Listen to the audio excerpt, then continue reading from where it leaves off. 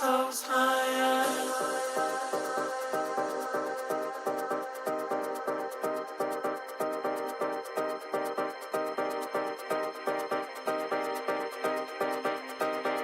Every time I close my eyes.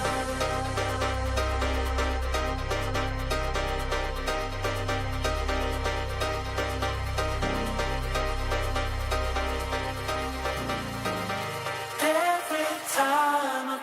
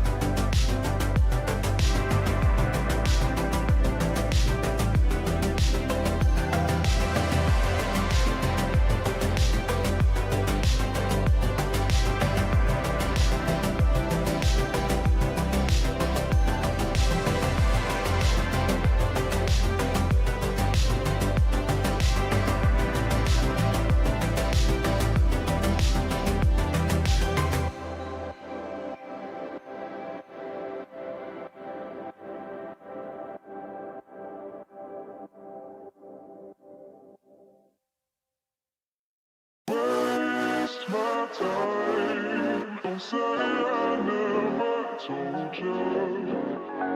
Go, get out of my mind. I refuse to be a soldier.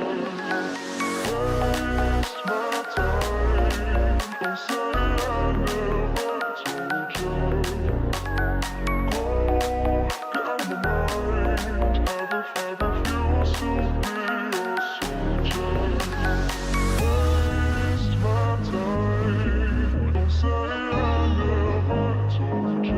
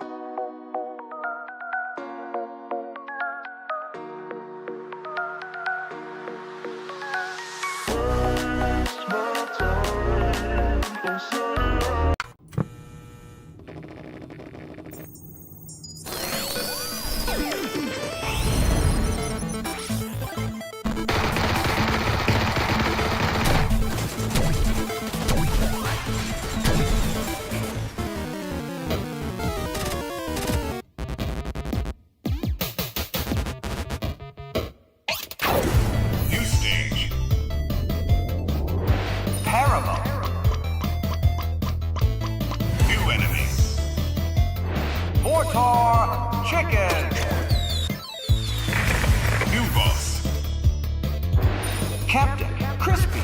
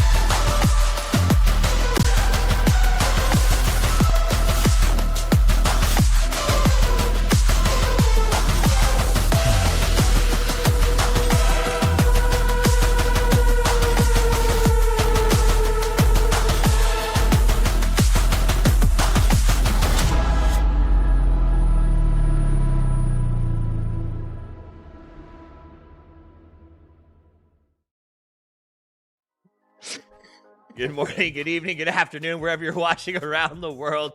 Welcome back, my friends. It is time for the final day of group stages here at PAS 6. My name is Toppies. I'm joined by the Cameron Davis and Godspeed as we get into the action once again. Today is the first day that people will go home, Cameron. When it's done and dusted, No, I'm sorry. No one goes home. You go to the grand final. So really, there's nothing on the line except more playtime. Is that true? No, okay. So, like, I think that we might have been selling the stakes are a little bit short. You want to avoid the last chance qualifier because that is where you can get eliminated. Right. Going directly into the grand finals is a really, really big benefit. The fact that teams aren't going to get eliminated here does give them some room to work with, but it's 100% in every team's motivation to try and get to the grand finals if they can. Exactly. And I think, I think that's the point, guys. We don't want to put too fine on it, but it is that idea of like, sometimes we watch this and we think there are no stakes, right? There's this idea of like, it's a warm up. No one's really getting eliminated. Is there a world though where the players are entering this with any of that same mindset, or do you think that's common for them or completely irrelevant?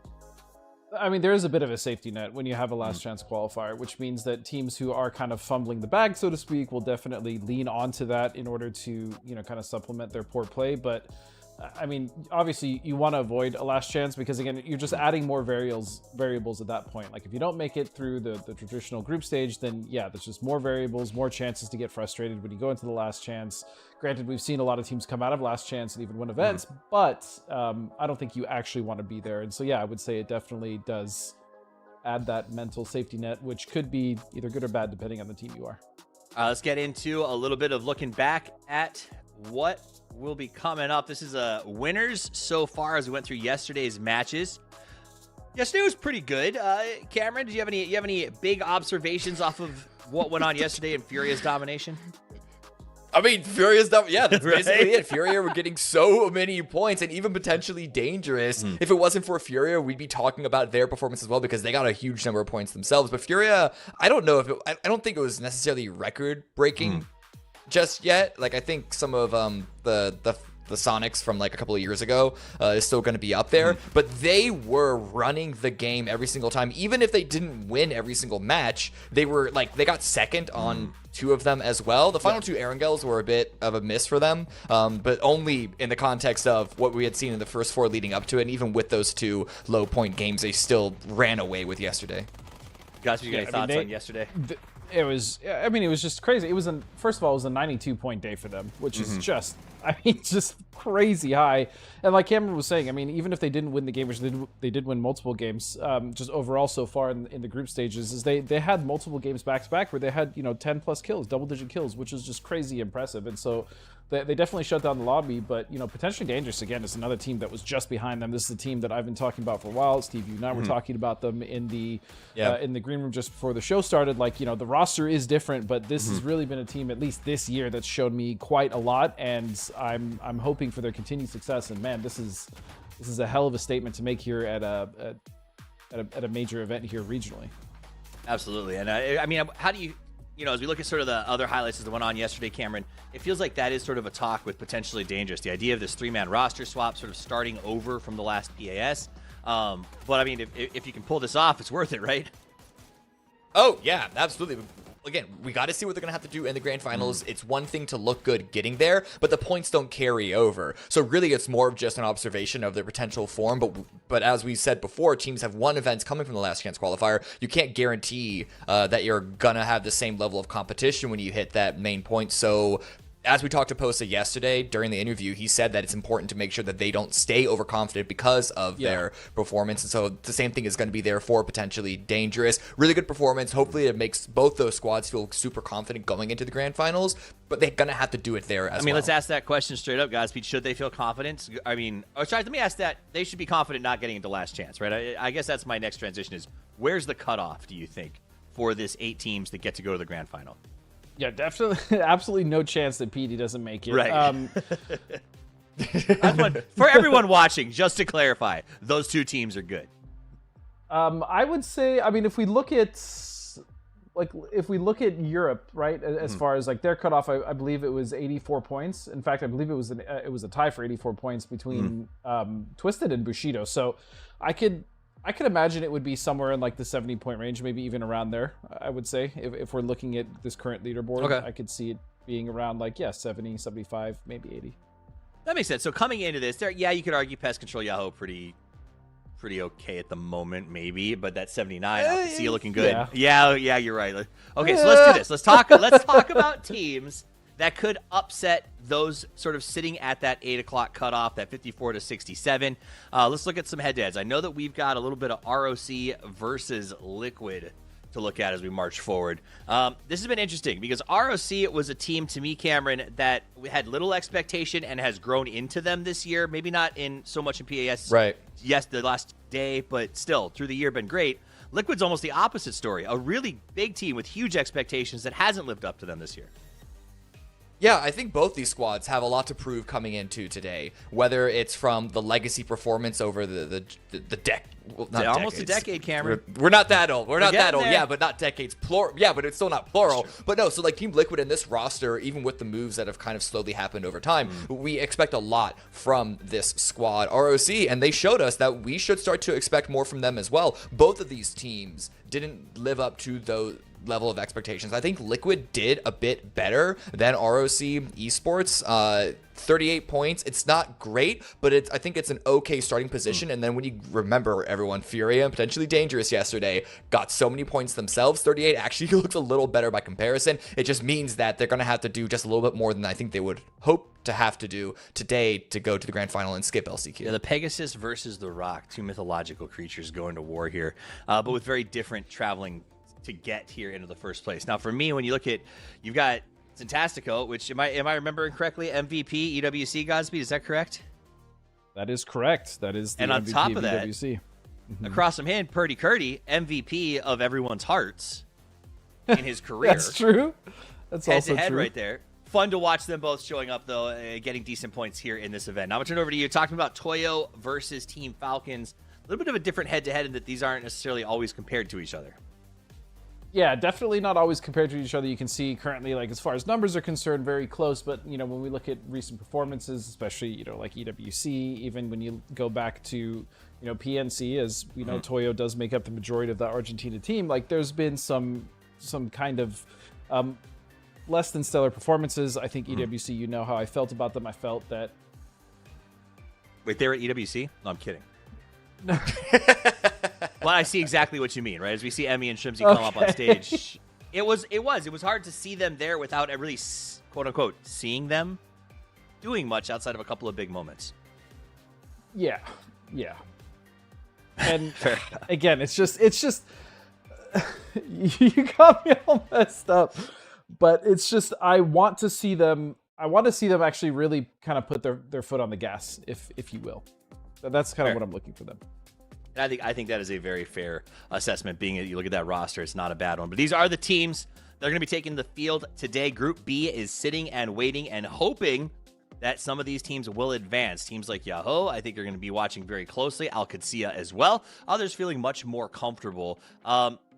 Only two comfortable teams, Cameron. Is that officially what we're going to say here when it comes to Group B? Yeah. Okay.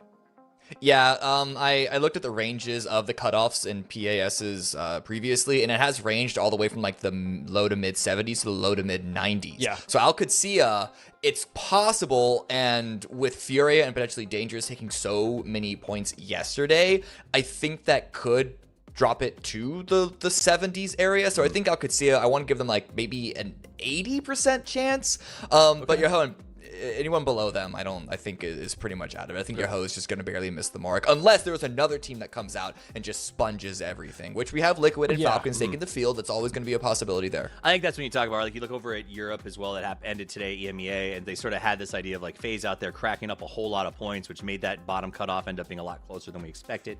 So there is that possibility, especially you bring up with Liquids and Falcons taking the field. We saw them in the highlights. There's a reason for that, Godspeed. When it comes to favorites, when it comes to point getters, when it comes to the historical FaZe type play, which randomly they did today, these are two teams that often live up to that hype, right? Yeah, they are. And especially like watching just off of what we've seen so far this weekend, like the backs of like Tig and Kick have just been having a huge impact so far. Even as a duo, they've had multiple instances where the end games together. So I mean, Falcons is the Falcons, right? They've had a really good year so far. I think consistency has been key for them, and they've found it overall, so that's good. And then Liquid, I don't know what's going on with them. Like, you know, we've obviously talked to Kurt throughout the different events, PNC, EWC. Sometimes things just don't go your way, man. Sometimes it's just rough, but I think regionally here they should be making a big statement today. That's for sure. And I think this is also a really tough moment for them, Cameron, because they have to make a big statement. Like, this is the point where Liquid's been through half the year without the results that they really should or be anywhere near getting. And I think PAS is that last chance. And I personally believe in them, but worry for what happens to some of my favorite players in the league if they don't make it to PGS off of the back of this. Right. I think so. Liquid, we know that they are going to make it to grand finals, whether it's here or the LCQ. They're going to make it to the grand finals. Like, they were not a team that I don't think can struggle in the LCQ. They're just too good to be like really punished down in that area over the course of 12 games with the same lobby every single time. But if they have to go to the LCQ after everything else that's happened to them this year, I just worry that it's going to be so much for their mental fortitude to be able to bear any competitor, no matter what pursuit you're challenging yourself with. There's a level of like just pressure that constantly adds up when the results do not go your way, especially given what their 2024 looked like. So I really do want to see them come out and perform super, super good today if we want Liquid to come back to the 2024 form. I love that point, though. This idea that like LCQ mentally will have a very different impact on a team that's supposed to be there and a team that isn't, right? Like the idea that like if you go there and you expect to be going to LCQ regularly, it's almost a boon to your system. It's a process you're used to. But if you're a team that is of the status that you generally get the weekend off, I do think that can be a little shaking to you mentally. Great playing. Good North Circle. I love stuff happening around Camp Militaire. That's awesome, Godspeed. Yeah. You don't see that enough. The fact that there are two teams dropping here, Gooners and Mira. And we didn't talk about Mira all that much, but similar to Potentially Dangerous, this is one of the teams that's coming in, not as a dark horse. I don't think that's a fair thing to make, but like new blood to really try and really show that they can punch above their weight, not just when it comes to the FPP circuit that we have here at PAS, but also when it comes to the grand finals of an event. We all know during the Masters, they perform well, but then the last day they kind of fall off. Gooners, however, they're the griefers of all griefers, looking like they're trying to hot drop here in Campo Militar. But Mira, intelligently so, they want none of this. It's almost Gooners gonna. Yeah. Go ahead. Sorry, I'm just gonna say Gooners are gonna. they've just been the bane of quite a few teams here, and that's what they're here to do, right? Just have fun. The squad we've heard, but. He's doing really well. He may not play even if they do qualify. So it's good times. It's good times. Well, and that's what I was going to ask you about.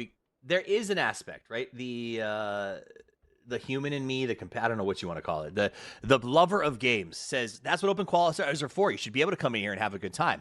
But the competitor in me also wonders, how do you think the other players feel, Cameron, with the fact that they're playing for their lives? In the sense of Team Liquid, this could be the difference between their careers continuing or making tough decisions. What if that's taken away by a team who's just out here to have a good time? If you lose to a team that's worse than you, a team that's just out here having a good time, you didn't deserve to make it anyway. And Liquid know that themselves. They would tell you the same thing. Sheesh. That's hard. But is it real, Godspeed? I mean, yeah. If you're now, there is a caveat to that. I do agree with Cameron, and I do think most teams do think like that. However, if let's say Gooners specifically followed Team Liquid around every single game and hot dropped them every game, that's different. But yeah, like in a situation where they happen to run into Gooners and Gooners do something that either they don't expect or they think is foolish, like that's a different story. That's still on Liquid to like be ready for that, right? Or any team that they happen to crash in a non-ideal way or what you would perceive as something that's smart. That being said, like it's up to these teams. Like if you're struggling and you only ran into a team like the Gooners 1 or 2 games out of a 12-game series, like is it their fault you didn't qualify? No, it was your fault. If you get caught by a cheeky bridge camp by accident, it's not the same as if you were bridge camped because that's your rotation for every single game. That makes sense. Yeah. Well, that makes sense to me. I'm going to process this interesting information and send myself back to the lobby and let you gentlemen take us through the first game of the final day of the PAS qualifiers. Yin Yang as well, Godspeed. We should mention them too. I think they came out and surprised a lot of people, looking to surprise Team Mira right now. Both these teams are vying for a pretty central position on this northern zone. Haven's ready for it though. Nice headshot to knock Trisk down. Yeah, we've seen Yakuz before, but Trisk as well. We do have some new names on this team, but Yin Yang strong so far. far with an opportunity here to do something. Haven, though, is going to turn things around. Mira, again, that team has been so practiced over this year and have really started to grow. You've been monitoring them closely, and as have I, especially we talk about the TPP events, but Yeah. right now they are holding this quite effectively. White Kuz is going to eat a headshot. Here we go. We have Panzers on deck as well. Fakeson's going to turn around, and yeah, Mira just, they're picking Ying apart. Yeah, and if you guys are unfamiliar with Mira, rather, this is exactly what they do. They team fight so well. They start and end their fights in such quick succession. It's beautiful to watch. And I just want to talk about Haven specifically as we see Kane, the final member of Yin Yang, kind of retreat. Not really retreat, but just decide to not try and follow up, because that would have been... Yeah, exactly. But for Haven to be performing as well as he is as well, unless I'm mistaken, this is the player that was dropped for Kawazin from Furia, basically trading the two players on the two rosters.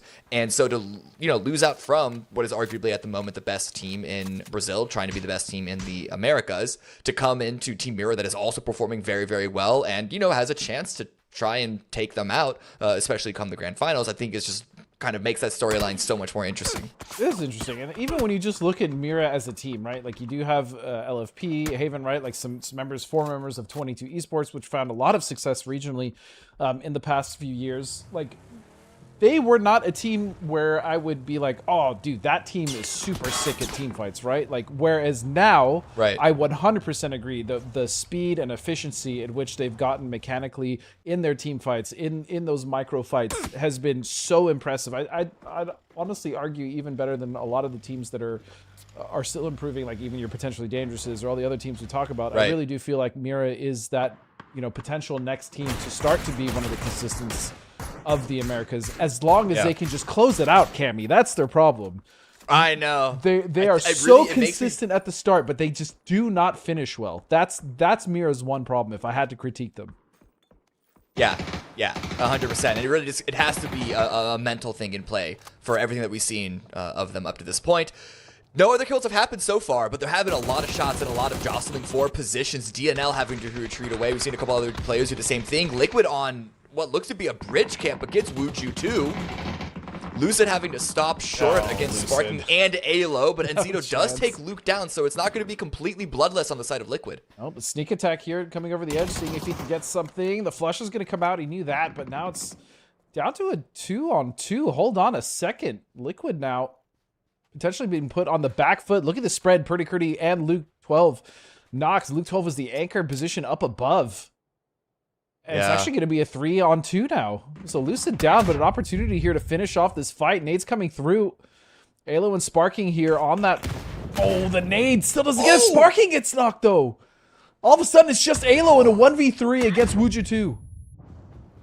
I mean, Alo has been performing very, very well this year, even through all of Liquid's trials, but this is still not a great start. The camp looked good, but as you said it, Luke going down kind of opened it all up for Wuju 2. Alo's trying to take point, but instantly shut down. So 1 kill for Liquid, and that's all they get out of this. 4 kills for Wuju 2, losing Lucid.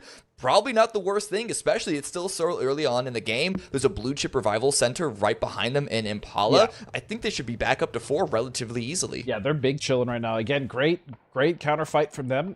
That was that worked out very well. So they were able to not only wipe Liquid, as you said, but they should be able to get that res, and they have a free rotation all the way here to the east. So they are big chilling. Like I said, Mission Ready International on the meanwhile. Muria instead of Mira. Love that for them. And I like this team. I like the makeup of this team, This is my kind of team right here. This is basically just LG. So fun to watch. Former LG, I should Hey, say. they were LG until about a week ago. Yep. So about a week ago. Sakura Zensen, meanwhile. The team that we are very familiar with here.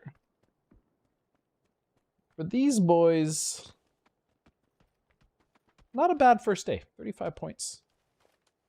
Yeah, like those. Pretty good start for them as well. Maxwin, they're also coming in. Hero, especially bringing a lot of attention to themselves off of the pretty fantastic use of the VSS. I know we saw some of that during the Masters Godspeed that, looking at the players that used it, was it legitimate or was it sort of kind of a meme? But I think Hero using it as well really shows that there is value to this weapon off the back of the DMR nerf especially.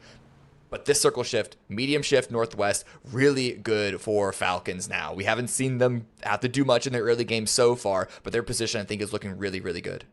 This is an area we haven't seen too much of recently. This kind of in between, was it water treatment and Campo Militar? You have a lot of open space there. Currently, it's going to be the dogs that are actually occupying a lot of that space. As you can see Mira here just kind of resetting up in their 2-2 split. But yeah, this is a fun one. There's a lot of terrain to be played, a lot of different ridges, mountains, as well as just space, right? There's good compounds on the edges. So most of these teams should be able to go where they're wanting to. Duel, meanwhile, man, it's a throwback. Again, watching K-Mine this weekend has been on Duel of all teams with like Lobes. Yeah. What year is it, man? But I'm about it. I'm here for it. Yeah, and, well, there's no potentially dangerous for them to try and attempt a hot drop on Miramar and just get shut down from, so... That's true. We'll see if they can have a better day today than previously. Yeah, their first day was not great. 14 points, as you stated, potentially dangerous, a big thorn on their side. So we now move over to the Gooners and Rock, who, for as good as they've been, a little slow of a start here, I'd say, for Rock coming into the PAS group stages here. Only 27 points from day one. You can see BL is going to catch a nice headshot there. And I see Flex. He sees T-Sock. Oh, is he going to get him down? No, T-Sock's going to survive for now. Yeah, Rock, expecting them to have a much better day today. We'll say that. Yeah, they expect that of themselves as well, I'm sure. Bit of a 2-2 split that we saw them in, but now Falcons versus 55. I thought it was going to be 4 dogs that was going to face off against the Flying Birds. But instead, it's 55 crashing in onto them, and Kickstart got the first aid off just in time, but still surrounded. The rest of Falcons have yet to arrive and really give the support, so Kickstart's going to be instantly put down in the dirt. No revive possible. Falcons now have a decision to make. Do they want to push this? Just wipe 55 now and potentially go for a res. They do have one off to the west. They can. That nade's going to be perfect. Streams is going to find the second as well. So it looks like Operation Kickstart should be a success. Granted, there's no tremendous fumbles here, as it is going to be a 3-on-2 in favor of the Falcons. And there's some shots, I think, coming in from a different angle. Telio down to the southwest could be looking up here as they're currently distracted by a couple other rotations around there. But the point being is at 55, they don't have a lot of room to work with. Falcons, on the other hand, they can just come in from the high ground. No real threat of third-party action. H1's looking for opportunity to use this Panzer. Making sure to clear out each of the buildings. No one's going to be in the bottom floor here. But they're going quick. They're going fast. I like this by the Falcons. They're not just going to decide to give this up and let 55 hold on to this. Yeah. Early game as it is right now, there's not going to be another team instantly breathing down their neck, which later on in the game can't guarantee that. Right, exactly. You get rid of 55 now. You don't have to worry about them later when you do have another team coming. Again, this is on a peak as well. Nice! He saw! That was so smart by Quinn. He's going to find that tick's going to go down to Psycho. The trade should be coming in, though. There's no way, and that is clean. The thing, though, is even though they are going to be able to get that chip, I don't know if they can actually go for res at this point. You can see now Duel has moved in right underneath their position. Circle has posted and shifted way to the west. So that's going to cause a lot of these teams on the outside, looking at Gallo, looking at Rock. You're also looking at Gooners. Well, Sakura Zens and all these teams are going to have to come inside. No way as well. Yeah, I think if the circle shifted away from Falcons, they'd have more of an ability to get a Kickstart picked back up, brought back into the game with the Blue Chip Revival Tower on the west side. But now it really is just in their best interest, I think, to hold that position. Other teams, though, that had to make their way in, back to Rock versus Gooners. And again, this is that 2-2 split that Rock had earlier on in the game, still playing off of that. No need for all 4 of them to come into Crucify, especially considering it's not even in the zone anymore. It's just about how do they get out of this position without getting shot in the back by Gooners when there are already other teams like Max Win and, as we just saw, Mira directly in front of them. And speaking of Mira, they're still holding that 2-2 split. And they're currently in a position to hold out both Muria and Bonja de Gallo. So we'll see if that's in fact what they do. Now there's a big possibility here that Bonjo and Muria fight, but as we look at Wuju 2 now, they also have to make their way in. They're just on that edge as well, so watch for them. These are coming in. Maria is going to take shots at Bonjet. It doesn't look like they're going to get a knock, and they're going to pull just right ahead on this ridge, and that's going to be a fight, which means that there's an opportunity here for a third party. Yeah, you saw Mission Ready International Alliance. They're pushing forward, but a bit tentatively so. They want to make sure that they're not going to get third party by some of these angles, but this particular track that Gats is on looks to be safe enough, trying to find the knock. It's not going to happen. Still missed opportunity there. Fakeson's going to be taking them down from the other angle, but this is still going to be a good start for Mission Ready to follow up on. They steal that kill away, so they at least get the point from that effort. Yeah, Maria's going to find that. It was a missed opportunity, but fortunately it was still cleaned up. You see Bonja still trying to get... Oh, they're just in a nasty sandwich between Miria and Mira. How unfortunate is that? Meanwhile, No Wait pushing on to Kane's final location, his Alamo. Yin Yang, we saw 3 of those members go out earlier, and now No Wait is just kind of stuck behind the smoke stove. And if there was ever a building and a situation for a solo player to make something happen, it would be in one of these concrete pryos or one of the long buildings. Yeah. And just seeing Bonjay run away from Mission Ready, the fact that they were able to get directly into Mira like that was absolutely insane. But we'll check in on what happens in that fight later on as we go back to Kane, trying to make this amazing play. He but needed that the knock. first knock doesn't go his way. Yeah, absolutely needed to come out on top with that engagement. Now they've isolated, they know where this player is. That would have been the start, Cammy. That was so huge. They would have pulled the player away, isolate another one, and this is rough. Switches to... Oh, whoa, wait a second.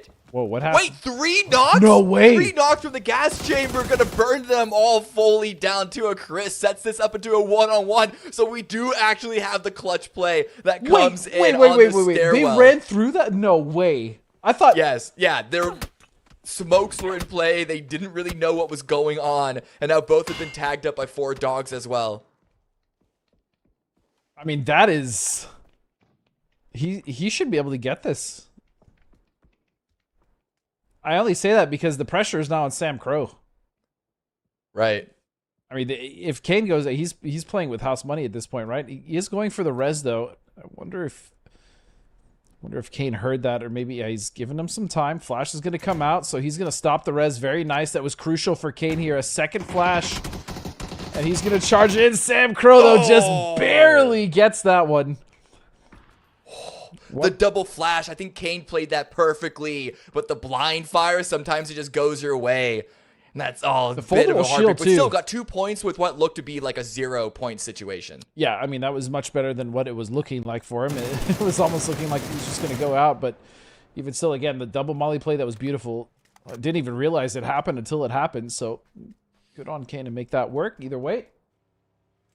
No Way is going to have they should have, I should say, a free rotation into the circle, but we'll see if Max is going to be looking that direction. Meanwhile, Soccer Zenson here in a fight here just on the edge with Duel, Cammy.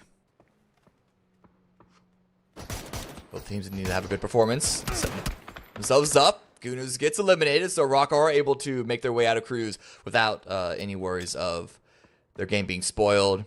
I'm in with a grenade. A blind throw out. Doesn't seem to be too accurate with its trajectory, and instead just going to back away. But you can see on the minimap, Duel are fairly keen on just following up behind it. They really want to look for this fight because the other opportunity is to step up into the line of fire from the Falcons sitting at the top of that hill.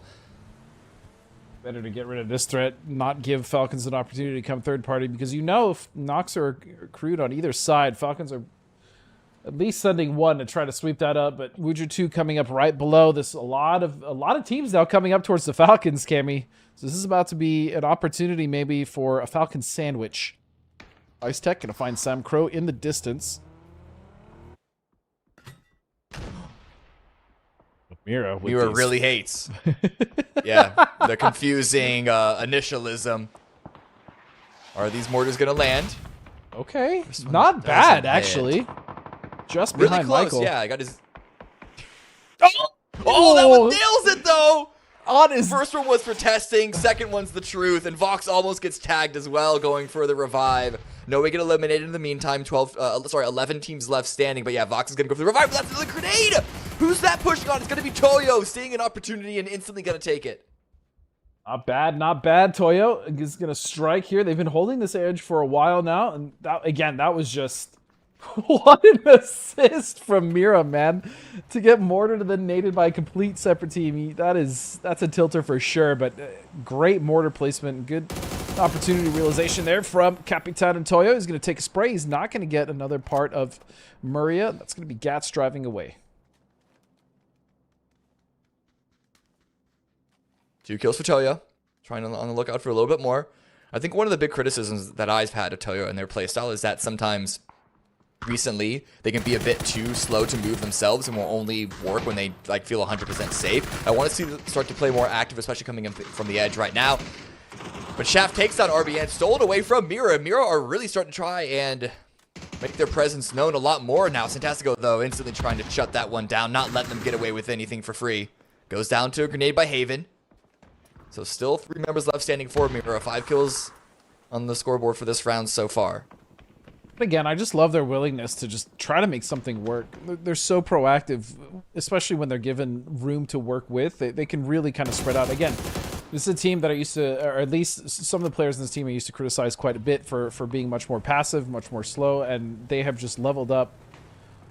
And it's been a pleasure to watch, honestly. Again, if they can just get past, I don't want to call it choking, but if they can just get past finishing, you know, weak in these events, I feel like they're a contender, man. Yeah, well, before that, they got to get past Frogman. Good grenade. At least get 1 knock, but instantly traded. Not instantly, but you know, a bit of a pretty staggered instantaneous trade by Haven. As fast as you like. Yeah. Gave us some anticipation with it. Yeah, look at this, the bait set. Spray a bit loose. That one looks better. Listen, we'll give you that one. You made up for it. But third-party action coming in from Mission Ready. Threading the needle here with the space that they can work with, that they can play with, trying to shut down Max Win. But there's also 4 dogs screaming on in from the opposite side. The dogs are going to come in and sandwich now Max Win. It's going to be, should be done for them. No, it's going to be Mira to pick that one up. And the problem here for Max Win coming into this fight is Mira really didn't lose much. They already got the res. They already recovered 4 strong. Now, LFP will get caught trying to loot. And here is where the issues arise. You can see Hyman actually getting that one from a distance. Now they're back to the blue. That's the problem. Fakes in. That's going to be an easy one for him as well. These kills, though, potential to be stolen. Doesn't look like they're going to get it. And 13 kills, 6 of those for Haven. And fakes in with 5. Beautiful stuff from Team Mira. 13 kills. Furia who? Potentially dangerous who? Okay, calm down. We're the big dogs in this level. Oh. I'm quoting them. I'm not saying that. That's what they're trying to tell us. And honestly, I'm ready to listen. With 13 kills so far, this is only the first match of the day. Who knows what's going to happen later on. They're still not even out of this round. But right now, we're going to check back in with Falcons. Haven't had too many more kills since the previous engagement with 55, but they've just been sitting at the top of the hill right now defending their position, and there are going to be a lot more opportunities for kills since they're now on the edge. Going to have to defend from Wujutu, from Toyo, and from Duel. But Benya, last member of Toyo, could try and wrap a different direction, but that's going to be directly into Haven and the rest of Mira, so who's to say which is the better option? Yeah, this is a really, I mean, I feel like he's damned if he does, damned if he doesn't. Either direction, he's either going into a strong 4-man of Wujutu, or he's running into the open sightlines of Mira, right? So either way, it's going to be a rough travel for him. As for Falcons, they really have, oh, I thought that might hit, no chance. Lucid Freak goes down, and Sakura Zenson are going to find themselves a small edge to play right here. Well done. But for the Falcons, it has not been a target-rich environment. They've had to wait at the top of this hill. They haven't had many opportunities for kills, but now that Circle is closing, I imagine they're going to try to get activated, but it's going to be kind of annoying with a team on your back. That's a full duel, as you can see. Hwin, though, huge opportunity here on this flank. Yeah, really love the proactive moves right now. Really kind of taking back some of the area that you sometimes lose when you're inside of a compound. You don't want to be boxed in so much, even with the advantage of having all of that cover. And so if H1 is able to get the first knock here, though Wooly has already gotten into the compound itself. Hard cover of their own, and some mollies go in. Tickleton, however, takes IQ down, trying to go for a second. Spraying on through the smoke. Lobes able to stay alive, and Tickleton has to back away from that angle because of the molly. But here's when H1 is going to really join the party, join the fray. Takes K-Mine down and pulls attention back their way. Beautifully done. That was the perfect time to strike, right when they were trying to get up and recover. I love that Huynh also didn't play his hand too early. We've seen that before. Flanks go wrong. Nice. Clean. Falcons are going to get rid of Duel. And now they are uncontested, but they will have to come down at some point. Meanwhile, Mira still continuing forward. 13 kills still. They haven't gotten one since we were with them last. Benya, though, is going to find sneak attack. That's going to open it up. Falcons actually fighting Zito, so that's 2 members down for Wujitu now. 3. He goes down. It's all on to Seifu. They tried to follow on Benya's footsteps. Not going to be as successful. And now with Duel, as you mentioned, Duel being eliminated, Falcons can just focus on one specific set angle. They don't have to worry about 360 degrees around them. And the circle doesn't go onto their position, but it does favor them more so than otherwise. Though high ground does slope away from this position. Yeah, that's going to be rough. I can't really tell who's going to have the best spot once this zone closes. But at least for now, both Mira and Falcons, I think, are going to be the more prominent shooters in the lobby. I think Mira's going to try to wait as long as possible to shoot off the Falcons coming down. Then you're just going to have Sakura Zensen as well. I mean, they have a decision to make, and their timing is going to be crucial here. Really, it's just Mission Ready that have a spot in the circle, and that's tentative as it's kind of an ridge line. Sakura Zensen's coming right for him. This could open the door as well for Falcons to maybe make a push. Snakers, he's going to back up, think better of it. And Gats is going to make that MG3 sink. But no knocks, and they have to get down. This is the issue, is Mira. Even though they're not in, they're just causing so many problems with the utility coming in, and Micah's gonna find Gats. Yeah, and you can tell Mission Ready, they knew that if they tried to overcommit onto Zensen, or even just commit longer than half a second, Falcons are gonna immediately be there and shoot them from their oversight. So they were trying to play as defensive as they could, but really the squeeze is going to be a bit too much. A vehicle comes in, final C4 to take Snakers out. I think this one's going to hit. Is there going to be a victim of Zensen as well? Shrimsy? No, it's just Snakers that goes down, but still, what a good use of a vehicle. What a good use of C4. Straightforward, simple. Like to see it. Now Tickleton lets loose. And of course, yep, Falcons now pouring over. They still have to be careful for Mira, though. Even though they are putting quite a bit of damage here onto Sakura Zensen. Hyman, the last one up, that's the knock we're waiting for it. Penta, meanwhile, in the background. You can see it, though. They want to push forward. They can't, Cammy. Mira are just causing so many issues. And now the problem is Mira is in. They don't even have to move forward anymore. They can just focus on shooting. You see Shrimsy now. Back to the blue. They're going to have to move soon. Those smokes are out. We'll see what they can do with a Cammy. Oh, and Hyman's going to get flushed by the deployable cover. Love to see it, love to see it. Now, don't forget about Benya. Don't forget about Toyo. They still have one player left.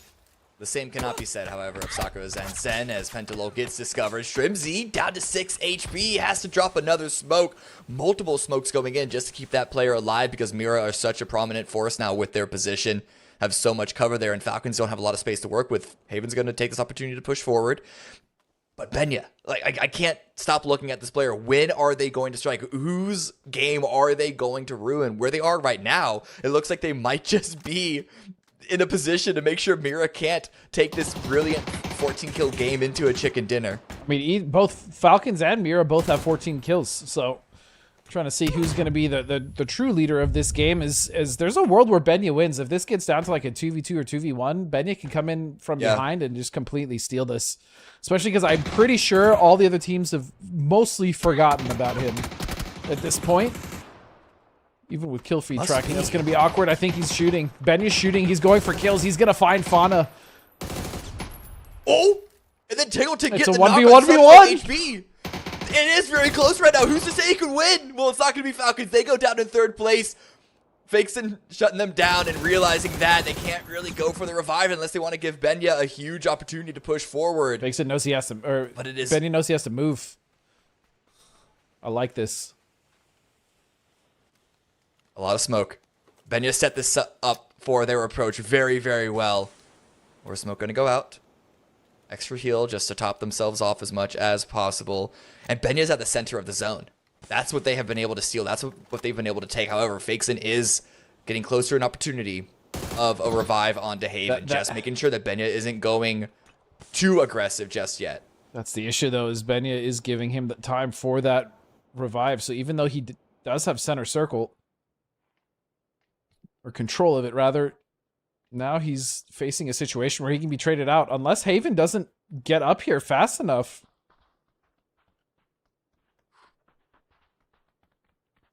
I mean, we'll see. I want to give it to Mira, right? 2 versus 1. I'm not sure because but- they're going to have to come off the same angle. Yeah. Even if they play for trades, Benya can just easily clip one without even... Again, those ridges are just so strong for solo peaks. And with the smokes in play, I think Benya is actually intentionally scattering them out a bit to try and hide which smoke he might be playing from. Though now it is down to 1. It's a bit more straightforward where Benya's hanging out at.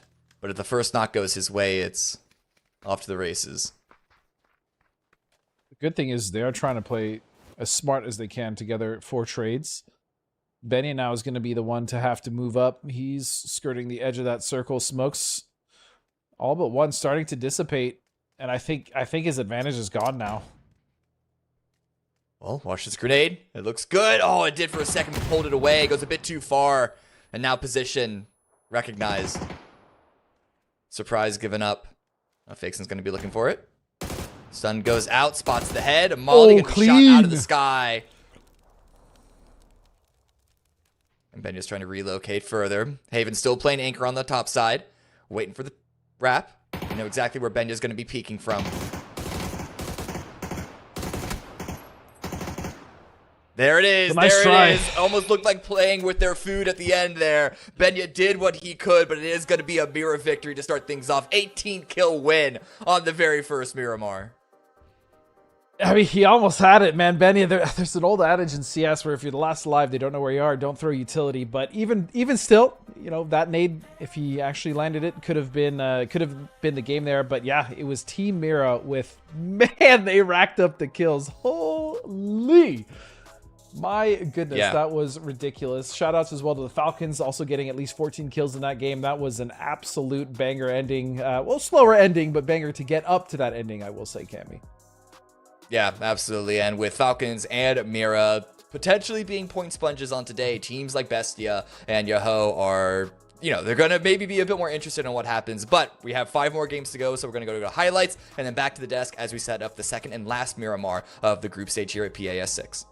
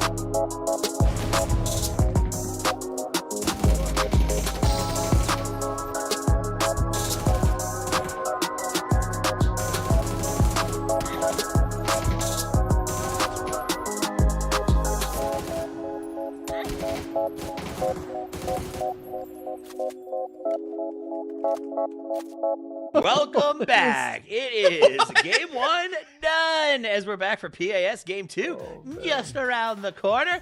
Now, I will be honest with you guys, from the jump, there's a bit of a delay between 1 and 2 as a player got disconnected during the making of the game. So we're going to have a little bit of a longer break here, but we will give you a little bit of time to, you know, maybe make a drink, go to the bathroom, do your thing. And first, look at leaderboards as I hang out with my 2 friends, the Cam and D, and Godspeed. Gentlemen, great friends. Whoa. Okay, Godspeed's my friend. Godspeed and me, No, best I said, friends. Me I'm and Cameron, happy to no hear. longer friends. Godspeed, I'm now happy best to friends. hear it. I was shocked. I was surprised. I thought we were just colleagues, but I'd love to be your All friend. right, you're back. You're back on the list. You're back in my top 5 on MySpace. All right, let's talk about Team Mira, Godspeed, 28 points. Starting when they opened up on some of the coolest mortars I've ever seen.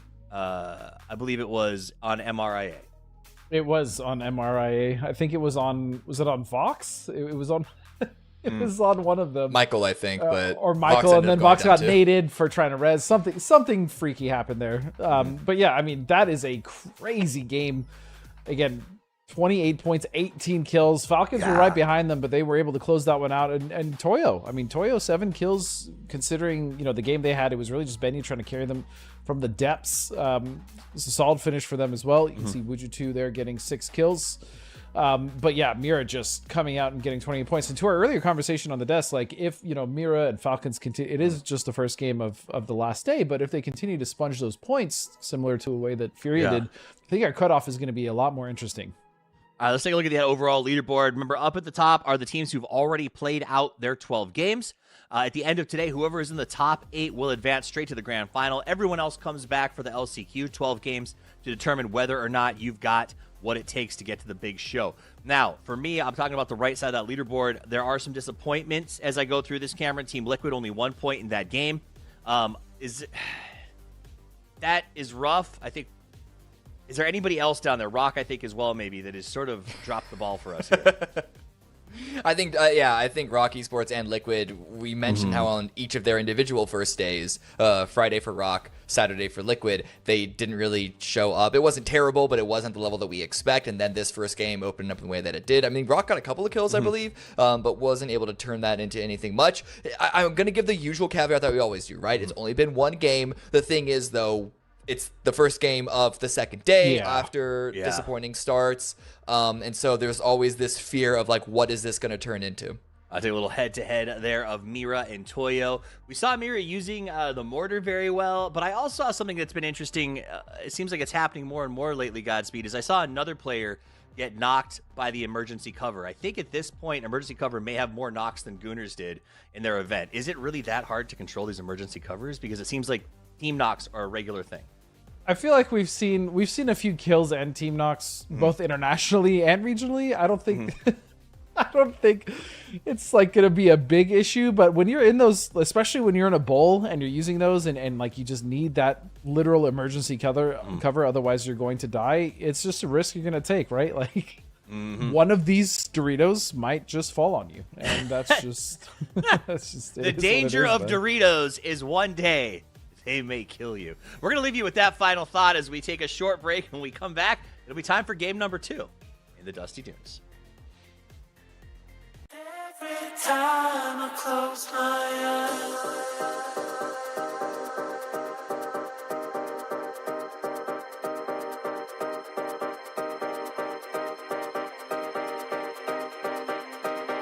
Every time I close my eyes.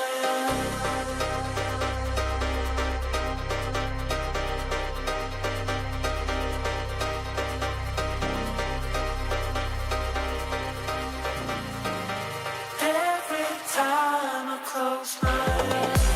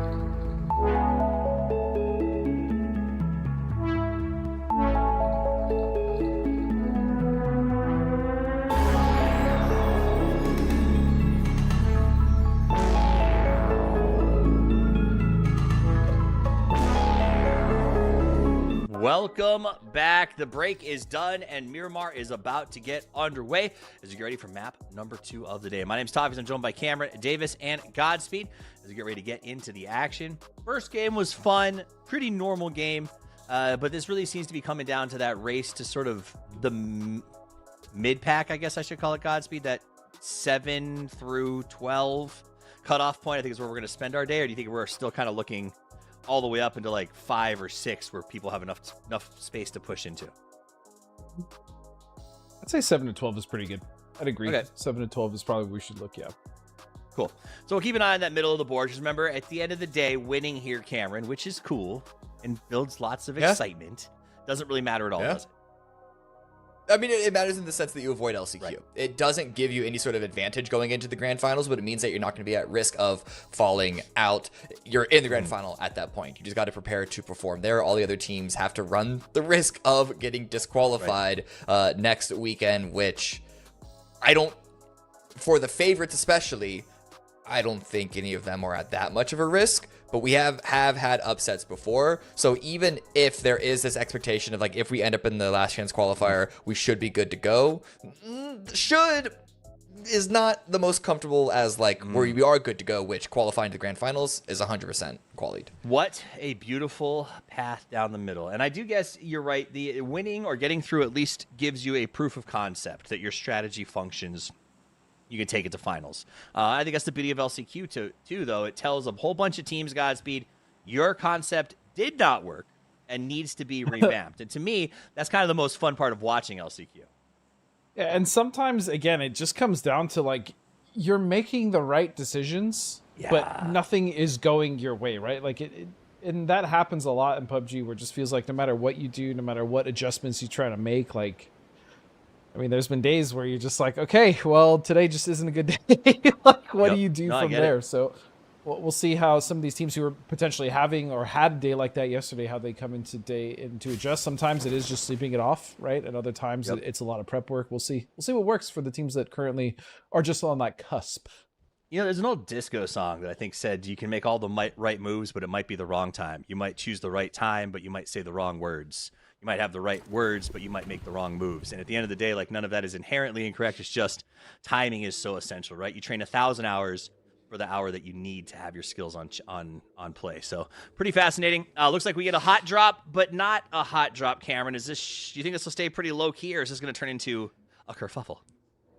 It depends. It depends on what Four Dogs want to do in this situation. In game 1, Gooners dropped onto Mira in Campo Militar. Mira just left, and there is a probable opportunity for that here for Four Dogs if they want to do so. But looking at the plane path, looking at the circle, their retreat would be into the danger zone of other teams, so it might not be in their best interest rather, to just fully retreat. At the moment, they seem to be sticking around, and they're getting enough loot here on the southern section that they should just be able to wait and see what Gooners wants to do from this situation.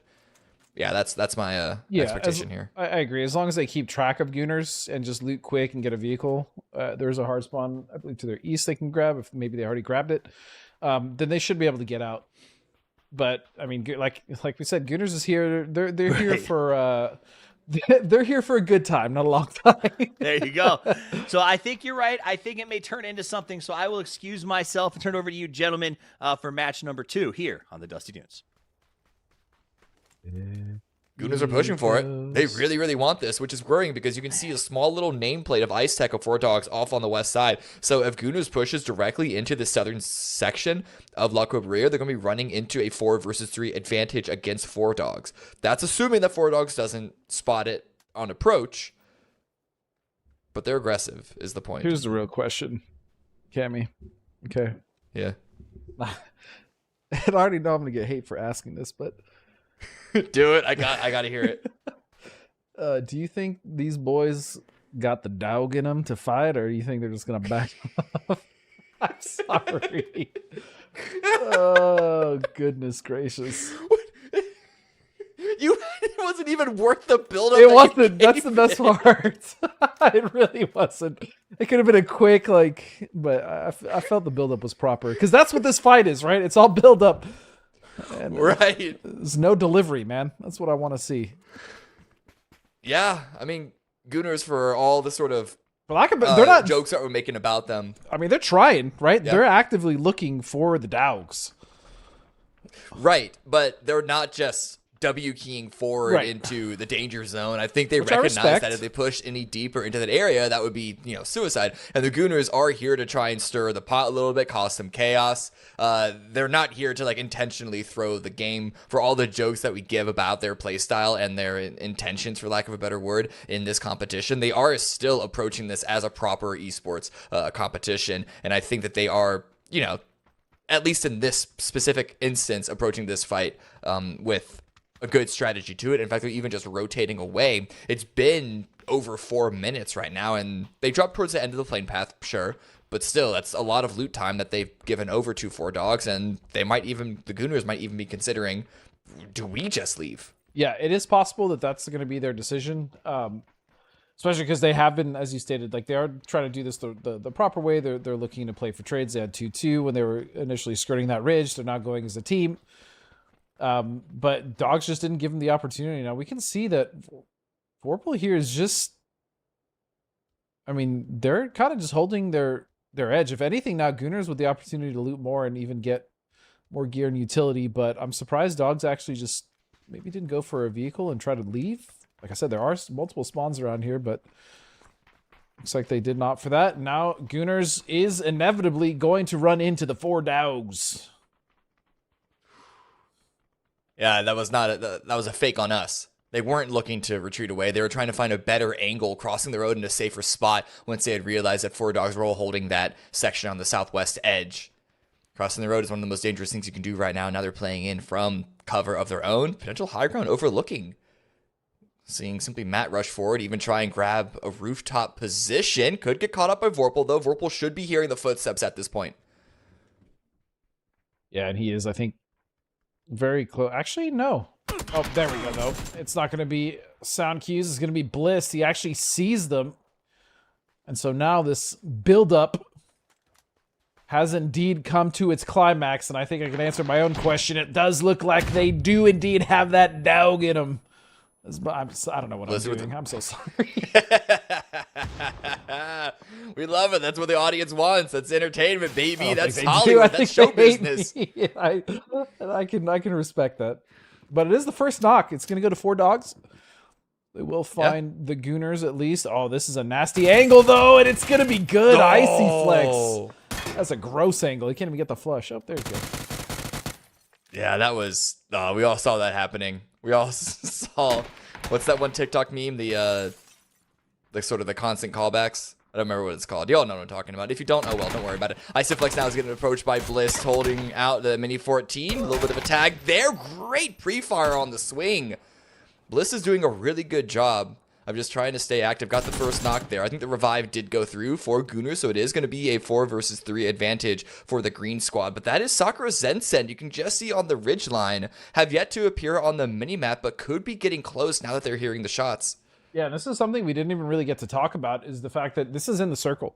So a lot of these teams, as they do rotate north, Sakura Zensen being one of the ones you just mentioned, they can come over in third party. The other thing is dogs are just a 2-man right now because Ice Tech isn't even close to this. I mean, he's already gone all the way to the top of the crater, just the east of Crater Fields, next to Pipes. So, I mean, this is just a 2-on-4 at this point for the 4 dogs. Now they're just 2 dogs. Yeah. Wondered why Isaac wanted to go so far ahead. Maybe thinking that the rest of the team was going to be able to leave, and then the timing of when the Gooners actually arrived kind of upset all of that. Who's to say, but it does put 4 dogs in a really rough situation, as there are at least one team in between the 2 sections of the squad. Some more shots going off from Bliss. And it really looks like Sakura Zensen are trying to look for multiple opportunities for third-party shots, third-party, at least kill steals is probably the best thing that they're looking for. If they're going to be able to find anything. They were taking some shots earlier and some damage. They had to back off their ridge line, but you can see here 2 dogs still holding strong. I mean, this again, it's okay because this is in circle. It's not like they're fighting in some, position all the way down to the southeast where, they're still in blue. Like, this is all happening within circle, so Gooners can really take their time. The other thing about Gooners is they've been pretty much controlling the entirety of the east side of La Cabrera, which means that they're also looting up. You can see they're I think that barrel has like a front end now, like a flash hider, right? They're getting grips. They're getting more ammo. They're getting good utility. You can see multiple smokes now. So Gooners, I mean, they're obviously benefiting from this far more. And of course, they got the first kill. So good on them. As you stated, they're not just W keying everything. Like, yes, they might be aggressive. Yes, they might just go for the hot drop and for the funsies plays, but they're still trying to do it, as you stated, with intelligence. Yeah. With intention. Yeah, because they could have just W keyed this, right, and either wiped them or just get wiped, and it would have been a mess, or it just would have been a crapshoot. But that's not what they're doing. So, yeah. Now, one thing that we should acknowledge that yes, this fight is in the circle, but then there's going to be the question of vehicles. So if this circle doesn't hard shift into their area, that's going to make things complicated. We have a couple of seconds left until phase 2 reveals itself. You can see on the map to the north, Isaac has been able to avoid danger. Listen, got to get back to the homies, right? So good on Lucid and Bliss for being able to stay alive, but the circle is going to be another hard shift to the west, away from La Cobra. Both these teams now need to leave. Yeah. But look at the rest of the field. Max Winner suddenly looking really, really good. And Mira, their position, I think, if they're able to, maybe consolidate just a touch from the 1-1-2, could be in a really good spot to try and control the zone this early on. Yeah, they're in that position where Batulins likes to go up and kind of mountain gope on top of that compound just to the north of that crater, or I should say east of El Pozo. But yeah, this is also the point where I'm just like, this fight isn't worth it anymore for Gooners or Dogs. Like, just get out of there if you can. There's nothing to be gained here anymore. Circle is so far away. These teams are already going to set up. That's experience right there. Bliss went for it. And you should know with a vehicle leaving, especially with a 4-man strong, that's probably bait. And sure enough, it was. Yeah. Yeah. Great job by Gooners to grab another kill. 2 points for them so far. And I don't want to say that their chance of qualifying to the grand finals from the group stage is impossible, but it's unlikely. It's very unlikely, and every single kill, like, they need to start early and they need to start big. And they need to go big from this position. Well, you can argue that's what they're doing. I mean, hot dropping so far in both games, trying to get those points. It's not impossible. It's just unlikely, but I mean, it's for this squad, I can see it happening. I can see them hot drop every game, maybe get a few kills. That's not what I'm worried about with them. It's really the mid game that I worry about for Gooners. Now, I mean, of course, they can still go to LCQ, which if they don't make it, they will. They'll probably have a much better chance there. But we'll see. They're chasing them down. Or it's actually Bonja the Guile chasing down the Gooners. Oh! They just got shut up and shut down. I don't even know if Bunch of Guy were here intentionally third-partying this hot drop. I think that was just the most unlucky timing for the Gooners that you can imagine. And then Franks landed some amazing multi-knock sprays. Man, they just gooned too close to the sun that time, and it was Bonja the Guile that just came in and just immediately took them out. Meanwhile, it's going to be Wuju 2 in an entanglement, if you will, with Toyo. But it's not that serious, It's not that serious of an entanglement. Yeah, just some, casual flirtation. No real commitment. Glad you picked up on that. Micah now. Back to the north, though. Sakura Zensen were able to put themselves in a position on the edge, but Micah hears the vehicles, realizing it's a bit too hot for a solo player to try and hold on with. Bonja Gal going to be pushing up and over, and their vehicle is out of there. It's tumbling down the hill, but... And, okay, we're good. For a second, I thought it was going to be a bit of a oopsie-daisy for Micah. This does give 22 centimeters perhaps a touch of a timing, but I think it should be good for Micah. The problem is Pydim's in front. Where is the rest of Sakura Zensen? This is actually Micah being heavily split off by the rest of the squad. Dude, Bonja the Guile just does not give a hoot right now. Chasing down multiple teams, anyone in their sightlines. I mean, they already got 4, right? So why not just keep going, get the ball rolling, especially for them? I mean, they have 17 points. We just talked about a situation where Gooners would potentially do the same thing. I mean, they're in the same boat. So why not get them hot and get them all there early? Get those points, get the kills where you can. Hard shift west, now hard shift east on phase number 3. Biden does go down to Micah, so the lone player of Sakura Zensen isn't going to fall that easily. The team's got to make their way east. El Pozo is not going to be a playable position anymore. Bit too aggressive, I would argue, Cammy, but Yeah.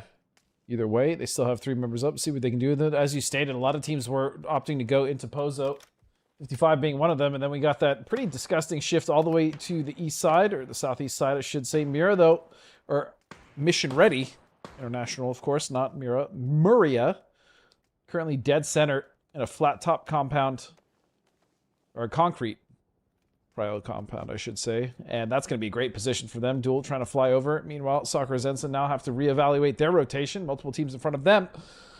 Yin Yang are tasked with taking the north, and they're going to have to contend with, it looks like, actually nobody. Really just 55 coming into that north side. Yeah, there's also a couple members of Mira, 2 still playing in El Pozo with other 2 down to the south. Bliss is going to be landing. I think this is a recall for 4 dogs. But recalling into where? Getting loot from where? That's always the big challenge. Yeah.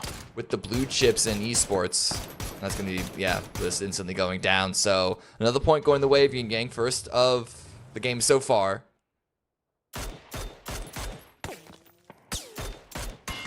Oh, wait. I mean, I feel like this team is, especially watching some of the games back yesterday, and I just feel like they put themselves in really good positions. They just can't seem to capitalize.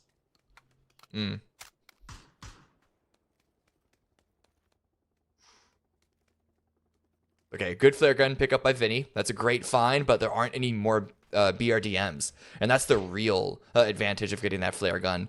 Sure, the loot call down is nice. We all like level 3s. We all like advanced weaponry. But the BRDM is really where it's at. Wuju 2, though. Seems like Toyo is where their goal is. Emmy's having to back away, playing behind a wall. The Wuju 2 don't just brainlessly W key there. They're going to stop just a touch short and use their new range to get some utility in. It's not going to find any contact, however, in the blue, overtaking players like Lucid and some tags going their way as well. Seems to be the Wuju 2's approach has been a bit stalled out, and they need to find something quick.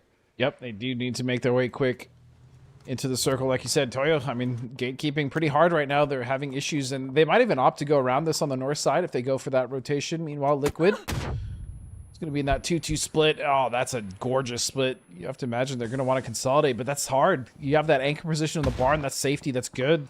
You still want people up top, so that's a tough decision for them to make. Sakura Zensen as well, very split. And now you have no way also in that northeast corner. They didn't play yesterday, excuse me. They played the first day. And again, they put themselves in these good positions, but when it comes to like rotating in, if they happen to get cut off on the edge, that's when they really seem to struggle, just getting in and fighting their way in. So we'll see if they can do that here. Toyo coming in from the back, though, and the blue is going to take shots at Wuju 2, and they're going to be right on out of there, Cammy. Oh, good damage. No knock, however. Looking guy will follow on up. Can Sakura Zensen follow up? Wuju 2 finding a nice position in the bowl, but look at just how surrounded they are. I think that's an instantaneous emergency cover flare getting dropped by sneak attack, or certainly considered it. There is a bit of cover for them to utilize. It might not be as dangerous, but no, it's more so the fact that they're just not going to stay here. This still isn't even in the zone. It was a good position to sort of pause for a brief moment, catch their breath, catch their wits, but now they're going to be sending it on in to Sakura Zensen as Maxwin also get crashed by Bonja Gaio's van. Gaio has been on a warpath. Roz is going to knock Tech Nosh. You can see here, though, Shap is going to go for the trade. It's chaos back and forth. The Max win holding on to this one actually quite effectively as well. Only realistically losing one here. If they can close this fight out, that's going to be a nice win for them. Even still, they're not in the circle, so they're going to have to do it fast. Frogman going down means more and more issues, more delays for them to get inside the circle. And now it's just up to Hero. Yeah. And this is Mira here. I don't even think Mira were, I mean, they were close to this area for sure, but I think they intentionally chose to leave their point of safety to try and take this fight on, and this is what Mira does best. They start to third party. We're seeing the kill feed light up. Falcons got eliminated. A bunch of deaths across the board. And Hero from Maxwin decided to use an actual AR instead of the VSS. Is able to find one kill from it. And Mira with 2 kills on the board for this round. Deciding to back away. Yeah, just love that from them, though. As you stated, they really like to get activated, especially towards the mid to late game when they make sure they have 4 members up. That's another thing they're very good at. They don't tend to lose members early. So you can see Toyo still trying to deal with what's left here of Wuju 2. It's going to be Lucid second floor. They got to be careful, though. They're getting pelted from across the way. Krafton look for the Panzer play. Oh, what happened? Did he switch What weapons on happened there? accident? I think he might have fat fingered. I don't know. That's what it looked like to me. Yeah, that's all that I can think of as well. This gives Lucid a second chance at life. Molly comes in, though. Oh, he's dead. It's going to be a bit more of a struggle. I don't think the first aid's going to come there fast enough. It is going to be an elimination of Wuju 2. They're going to go out. Lucid burns. And now down to 11 teams. Where can Toyo go for now? Their struggle is not over. They still need to make their way into the zone across the road. We're Duel from the opposite side, trying to face on No Way. There's a BRDM in play. DNL is trying to rat in that position. I wonder if they know if he's actually in there. They're shooting at the smoke. Oh, okay. He's just like, all right. Now it's moving. What if it just starts moving? Like, wait a second, there's someone in this thing. The problem is neither of them really have weapons to, I mean, what, a mutant and a Mark 12, not necessarily the BRDM melters that you'd be hoping for, but well, getting it done. Yeah. And there is ammo on the bodies in front of them, so why not? Slow and steady wins the race. DNL does pop out. That thing was starting to smoke a fair bit, so probably the better play, but with 2 members of Duel make that 3 with the arrival of Wooly. Surrounded in this position, it's looking pretty difficult. Does get a knock on the K-Mine, but goes out. And now Mira arriving into the center of the zone. 55 trying to hold on to this position. Toyo going to be following up, and I think Mira, they're in a very big struggle spot. 55, they've just been dictating so many rotations as well from this top spot. No one's really been able to contest them or stop them. As I say, that high man is going to knock Karak finally, putting a stop to their harassment of the rest of the lobby. They're going to have to recover and get that one taken care of as far as the knock is concerned. High man going for a second if he can find it. Meanwhile, you have Liquid on the south side of this and Rock as well on the east to the south, spreading with so much control, Cammy, and they're going to start moving up here as soon as this closes. Shap trying to stay alive for max win. And then Mission Ready. They've had a really good spot in the zone since I think it was phase 2. And have been able to farm up a touch. 5 kills for them. Question is always going to be what can they do when they have to leave the compound. But Rock Esports pushing into Yin Yang. BL trying to make a good entryway. The Molly does take Trisk down, but under 13 HP needs to play safe. Oh, and that's a frag grenade. He tried. Down. Yeah. He really did. And RBN is going to find that one, though. That should give them enough time to recover. Duel, though, is coming over to crest that ridge. They're going to see that smoke. That might be bad news bears for Rock. As Liquid, again, they have been pretty quiet, actually. They've been on the south side this entire time. They have 0 kills. 0 kills so far. So far, really? yeah, coming into this. Lines that up on Souls. A second spray on the IQ into RBN. And I think Liquid, they should be looking at this as the sign to go. Trying to fight for this high ground against Duel, but using the opening of the knocks against Rock.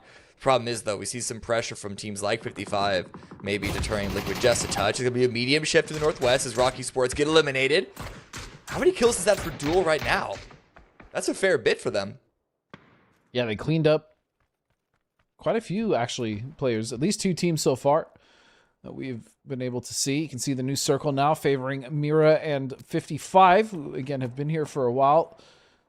So now the onus is going to be on to pretty much Duel and Liquid to figure out how they want to enter this. There's enough space on the south and east side for both teams to exist, but I imagine with Sparking being so close, they might go for a play here on Duel.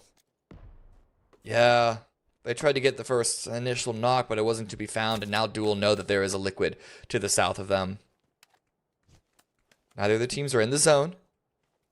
Do either of them find value out of fighting against each other? It's either them or 55. 55 are still just holding on to the center position. Shap goes down to Psycho. And look at Mission Ready. They're starting to spread out as well. They're starting to leave their own compound. Could be pushing into Duel from the north. And that could be the opening for Liquid to try and take over this section of the zone if they can recognize what's going on. Would have been a nice knock, but realistically it wouldn't have changed much. Either way. Yeah, you can see they're trying to posture here towards Mira to see if they can play that road right in front of them, but they have to be careful. Liquid, it looks like they're backing off. They're actually just opting to play that little corner that Alo has. Duel still trying to work. I like this, though. 6 kills. It's a solid game for them so far. Yeah. Really solid game. Yeah. 4 for K-Mine especially. Once one of the best players in the region took a little bit of a break, and you know it's not going to be the exact same, especially when you first come back. But yeah, K-Mine definitely was one of the better players for sure in our region. Definitely always been very strong.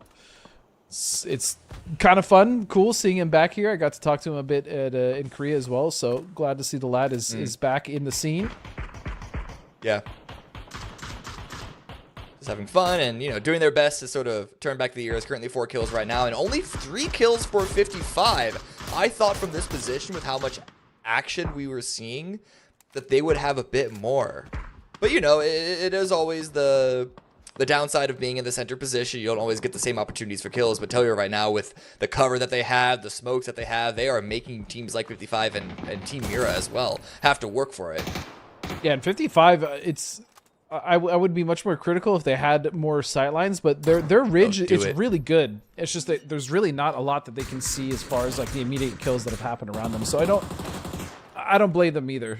And they've been trying to get active. We've been seeing actually quite a few knocks coming out for 55, so they're definitely trying to get involved. That is going to be devastating.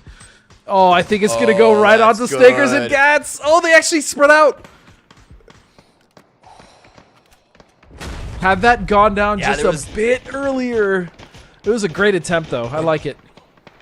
Or a bit later, I don't know. There was nothing to stop the vehicle was the big problem. Nothing for it to sort of run up against. But now here comes the push, but Duel are falling apart. It's not just MRIA, it's also MIRA. It's like the same team. As far as Duel is concerned, though, a double knock onto members of Mission Ready. And you can tell they're constantly looking behind themselves, wait to see if there's another team going to be cresting that ridge. Toyo don't seem to be too active that front just yet. But Liquid now also overtaking this space. Duel get eliminated. A great grenade by Michael is going to shut them down, and we're into the top 6. You can see Liquid were looking hard to find those kills, but they didn't really get much off of it. So now they're going to start to shift now towards Sakura Zensen, who have been this duo for quite a while. Hyman and Micah have been slow rolling this into the circle, and that's going to be right on 55's edge. I wonder if they're going to run into 55 first, or Sparking is going to rip Aranzera's head right off. That's going to create the opening they need. It's a 3-on-3, but again, don't forget about the 2 members of Sakura Zensen here just underneath him, Cammy. Yeah, great grenades coming out from Liquid, and the shots coming through as well. Liquid, they're not pushing on the 55. They're wrapping around. They're making sure to control every single aspect of this edge, of this ridgeline. They don't want to let the team that they're just completely unaware of stab them in the back as they try and overtake 55's position. Pushing away now. They have a lot of information. They need to make some decisive plays, and with Mission Ready coming across Mira, could be Liquid trying to wrap further onto the north, but smoke comes out. Haven over pushing into it. Spots Michael anchoring on the high side. Oh, Mira. Meanwhile, it's going to be Liquid with an absolutely flawless wipe of 55 by pretty much Sparking. Look at that. What a beast. What a handsome beast. Yeah. Oh, just give him 5. Why not? Give him some more. Oh, but suddenly LFP peeks up and over. They're looking for the last member of Sakura Zensen. LFP aren't going to give them the opportunity to do that yet. We're going to make sure that Liquid can't run away with things right now. They're in a position to get a second chicken dinner in a row. Not the same kill count, but it does not matter. Team Mira are really showing up here, which is to be expected. They've just been so consistent, especially on the latter half of this year. Yeah, it kind of, again, goes to show you what they're capable of when they're playing with confidence, right? Yeah. We just hope that we... I'm just going to call it now. They will be going through to grand finals. I just hope they continue to play like this in the grand finals. A team that still is fighting for that position here is going to be Liquid. See, like they are looking to recover that. You also have Sakura Zensen. Highman's been alive, still accumulating points, at least placement. So that's going to be great for them. As Mira now going for the wrap, and they have so much control, especially if they get past this ridge line to this tree. Bit of a scary run. That's why other members of Team Mira are posting up to try and cover and keep both Highman and members of Liquid distracted. And it seems that LFB is going to make it into place with an MG3 in that position. Mira do have not a lock, but a pretty tight hold on this second game here. But you can never count Liquid out. You can never count Sparking out. Already 5 kills solo for this one player. Yeah, if LFP goes down here, I mean, that unravels the game for Mira. So, yeah. Again, an opportunity here, especially with Liquid have 3. It's not like they're a duo or solo player. They still have 3 members alive. They are fighting their way into the circle. Ooh. Haven's going to find that nade on a Sparking. So now just Luke 12 and Alo left to make something happen. Alo looking for the final member of Sakura Zensen. He finally does find one, and now it's a 2-on-3. But again, the position that you can see LFP1 has is just so difficult for these two boys to deal with. Is you also have a Panzerfaust in play, because why not? So why not? Yeah. Made it all the way to the end game. Let's find an opportunity to use it. I think Mira have a really good hold onto this. Panzer goes out, but the cover blocks it. I think you wanted it to land right next to it. Doesn't really seem to matter. Fake Sin is going to find Alo. Now it's just down to 1. What can Luke do? Love that Fake Sin decided not to peek again. Again, there's no reason to throw this. There's no reason to give them a knock. Just hold on. Beautiful stuff. Clean. Very clean. And 10 kills. Yeah. As well.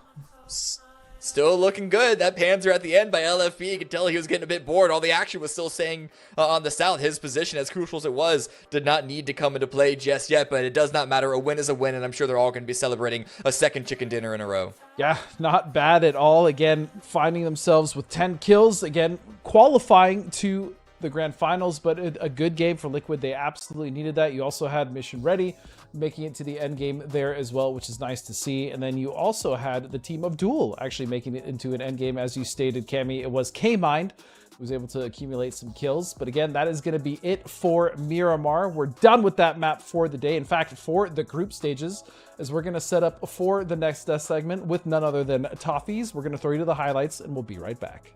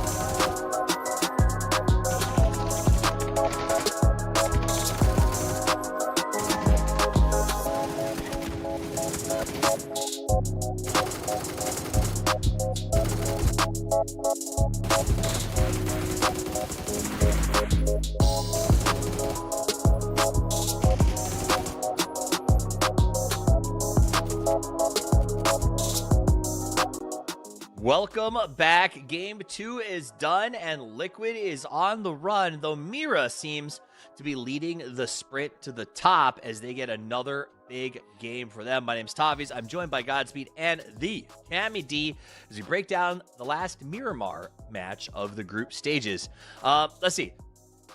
Let's start with the opener. The hot drop at the start, Cameron. We saw, I believe it was Gooners and the Dogs looking to get some points. Yeah. They did have the dogs in them, then they didn't have the dog in them, and then they had the chickens just laying eggs all over their face. Should we continue to see this? Is this a symptom of teams at the bottom going like, we need points, let's get into it? Or was this just like a weird timing from the jump? The weird timing was on Gooners leaving directly into the cavalcade of Bungie de Gallo, but I do think in the question of, at the end of the day, end of the group stage, teams are much more likely to go for wild plays, Hail Mary plays. Hasn't really worked out for any of them because it is kind of everyone's favorites at the top. Team Mira, second win in a row. And Liquid do a good job and get another good game behind them, this time with 12. No, actually, not another good game. Their first game was trash. I just blacked that one out, I think. But hey, they made up for it with this one. But Sakura Zensen and Mission Ready both having pretty all right showings, trying to climb up and get into a better position themselves. I'm trying to remember the first day of play. I think Mira won one of those two Miramars as well. Am I correct remembering that? Godspeed, I know you weren't here. I'll double check again. it. But Miramar, I think Mira. I'm pretty sure Mira. Miramar. I'm pretty sure Mira. Yeah, they won. I think they won the very first. So map, if I'm remembering not correctly, mistaken. this is a team with Mira in their name, like in their name, has won 3 of their 4 Miramars, which I think is outstanding when you think of it in that context. To be able to win 75% of your games on a given map is crazy to me, Godspeed. Yeah, they won the last 2, and then they won the very first game. Yeah, so that's impressive. Yeah, it's definitely impressive. They get 102 points. They're good to go. Yep. And if you can take that strategy that clearly works so well at Miramar and flex it out to the other maps, I think that's when things get absolutely crazy. Now, other things that we saw, I do think Io was rotating pretty close to that fight and saw a chance to sort of just backstab some limpers as they left town, and Gunnar suffered. Another crazy fight we saw, I think it was Maxwin versus, ironically enough, Gaio and Dogs in the warehouse where Mira showed up and once again got to kick off their cavalcade of kills, Cameron. Yeah, Mira, they play very similar style to Furia, which is why I think the sort of player crossover that happened didn't have as much of a negative impact as you would perhaps think. They just sort of plug and play in different factors. They just go for third parties, and the fact that they get the win, they're not playing exclusively for the win. We see other teams that sort of play specifically to set themselves up for the late game. Mira and Furia, for the same note, they just kill their own way there, and because they're just so good at it, it works out more often than it doesn't. Sometimes you don't need to overthink it. You just need to fight better than your opponent. This is a battle royale. At the end of the day, it's just who can, literally outlast everyone else. And Furia, there's a simplicity to the way that Furia and Mira do it. Let me ask you this, Godspeed. And this is, again, I know it's become, we joke about it as a meme, but I know you played pro, and whether or not we like to make fun of how long it's been, you did play pro. You've been in these situations. Is there a number when you are in a qualifier where you as a team get out of the game and you look at the scoreboard and you go, whoa, we broke that number? Like, is there like does the fact that Mira sees that they just broke 100 mean that the next 4 games they can completely change, or they can start to say, like, you to change your mindset at all when you break that threshold?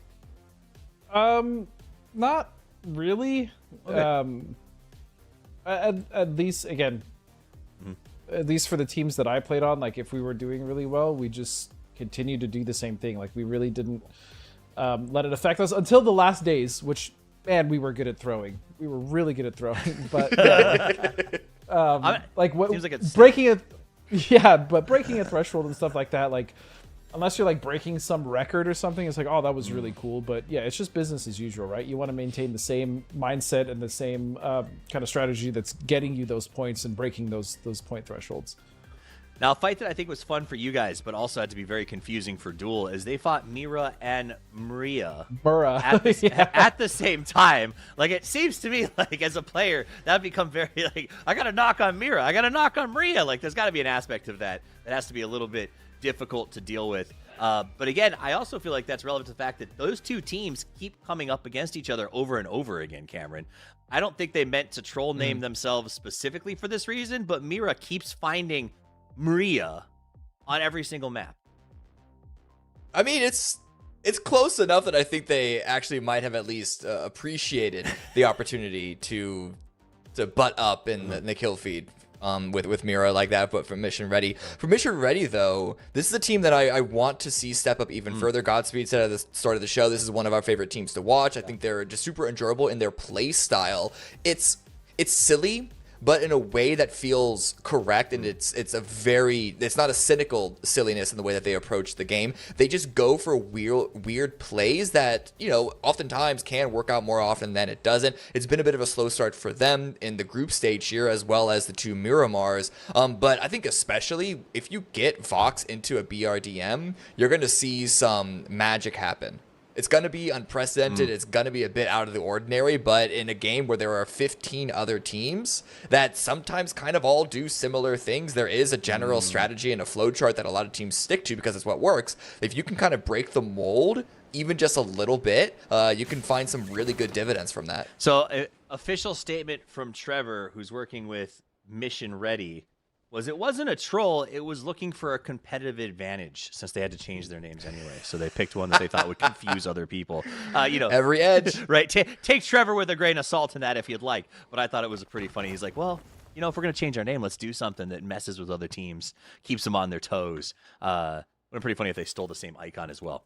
So that said, though, remember, again, for those of you watching at home, the casuals that maybe you don't play as much as you used to, they don't see things like logos in games. So something like a name close could cause a little bit of confusion here and there. That said, Godspeed, pretty interesting first 2 games. We're switching it up. We're going to our quote. We're going to stop calling them wildcard matches. We're going to our solo maps, if you want to call it that.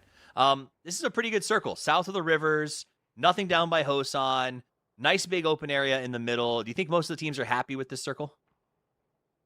Yeah, I'd say most of the teams that are in it, at the very least, there's a lot of space to play. The problem is that area between Hosan and that swamp, basically where 55 is, there's really not a lot of great playable space there. Like maybe enough for 1 or 2 teams, but it's very open. You also have like that weird little growth like to the west of this island, whatever it's called. You can see that position like that mostly ends up being useless, right? Because the circle usually posts off that. So there's actually a lot less space for these teams to play that they would normally have, but this is a very, I would say, like normal area for circles to go, right? A lot of these teams familiar with the places they like to go. They probably have set plays in their rotations. So yeah, this is a good circle. I guess you could say it's good.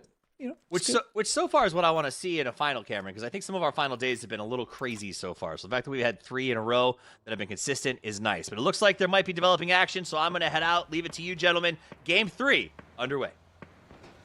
Ooh, Gooners, are they looking for some revenge action on the Bonjagayo? They're circling the area. It's a Panzer in play. Like it. T-Sock's going to be pushing forward to look for it. Just get in there. Get involved. Let them know you didn't appreciate what happened last game. Oh. Simple. Oh. Spot of the vehicle. Oh, I like this. Gooners might be my new favorite team. They might. They're always very fun to watch. And the roll of the slide in. Cinematic as you like. But it's 22 getting a double knock to counter things out. Oh! No! Great frag grenade. What? The Gooners go down again. Bonjagayo says we are not to be messed with. As that nade will take him down, but it's too late. This is going to be an easy recovery for Bonjagayo. In fact, is there a res station by them, though, for them to get Theros? That's the question. Oh, there might. I don't think so. I don't see one. Yeah, I think they're going to have to leave this position, and I don't think that's going to be worth it because it's close enough to center. Then again, it's not like the greatest position, just in terms of the terrain surrounding it, so I don't know. I'm of 2 minds about it. I just don't. There's not even anything close to them. I think Hosan, but I mean, they might go to Hosan. Either way, that was a crazy quick cleanup. Bonjagayo is not to be trifled with. Yeah, that was sick. That was really chaotic, and then just suddenly Gooners were all dead. I couldn't even tell you how it happened. It was that fast. Like I said, gonna have to rewind and watch the tape. Bonjagayo, one of my favorite teams. I'm just gonna switch it. Said, yeah. I'm just gonna switch it. Anytime a team wipes a team I like, that team's one of my favorite teams to watch. Speaking of one of my actual favorite teams to watch, Liquid, with a nice set of control. We actually see them play from these circles, from this position a lot. They usually do this split, that compound you see Luke 12 at. So business as usual. Let's see if they can close this one out as long as circles are favorable. You also see Sakura Zensen in that area. Falcons holding off the northeast. Cammy, is there looking to punish maybe Ying Yang? Hold on, ooh. 55 and no way are going at it. Aranzera is going to find Sam Crow. The amount of Panzers that Karak just dodged and weaved and ducked. This guy's getting a master at dodgeball. But no way, they're still inside. They still made their way into the building, and it's going to be a 3 versus 2 advancement up on to the rooftops here. Aranzera playing actually down on the steps, and then Karak on the top. So this is actually a really good split for it, but a stun comes into play. Aranzera with a double knock. And no way, it's all falling apart for them. Oh, Great hold by 55. Great hold A by full Aaron four Zera, right dude. From Aaron Zera, yeah. Didn't even need the rest of his team there. That was just, it was beautiful. It all started from that initial knock off the drive up with the crash. So well done. Again, 55. They're always a team that I feel like they're scrappy. You know, they may not qualify all the time for a lot of our regional events, but they are a team that is very scrappy, and sometimes they really surprise us. So we'll see if, I mean, they have a long way to go if they want to make it through group stage, but we'll definitely see them again in LCQ if they don't happen to make it, and I'm sure they'll have fun there as well. They're just a fun team to watch. Inconsistent, but very fun. Yeah, when they're on, they're on. Yeah. Benya, Antonio, looks like they might be camping this glider from Four Dogs. Can't tell if Four Dogs want to go for this or not. This is not in the zone, though. So even if this is just a camp on the rotate down to the south, because this is on the northern island, this could be a good play by Toyo. And something that could sort of jumpstart their action. They're in 6th place, so they're looking good. Despite all the criticisms that we've kind of had with them so far, they're able to show up when it matters, at least enough to qualify. And, oh, I know how tempting that shot is. But they're looking for a better position for the full through follow-up. Oh, man. Look at him even baiting that glider. Oh, and Vorpal's just slow rolling forward. Okay, there it is. First knock. Easy money. He's going to find a second with the help of his team. Benya's up there. Capitan's going to find 2. And oh, no. Another early departure for 2 of the members. Again, multiple members falling here for the Dogs. The real question is, Cammy, who let the dogs out, you know? Not Toyo. They're putting them back in their crates, back in their kennels. I can't stop with the dog, but I don't know what it is with this team name. I've never been like this. Oh, my goodness. I actually love that team. Wait, what happened? Oh, Purdy's going to find Lucid. Where'd you two? So they actually lost someone super early on. I think K-Mine found the first. They actually brought them back and then got back in a fight with Duel and then just won it all out. We only see the end here. Yeah, I wish we would have seen that looks like fight. Liquid's going to try and pick some up. Yeah, Seifu goes down. Sparking's going to steal that one away. So Duel doesn't even get that kill point for themselves. Meanwhile, Bonge de Gallo, the Gooner Slayers, apparently going to be pretty close here in Hosan to both Yang and Sakura Zensen.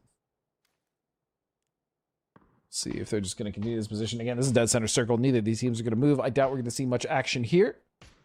So we look at the surrounding teams. You even have other teams protecting the city. You have Falcons to the northwest, east. You have 55 to the northwest.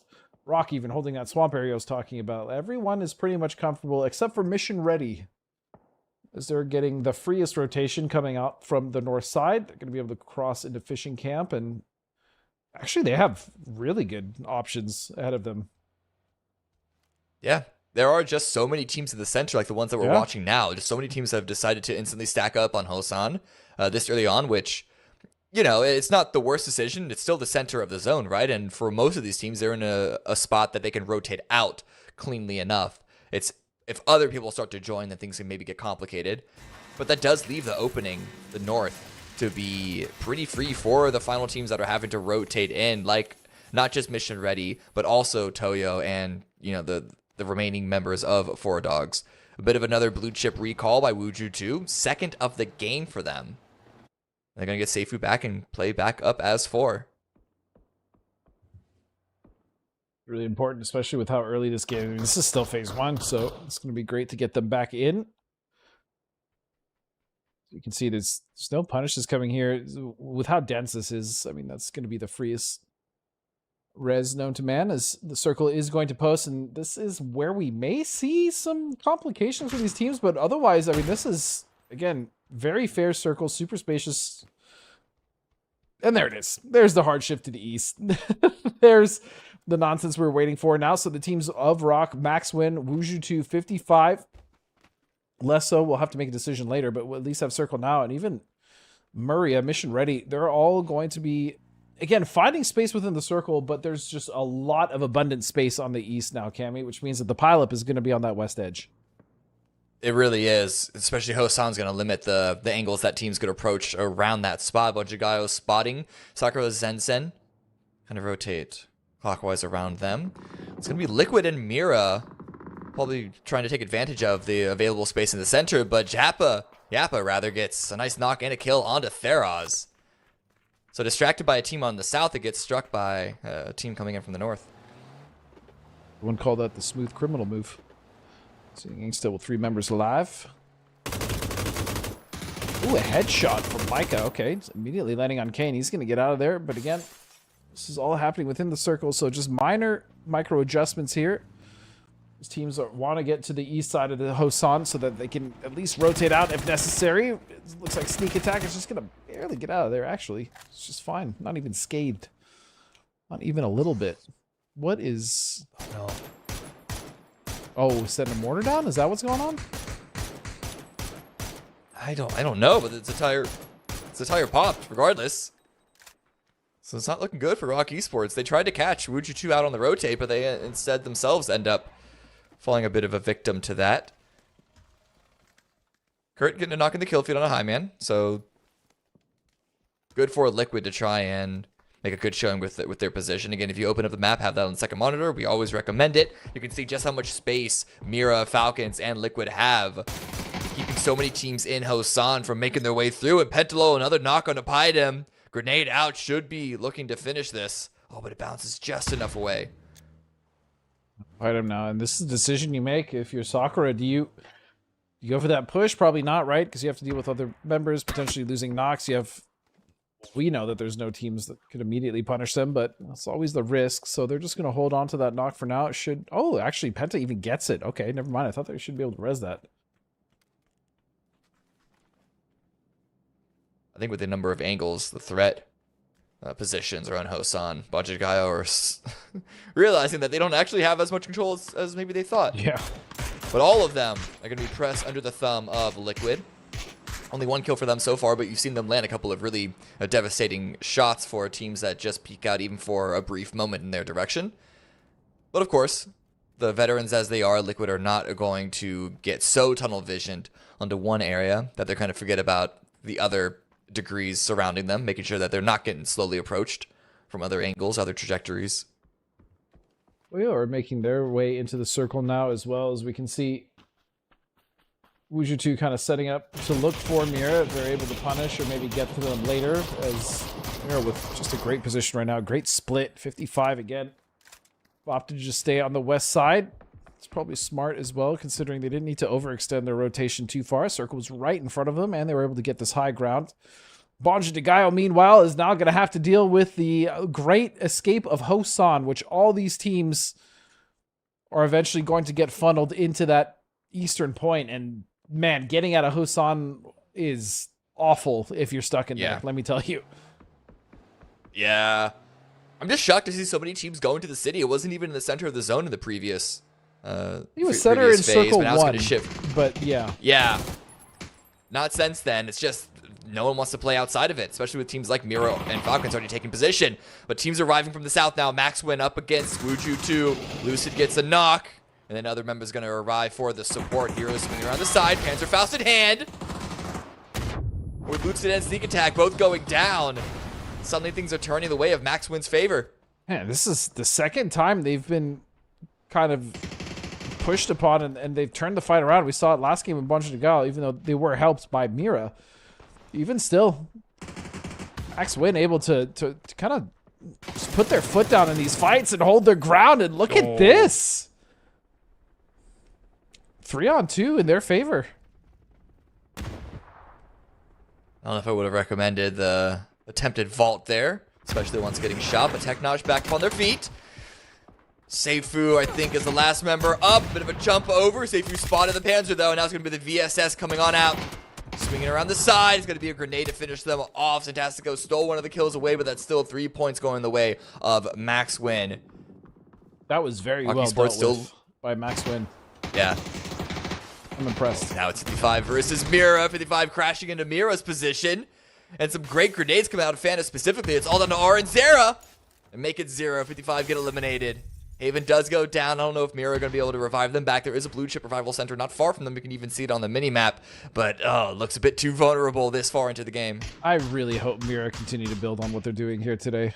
Or just in this just over the last like couple months. I really hope they can build off this because they are just looking so good every single game. Every event we see them after they've, we talk about them, slipping up, choking, whatever you want to call it at the end, but they still come back strong every single start of every event, whether it's group stages or the beginning of grand finals. So again, very impressed with them. I just really hope that they can keep this going.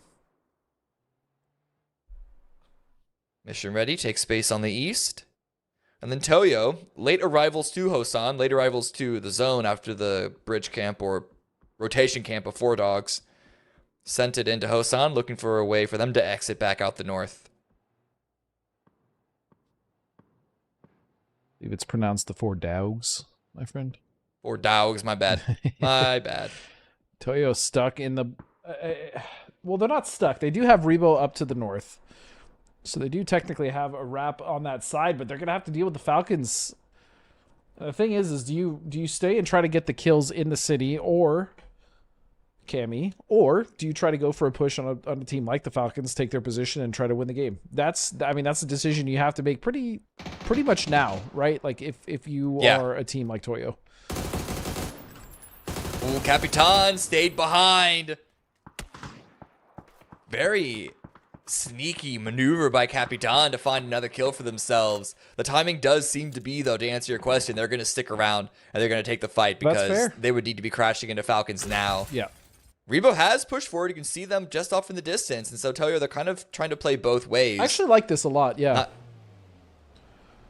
Sorry to cut you off. I was just saying, I mean, you were alluding to the point. The fact that they're looking for an option. They leave 3 there in the city, maybe going for points, while Rebo says, hey, it's actually possible to push this. So this is good. This is good from them. Yeah.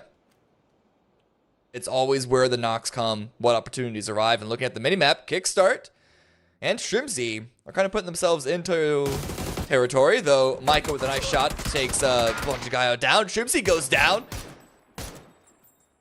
Undiscovered enemies suddenly punishing Falcons. Only 1 kill on the round for them so far. In with a Panzer. Pushing up that hill. Capitan, he's going to find it, but the trade is there. Emmy's able to get him, so now it's a 2-on-3 situation here in favor of Toyo. The grenade goes out. BZ is there to finish Capitan, who's been knocked. I think it's going to be the case. Another vehicle arrives on up. Kickstart is not able to get the knock that they were looking for. Benya does finally go down, but a grenade by Emmy gets the trade in that end of the equation. And now Rivo sneaking up and over with the K2, the worst gun in the game, but you can still get kills if you can click heads with it. I hate this gun. It's not the greatest. Woo! It's definitely not the Goes greatest. flying. Dude, was it yesterday on Erangel when we saw the UAS do like multiple flips? What team was it? That was insane. I forgot what team was in it. That was hilarious, though. I think it was Yahoo. I think you're right. I think it was. Of course, it happened to them. Oh, those poor boys. PUBG gonna PUBG. Yep. Meanwhile, though, Mission Ready Internacional is kind of ripping up Toyo there. Okay. Now they even have a chance to get the last of the dogs. And Ice Tech as he makes his move up. And so ready. Oh, Snakers goes down. Instantaneous on the flush. But the cover is not there. The blue. So close. And Ice Tech, surely this isn't a deny. But at this point, it absolutely is. Not wanting to give Mission Ready International any extra points as they are continuing their run into the top 8. 2 kills for them so far. But a nice shift to give them something to play with. Big question is, how much terrain is actually usable for them up in the north? Yeah, we'll have to see. That's also a big, okay, bro, feels bad moment if you're Snakers. Just see him just kind of putting his hands off the keyboard slowly. Like, all right.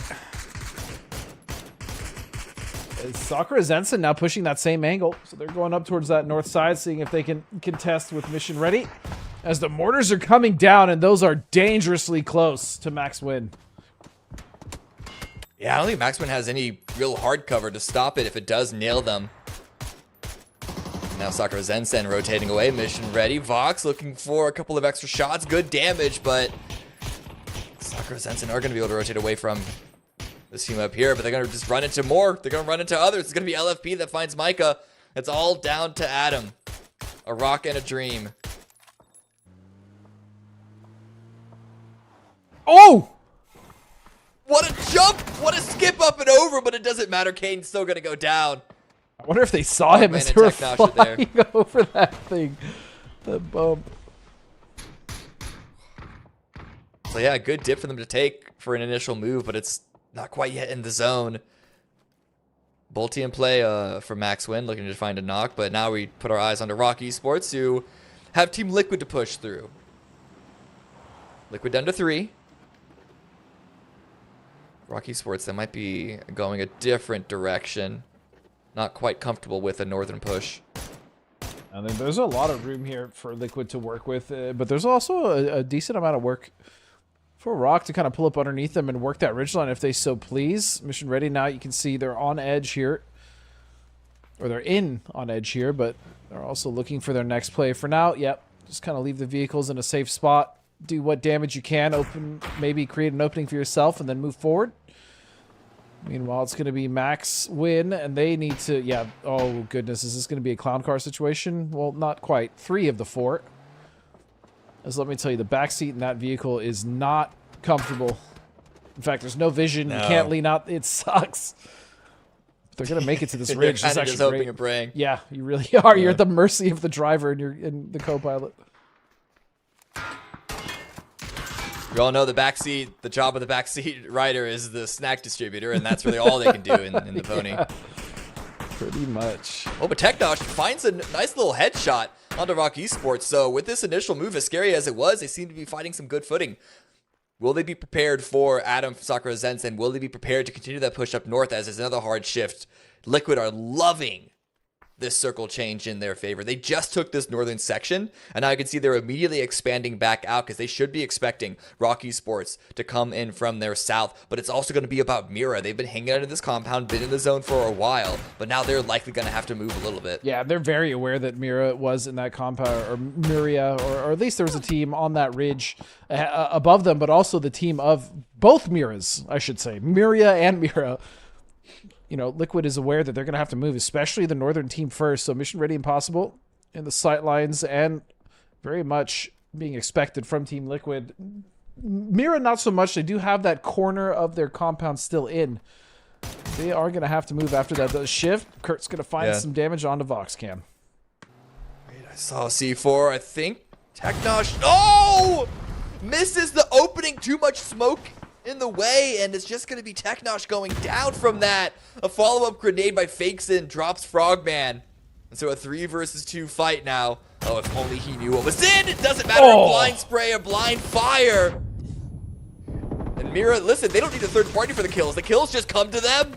I mean, it's crazy. 11 kills again. Another strong game. Mira is on fire. Absolutely blazing today, and LFP is just going to get at him too. Why not? Give him another one. Jeez. 6 kills. Half of the 12 kills that they have are all from LFP. Like, was just looking at all this. Happy with the teams getting eliminated. Placement points. Lead to a chicken dinner. But they're seeing Mira get all of these kills. And probably feeling a little, you know, some certain type of way about it. Yeah, because they know it's just points, right? Like, I mean, even if they win the game, it's great. 10 points, but I mean, Mira, they can see Mira's already past that just in kills alone, so it's got to be frustrating. And they've tried to pivot, they've tried to look for opportunities here to pick someone off or to steal a kill, but it's just, it has not presented them with very many options, so. Well, bunch of smokes. That's going to let Mira get close enough to mission ready to drop some grenades. Gats does go down. See Liquid pushing on the north, trying to collapse onto mission ready. Seeing this happen in the kill feed. Vox also gets dropped. Michael's not going to go down without a fight. Knock on LFP, taking the fight further. Fixin has to retreat back in the smoke. That gives Michael the opportunity to at least get that kill confirmed. The frag looks good onto Fakeson, but it doesn't seem to be going far enough. Oh, and a nade is actually going to be from Kurt. So he's going to find that one, steal that last point. Rock Esports as well. We're looking to get some damage onto Mira as they were pushing up. The knock does not come out, and BL just barely not getting Fauna down. This Rock has been a full format, only 2 kills. They really haven't had many opportunities either, them and Liquid. Really, it's just been Mira sponging up all these points. 14 kills. Oh my goodness. Insane. They're Off of it looks like they should. Yeah. I was going to say, off of the back of an 18-kill win. Like, sure, why not? Right, and before, yeah, it was 18 kill win into a 10 Another kill 10 kill win, yeah, in the game before already. that. Jeez. This team's on fire, man. They're on the trajectory to overtake Furia, which you'd think would be weird to say looking at Furia's day yesterday. They didn't have the greatest day one, right? Yeah. And that's the thing. Like, when we look at Furia, like, yeah, they had a 92-point second day, but they only had a 30-point day one. So, well, I say only. I mean, 40 points essentially is fine. Just fine. But they absolutely popped off the second day. Either way, it does look like Mira are very much poised to pass them. In fact, I would even say they will. I'll even be so bold to say they will pass them today, as long as, I mean, they're just churning out games like this. Yeah. No reason why they wouldn't. And it also means with Mira being such a point sponge, look, the fact that so many teams, who is that? Like Pest Control and Yahoo are still in the top 8. Yeah. Exactly. I think this could be the lowest cutoff that we've seen in PAS history for a 3-group stage. We do still have 3 games after this, but yeah, I mean, it's looking that way. Again, if these top teams, especially Mira, keep sponging like this, I don't think we're going to be in the 70s, 80s. I mean, we'll be in this potentially the 60s. Yeah. Okay, so Mira push forward now, but now it's a very dangerous position because Rock Esports are arriving. So much utility on the field. These teams have to be running out of it at some point. It's not unlimited. Grenades go out of fakes in. BZs land on Fana. And Mira still just looking for a foothold to get into this fight. They've had such a good round so far, but their position in the zone is just not looking that confident. Kurt takes fakes in out. Looking for the final shot onto Fana, the final remaining member of the Juggernaut that is Mira. But it's going to be Rock Esports that are flooding around the side. No, it's not. Kurt finds it again. Kurt finds it again, gets a couple more kills, and sets it up to a 3 versus 4 hold for the chicken dinner here on Tego. Good on Kurt. This is the second kill he stole with a grenade. So they're currently at 3. Rock also at 3 points, but as he stated, is the man advantage for Rock. It's going to be a 4-on-3 situation. As far as terrain goes, it's about even. I mean, no one really has control of center. You can see Luke kind of being the closest one, but it's just kind of a battle between the four from ridge to ridge, Cammy.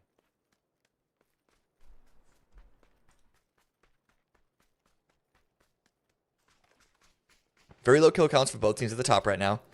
But that only means that the value of getting the chicken dinner is that much greater. Every last point counts. And every last angle counts for Rock, as despite having the man advantage, the positional advantage goes the way of Liquid. Standing around close to center, but a couple of initial shots onto Halo, forcing that player away. This could be the move for Rock to make their way in, but they're not going to overpush. They're going to take this slow.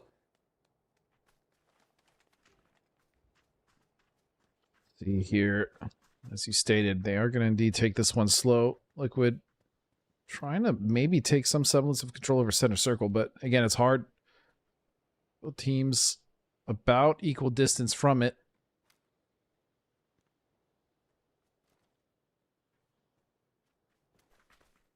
It's the gear, I think, that arrived on a Rock Esports that is going to be probably the most impactful. Yeah. Look to be, I don't know how fresh it is, but if there's even 1 or 2 level 3s in the mix. Well, I mean, Kurt is 3'd out of his mind, right? He's got a 3 helmet and vest, so. And I don't feel like they've really ran into too much opposition, right? I mean, they lost sparking early, but they've been pretty much uncontested for a while, so I think they should be fairly healthy, actually. Very true, very true. And there is also those crates that you can see on the east. Great spray by Kurt to drop souls down, and this seems to be completely interrupting the timing that Rock Esports were setting themselves up for. P90 on the side of BL. You always got to keep an eye onto that. Such a powerful weapon. You want to make sure that you can keep track of things. But the grenades go out and the vehicle blocks it for RBN just enough, but that pony is no longer in play. See, Alo is just trying to inch forward. He's having back up. Nades don't do too much damage here.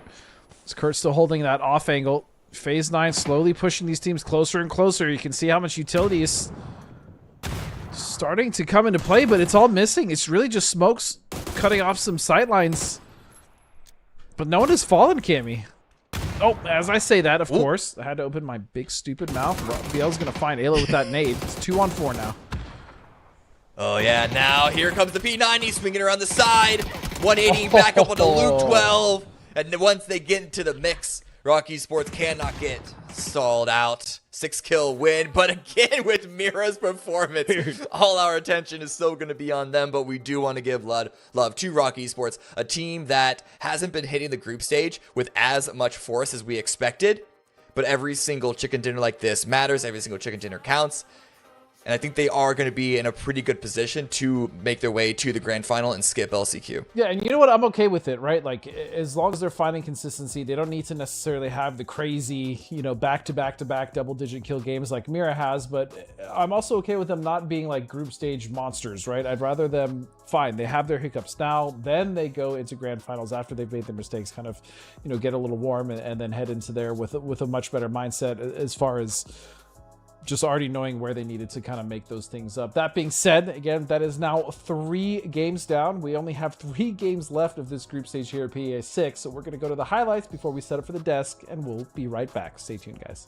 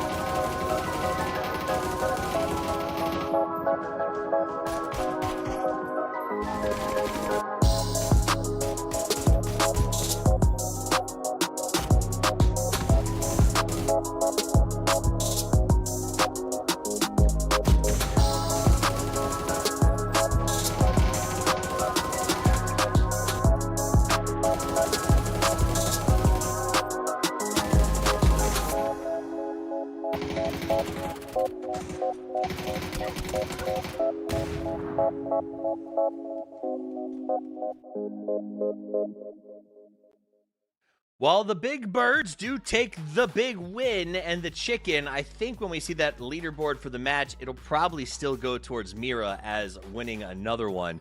Do you count it that way? I'm here with Cameron. I'm here with Godspeed. Godspeed, does this count as a 4th win for Mira, or without the chicken, we're not allowed to say that? Nah, they got 3rd place, They didn't get 2nd, so... All right, What? Cameron, go ahead. Whoa, come on. Listen, getting 3 chicken dinners in a row, that's like impressive in its own right, but you don't win. This is not most chickens era anymore. That is not the format. You win off of points, and they got the most points. So yes, Team Mira did win. Yeah, but I think they're placement washed. also determines tiebreakers, so it is still sort of the chicken era. But they are not washed. I think that is our biggest takeaway, right? They had, hold on, no, that can't be right. 50. Okay, so they ended yesterday with 54 points. Today, with that kill count of 14, they had 28 going into this, so that's 42 kills on 3 games. That's insane. That's like wiping 25% of the lobby on every single match, Cameron. Yeah, listen, Mira are just that good. And I think with some of the teams like maybe struggling in the way that we didn't expect. That's given them the opening and the ability just to go forward and take all these fights. And we all know how important confidence is. The second you can notice your opponent maybe feeling a little attentive, a little unconfident, that just gives you even more space to go super aggressive. And with the speed that teams like Team Mira take these fights, you have to almost like take a full step away from the game to reset from that if you're in a bit of a struggle session. Man, what a push. So, okay, Mira, they're doing awesome. That's cool. We're done with them now. Godspeed. Let's talk about the teams on the cusp. Al-Qadsiya is managing to hold fourth with 79 points. When we thought this might be the end for them, are they at home going, wait, maybe this is it, boys? I wouldn't say they're safe, but it's looking much better for them, especially from the start of the day, right, when we thought that the cutoff was going to be possibly above them. Toyo as well, climbing at 78 points. I think they're going to be just fine. I don't think they're going to let this one slip away because they are playing more slow and methodical, right? So they're going to find the points they need. Falcons, again, probably safe. Pest Control, Yahoo, I would say are it's looking not great. I'll say that. It's looking not great. You have teams like Liquid, Soccer, Zenza, even Yin Yang behind them. So I feel like, Mission Ready International, they're at 52 points. So there's a real world where they can also kind of sneak in and steal a spot. So Pest Control and Yahoo probably, I want to say probably not going to make it, but it's still, 3 games. But here's the thing. I thought that Pest Control and Yahoo would be out by now. Right. The fact that the teams that are chasing up, for Yahoo, I think it should be easy for Liquid to overtake them, but for Sakura Zenzen and Yin Yang to overtake Pest Control, that's a 10-point gap with 3 games, Mira running away with things, with the lower half of the leaderboard being as chaotic as it is. And as we all know, going into the latter half of today, there's going to be a lot of kills that get picked up by teams that it doesn't have that much of an impact on because they're going for the Hail Mary plays, because they're going for the, no care in the world type plays. I think Pest Control, they probably consider themselves out, but might be paying a bit more attention now. I think that's relevant. I think when we got here, you're right. Pest Control, Yahoo, I thought for sure they were just fingerprints. And then I did think that, everyone would pass them early. That said, now, while I do think they're probably still dusted, I think those chases, the MRIA in particular, Godspeed, is a fascinating one. And Rock, because we know Rock can have these huge games. We got the MVP of EWC on that team. But both of them have to do it right now, right? We know Erangel has been a weird meat churner at the end of a tournament. This is that moment where I think if Rock or Maria, MRIA, do really well, they can actually be back in the hunt because of how slow it's been. Yeah, with 3 games left, they really can't drop the ball, though. So you're absolutely right, Steve. They have to make sure they start now. They at least, if they're going to have a bad game in one of these next 3, they need to make sure they at least salvage enough points so that it's not this mad dash for, hey, can we get 25 points in one game? It's like, yeah, you can, but is it going to happen? Probably not. Probably not. And then there was Mira, though, Cameron, who says 25 points in a game? That's just regular business easy for us, right? Now, what is it, though? Since we're back to Mira, F it, because they're playing like gods. What is it about this emergence of Mira? What are they doing better than anyone else? Have you been able to notice it as we've watched? Because it seems like their consistency at this point is insane. It's chemistry. It's just how they play as a team. The rate in which they're able to start and finish their fights, there has to be some magic there with the 4 players in that same jersey. And that's such an important thing in PUBG because there's so much. You can't give calls like you're a quarterback playing NFL where it's like, okay, we're going to do this and this and this, and this is the straightforward play. It's stuff that happens instantaneously. You need to communicate so much information with so little time that there just needs to be an inherent understanding of how the team approaches. You need to have one shared brain. And in the way that they approach fights, they seem to be doing that, certainly at the micro level, the actual gunfighting level, better than everyone else. But then even their macro is still looking good. They're not, rotating leaps and bounds around everyone else, but the point is that they're putting themselves in a position to then capitalize on their big strengths, which is their team fighting, and that's when you see them go for third parties over and over and over again. And just the reps of them being able to do it so often in things like the Players Cup, as well as the first-person competitions this year, they're just so good at it and so confident with it, which gives them an extra step of quality to their fights. I agree completely, though I think you may short sell the NFL quarterback's audible system, but I like your metaphor either way. It looks like a fight's about to break out. You know what? I'm turning over to you guys. Take us all the way through Rondo, game 4. Yeah, whatever, Steve. He just really doesn't want to be with us. I can respect that. I can understand. Hey, he's there. Hey, I thought you were out of here. Hey, later. No, we don't want it if you want it. It's not the same. I just sit there by myself watching the whole game, talking to chat. But I'm going to go do that because it's more fun than you guys. Get out of here. Get out of here. Wow, he called us losers. Is there HR? I know, that was HR unnecessary. Is surely listening. But to your point on Mira, I think a lot of it, I think, just comes to confidence. It is the roster, I feel like, playing with each other for as long as they have, now finding that synergy, but just coming to these lobbies playing with confidence, and it builds every single event, whether it's the Masters, the Super Cups, whatever, right? The more they play, the more opportunities for PUBG, which there has been this year because of the TPP Online Masters events and Cups and all that, and so on and so forth, that I think it's just giving them more practice time, right? And with scrims compounded with the PASs, it's a natural progression. And more importantly, again, a team, with players who generally used to be more passive, that's not the case anymore. These guys are opportunistic. They search for any chance that they can to find kills. And that's the thing that they're doing so well, better than most teams, is they're looking for those third parties, right, Cam? They're looking for those opportunities to steal kills. They're getting those kills.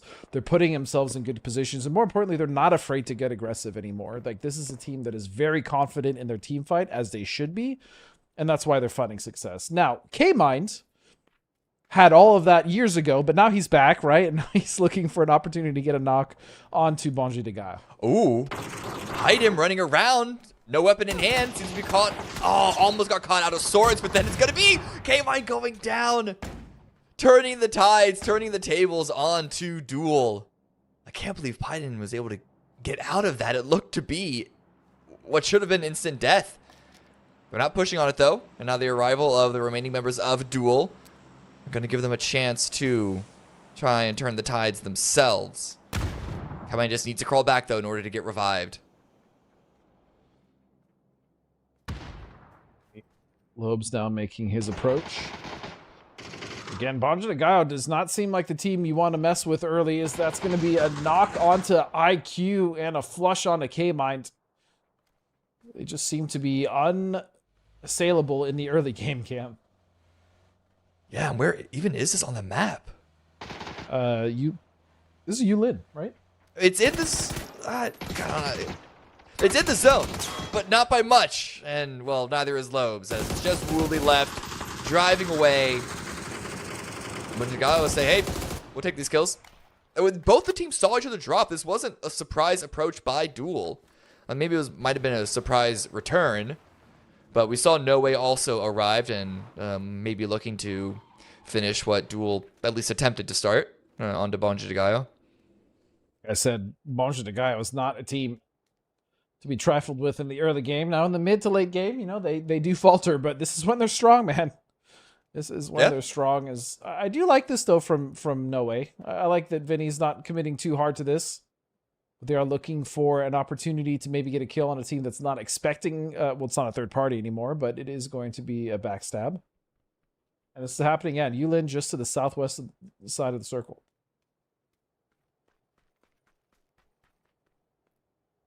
Fast approach by Vinny. Not quite sure if Bonji would be hearing these footsteps. Part of it is knowing to listen for them. You got to hear it through the comms and then some of the atmospheric sounds.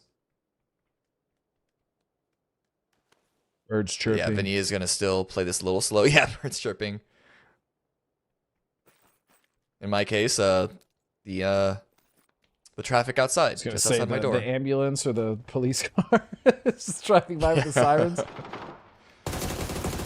Once again, fight him caught, no weapon in hand. This time around, the Vinny is going to make sure that he falls into the dirt. And then Sam Crow with another. Great start by No Way. And it really does seem that they caught Bonji de Gaia completely off guard. They didn't expect another team to arrive. But can 22 and Franks try and salvage this? They got 3 points already. That's still not a great game. Not great at all. They still need much more. Meanwhile, Vinny again coming around the other side. The way they isolated the players of Bonje is so well done. And even with that knock from Franz, it's really not going to be enough. That is it. Nicely done by No Way. Okay, boys. Timing was great. Approach was good. Patience was good. First initial knock. Pressure and isolation. That was well done. Well done by No Way. Yeah. And no one's then approached them to try and backstab them, so they have some freedom to get some extra loot. Get the revive on the Sam Crow, but then make sure that their equipment is all topped off. Utility, meds, and then of course weapon attachments, which is not something we talk about all too much. We just have the expectation that teams try and find what they can, but there is value to being able to get the perfect setup on your weapons. I mean, these players are going to be good no matter what attachments they have, but the marginal single digit percentage difference could make all the difference in a top tier competition like this. It's just nice also when you find a comp or something for your AR, you're just like, oh yes, sprays are going to be clean, don't have to think about it very much. Again, it's very marginal, right? It just feels good.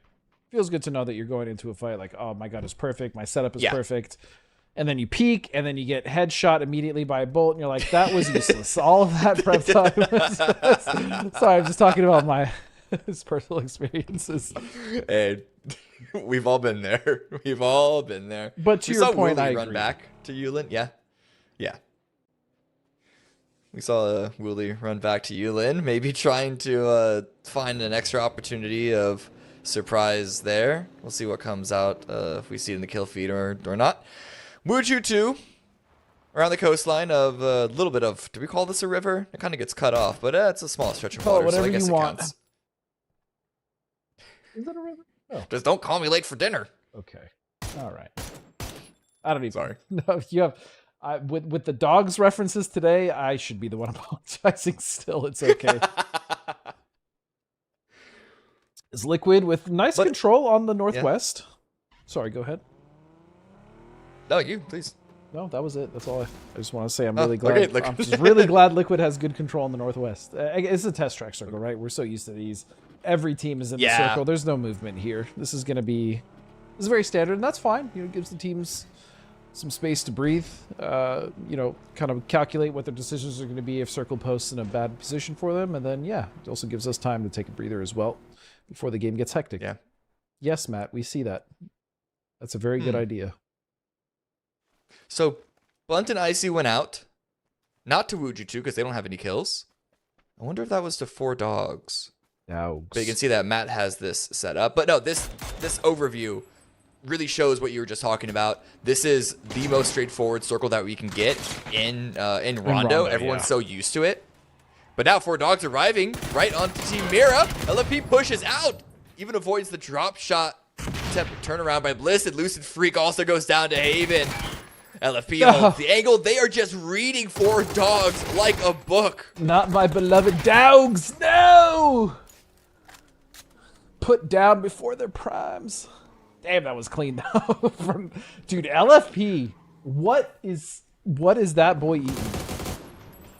I feel like every time we've seen a multi-kill or a team get wiped from Mira, now granted, he's not doing all the work, but every time he's getting like 3 to 4 pieces at a time. I mean, it's crazy.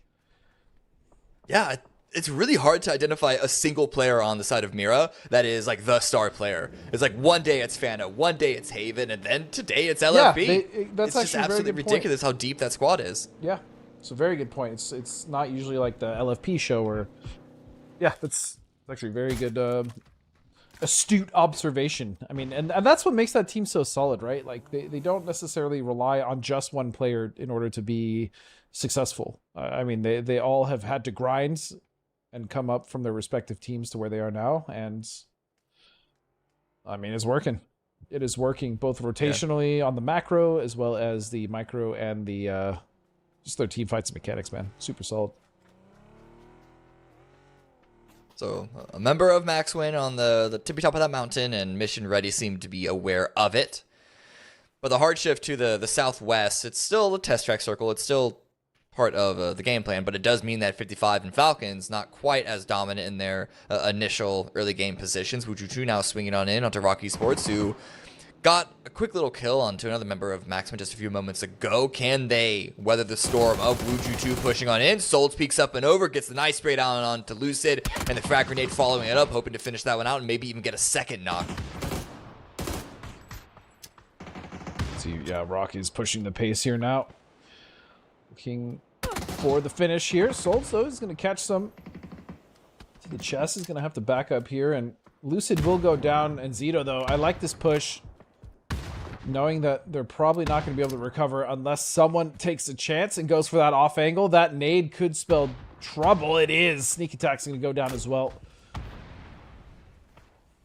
There with mission ready, also chiming in, get a couple of knocks of their own. Granted, Rock Esports, they're not sitting pretty themselves. There was a knock their way, but now Snakers also goes down. Just the openness of Rondo really being, shown how dramatic that can be in certain areas of the map right here.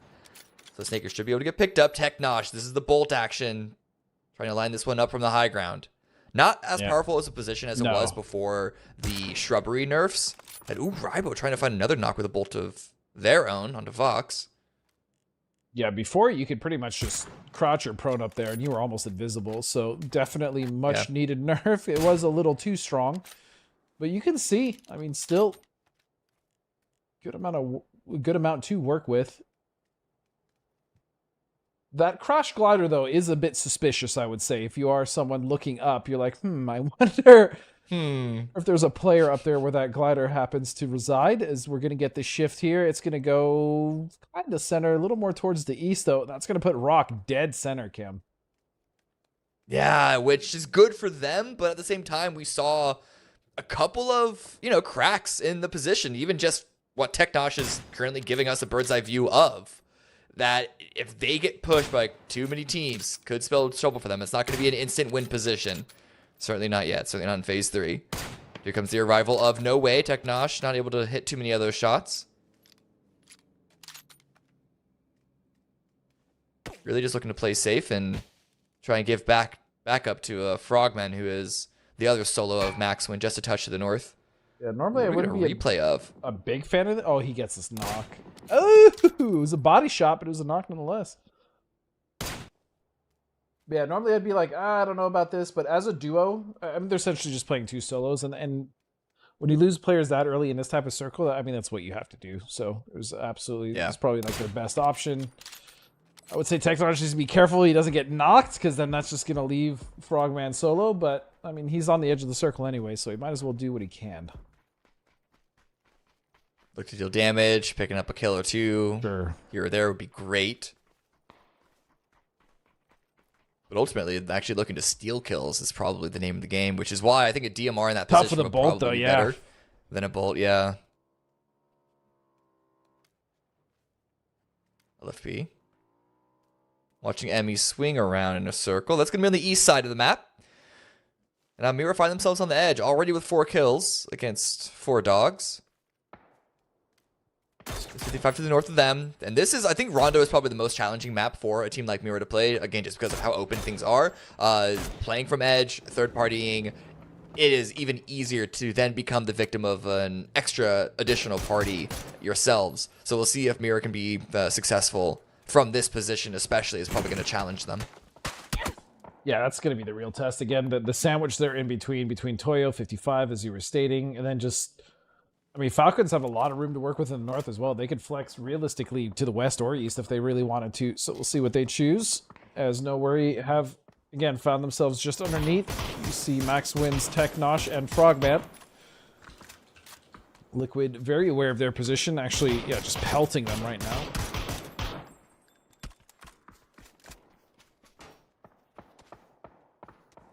He'll spot Technosh, though. So he's got to be careful. Yeah. Yeah, Liquid tried to, I think, make a play for Frogman's position. But I think with Technosh, you know, solo player, bolt action, not the biggest threat, but it's enough of a threat that Liquid weren't the most comfortable. Their position here is fine, and we're only a couple of seconds away from phase 4. So this is where the play is going to need to be made. Oh, pretty hard shift up over towards the northeast, and yeah, this is not great. I think 55 and Falcons have access to the only other part of like actual playable terrain outside of Rock Esports, this is going to be a very, very chaotic mid game. That area is... It is flat. Let's just say that. Yeah. That is Texas right there. I mean, it's just flat state line to state line. So we'll see how these teams are going to try to navigate this. As you can see, I like Soccer Zenson pulling up just to the south side of this on that ridge on the road. Oh, I don't know if that's how you do it, though. I guess that was kind of graceful. Block the headshots. Okay, hold on. Yeah. Sam Crow. Oh, and then Frogman with a covering fire. Okay. Wait a second. Listen. It looked weird, calculated, but it got it done. Yeah, exactly. It was a calculated approach, and now Wooly having to calculate their own approach. That wasn't that great. Whatever, we move on. Betting up inside the blue, trying to backfill as a solo. It's like he's doing it though. I don't think Max Win is. Oh! Any more the wiser is what I was gonna say. Man, he just scooped those two up. What a stud. Great job. Love to see it. No way, though. It's all, well, I was going to say it's all down to Vinny, but it ain't even down to them anymore. They get eliminated. They had no other option but just try and send it through a bunch of different teams. And this is showing us, again, how open this zone is. If you look at the map, there was no one in the center because there was nothing in the center. Everyone is playing on the edge. And so for the 3 or 4 teams that are still remaining outside of the zone, they're going to have to crash someone on the edge, but they know that they're going to get peppered and third-partied during the whole approach. I don't envy any of them. Yeah, I don't envy any of them at all either. You can see this approach from Liquid is tentative at best. Sparking is going to get picked up. And at least Luke and Kurt make it through, though. I mean, that's the best you can kind of hope for.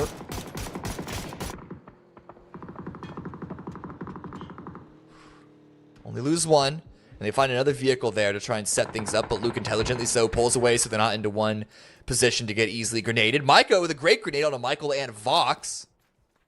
Stop being mission ready's approached, instantly looking towards Liquid, and then of course Toyo swinging in from another angle, instantly shut down by Penta. Great spray. Sakura Zensen holding on to their position. Hey, Penta making the push. That's going to be a vehicle from Toyo. He's going to laser Captain right out of there. And they're making it work. I mean, they're making it work against Toyo, but again, they're going to have to worry about Liquid. Once this is done, they're going to have to worry about potentially Mira flexing out, although I doubt that. They're got their hands full with 55. Emmy's going to go down to the blue. Adam's going to get knocked by Snakers. Was that a BRDM? Wait, what a... No, that was just a coup. Snakers trying to make goodness. it look like a BRDM, though. Rolling over, misses just barely the second attempt at a run over in the smoke. Instead, just going to step on out and confirm the kill onto Adam. Micah's at 1 HP. Frag grenade goes in. Trying to flush anything out from this position, but Micah calls the bluff, peeks on through it, takes Snakers down, and Mission Ready International get eliminated in 11th place. Still 10 teams up, but with a shift once again going towards the northeast, going towards 55. It is no holds barred for the teams on the southwest here. Yeah, man. Yeah, that was the problem with Soccer. They were looking at 2 different fights, and then the vehicle, the Chaos came in. They just got split. They ended up losing Penta and Adam for it. That's going to be a headshot, easy knock. High Man should be able to confirm that. So that's going to be Reba going down from Toyo. It's just up to Benya, but we've seen him do some pretty heroic stuff as a solo earlier in Miramar. We'll see if he can salvage this anymore for his team, as now the Gooners, T-Sock, making their appearance in a late game. Welcome, boys. Although how long that's going to last, I'm not exactly sure. Yeah. Bit of an underhanded grenade by Heyman. Benya's pushing forward, and just a blind Panzer called where Heyman was going to be playing from, and then instantly pulls the gun out to go for a secondary spray. Gets another knock onto Kurt. Grenade forcing them back down to 12 HP. But with Wooly still alive coming in from the blue, making it all the way to placement points as we're down to 7 teams all of a sudden. And now Mira making their way into... No, I'm sorry, 55. They pull away from their position, and they run into Mira. Yeah, this is what I was talking about earlier. 55 had pretty good tabs on where Mira was going, and they were pretty punishing about their rotation coming in, so it doesn't surprise me that, again, it's just down to LFP1. Either way, I mean, this is their worst game of the day, and it's, what, a top 8 with 5 kills? Like, or top 7? When you put it that way. Oh, peek up and over, but kickstart holds it. Good spray with the 4x there. It's all down to souls for Rock Esports. It's a real TIG, the real TIG start. Little tongue twister right there. With spectating TIG. It's going to be Shrimsy to find the last kill onto Rock. At range, and now it's just going to be Liquid with 2 left alive. Again, they've been doing well to make it towards these end games, but their kill counts have been very much lacking, unfortunately. In almost every game, you know, they're making it here. They're getting to the end game, but it's just, you know, even with 2, 3 alive, they only have 1, 2, 3 kills max. But it's working for them. You can see them on the leaderboard. They are just under 8th place. No, you're not wrong. And again, it's just about getting 8th. They don't need to win the game here. They don't need to win the group. So you are absolutely right. BRDM? I think that was the BRDM just now blowing up. So instead, it's just an incredibly expensive piece of cover. And Wooly is still alive. There's still a solo all the way from the beginning of the game. Duel have made it into the top 4. I don't think that's going to be a player anyone has tracked this late into the game. Yeah, I'm not quite sure they're keeping track. Oh, I lied. Well. Shrimsy told us to shut up. He was very much on it. 7 kills for the Falcons now. It is going to be a 4-on-4-on-2. Liquid again with still that duo, but it's going to be 2 full squads, Falcons and 55 to duke it out. See if, I mean, we'll see if Liquid can do anything. The problem is, I was going to say the problem is they need to get in, but Falcons might save Liquid and give them some time to recover here. Kick's going to step over and 5 Karak. And now you can see the other 3 members, yep, they've started to move this way, which means that Liquid have been afforded some time. Yeah, really good distraction. The timing just working out for Liquid. They even, you can see in the distance, they were dropping some emergency cover flares. Now, H-Win's perhaps just in a little bit of trouble because Falcons are set up very well to defend against 55 and to keep them out of the zone. But there's not a lot of pressure onto Liquid at the moment. It just depends on how healthy Falcons can come out of this fight. They're getting revived for 55, and then Tickleton spotted in the vehicle. But the smokes block Pippa away from that angle. And with the blue closing in at their back, 1 minute left before phase 6 closes, 55 need to look for which angle of approach they want to make. Do they still want to push through Falcons? I love this from Falcons, though. They could have pushed on. They know they're safe. They have 9, like, you know what I mean? But they chose to play it correct. They backed up. Practice how you play. Don't make stupid mistakes when you don't need to. They could have gotten wiped here. Their group stage would have been fine. Love this. But Alo, he's going to find the solo! Alo! He gets all of 55. That was sick with the Panzer to the switch AR. Oh my. I don't even care that he's about to get eliminated. That was huge. Oh, and then Kickstart take that kill away from 55, and there was nothing more for Alo to do but to try and take that fight. Not able to succeed. Falcons come out with the 9-kill victory. I honestly don't even know what the story of this game was. How open that mid to late game was. Everyone was fighting everyone else, but still really good for the Falcons to get a chicken dinner. They had a couple of, you know, subpar games for themselves. And even though we're so focused on today, Mira, Furia, and potentially Dangerous yesterday, Falcons are still one of, if not still, the best region in America. Sorry, best team in Americas. They're in a whole region by themselves. We cannot forget about them. Yeah, Falcons definitely the best region in our team. That being said, that is Rondo done for us, which means that's the last Rondo of group stages. We are heading into a wrangle very shortly. We are going to go to the highlights, and then we'll return in just a moment. So stay tuned, guys.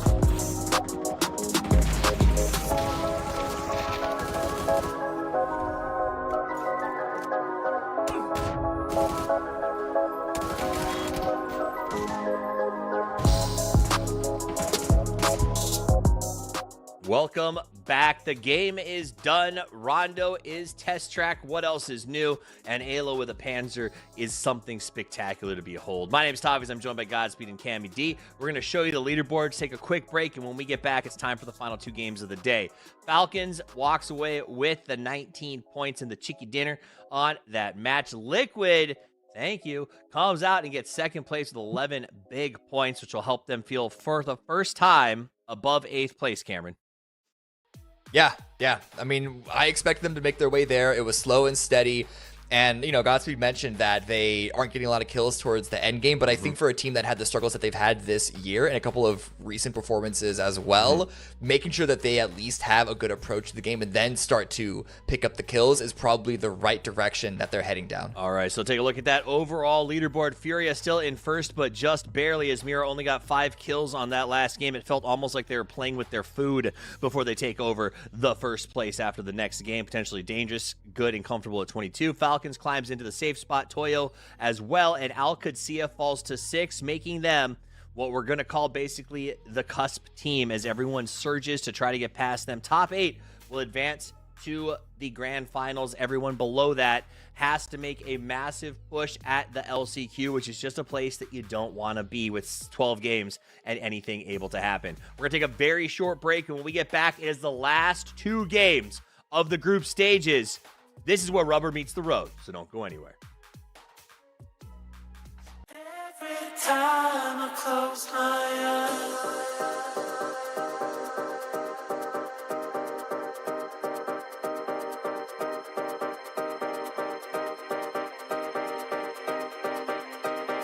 every time I close my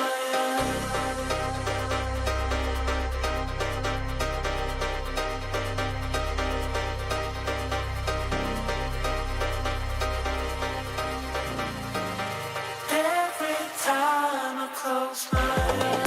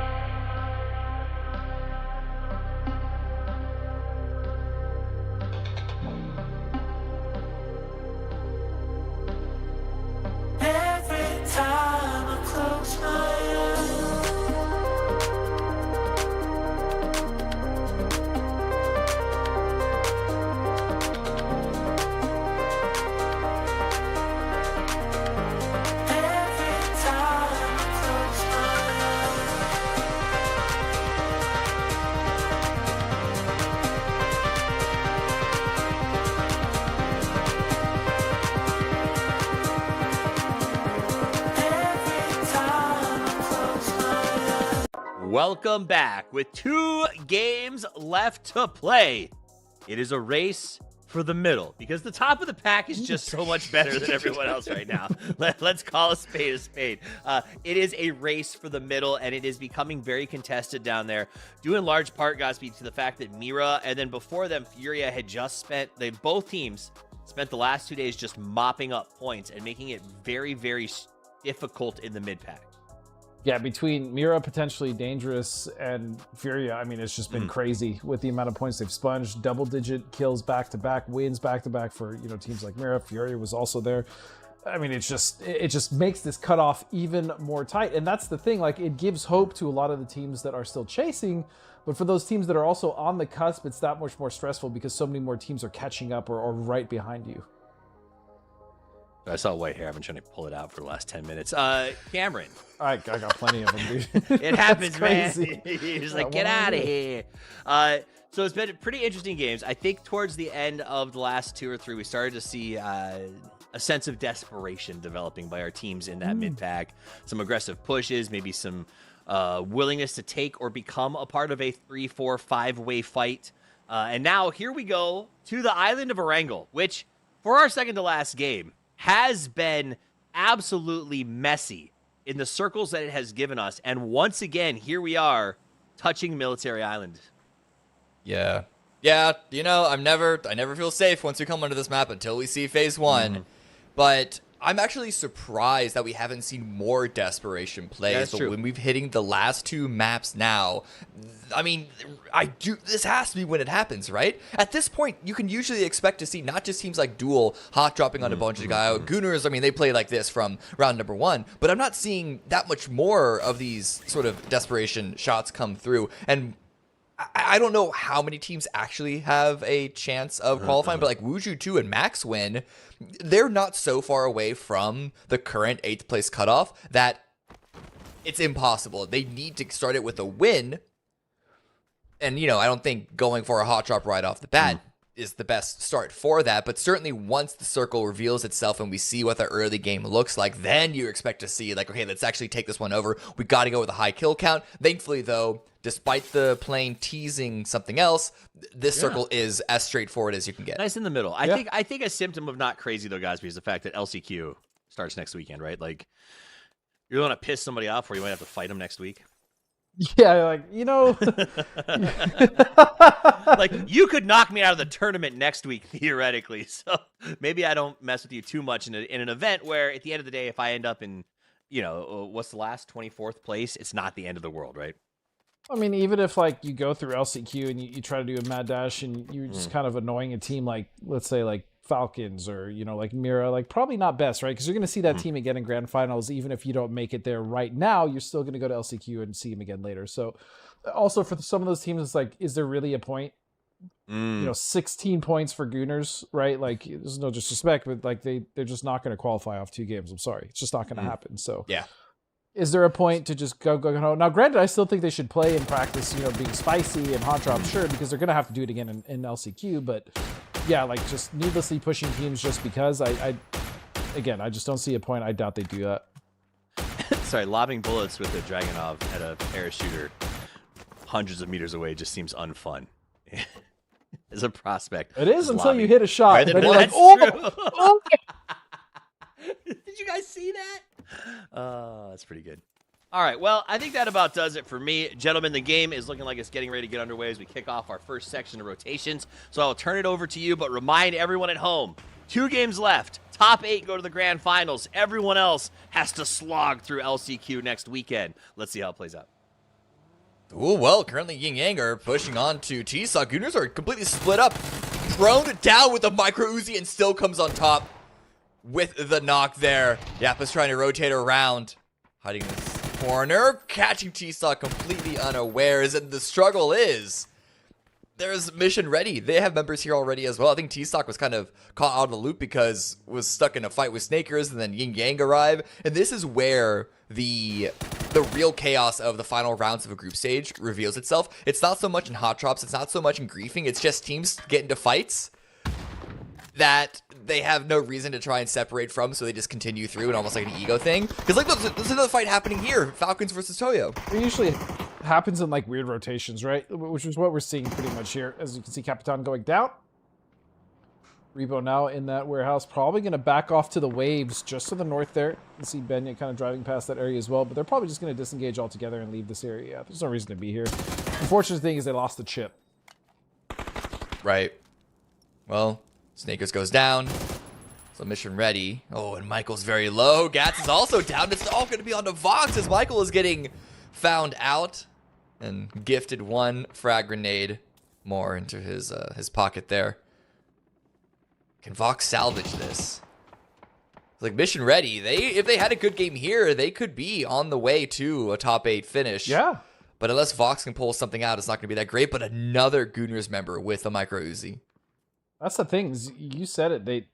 If they can finish strong here, they absolutely can make the top 8. But I'm not sure. Either way, Gooners now against. We saw what happened the last couple times actually. Bonge de Guile has run into the Gooners, and it did not end well. Boys of the Goons. So we'll see if that's going to be the case here. 22 though has not moved. I mean, neither has Bunt. Standing still, standing in that corner. I don't know how the Gooners ended up like this. Yeah, I don't. I mean, Didn't quite. it's impressive though. I'll say that. I mean, they've lost 2 and have 1 kill, so I guess we might have different definitions of impressive. I meant impressive to But see maybe how they Bunt were can- so split and Bunt in this Oh, position. right. not their actual state right now. All right, my bad. I was confused, but I mean, as we see, Bojaga remember stare down at some other enemies. More have arrived, so I think Bunt might be a bit more nervous just hiding in that one little corner. But a couple other teams are moving around. A lot of people in the center. Oh, Matt! That's the second point. Wait a second. Things are evening up for the Gooners. Oh my goodness, there's no way Bynum just runs right past. That's the second time now. No one wants to check this corner, this bedroom. Well, the thing is, you Nice, can there's good see stuff in here. most of the loot by walking, because most of the loot is off to the left. You can see without even going in there if there's anything in there. Yeah.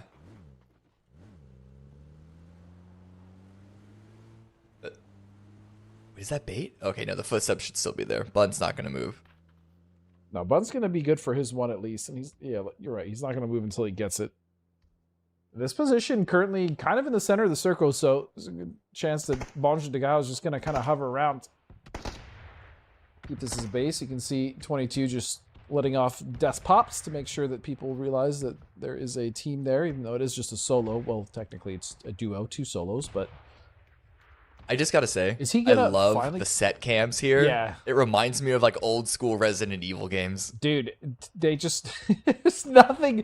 Bunt has to try to maybe move into a room with a window, but he's got to do it sneakily. Oh, there it is. No, Oh, God! no way, dude. Stop baiting us. The tease is so real.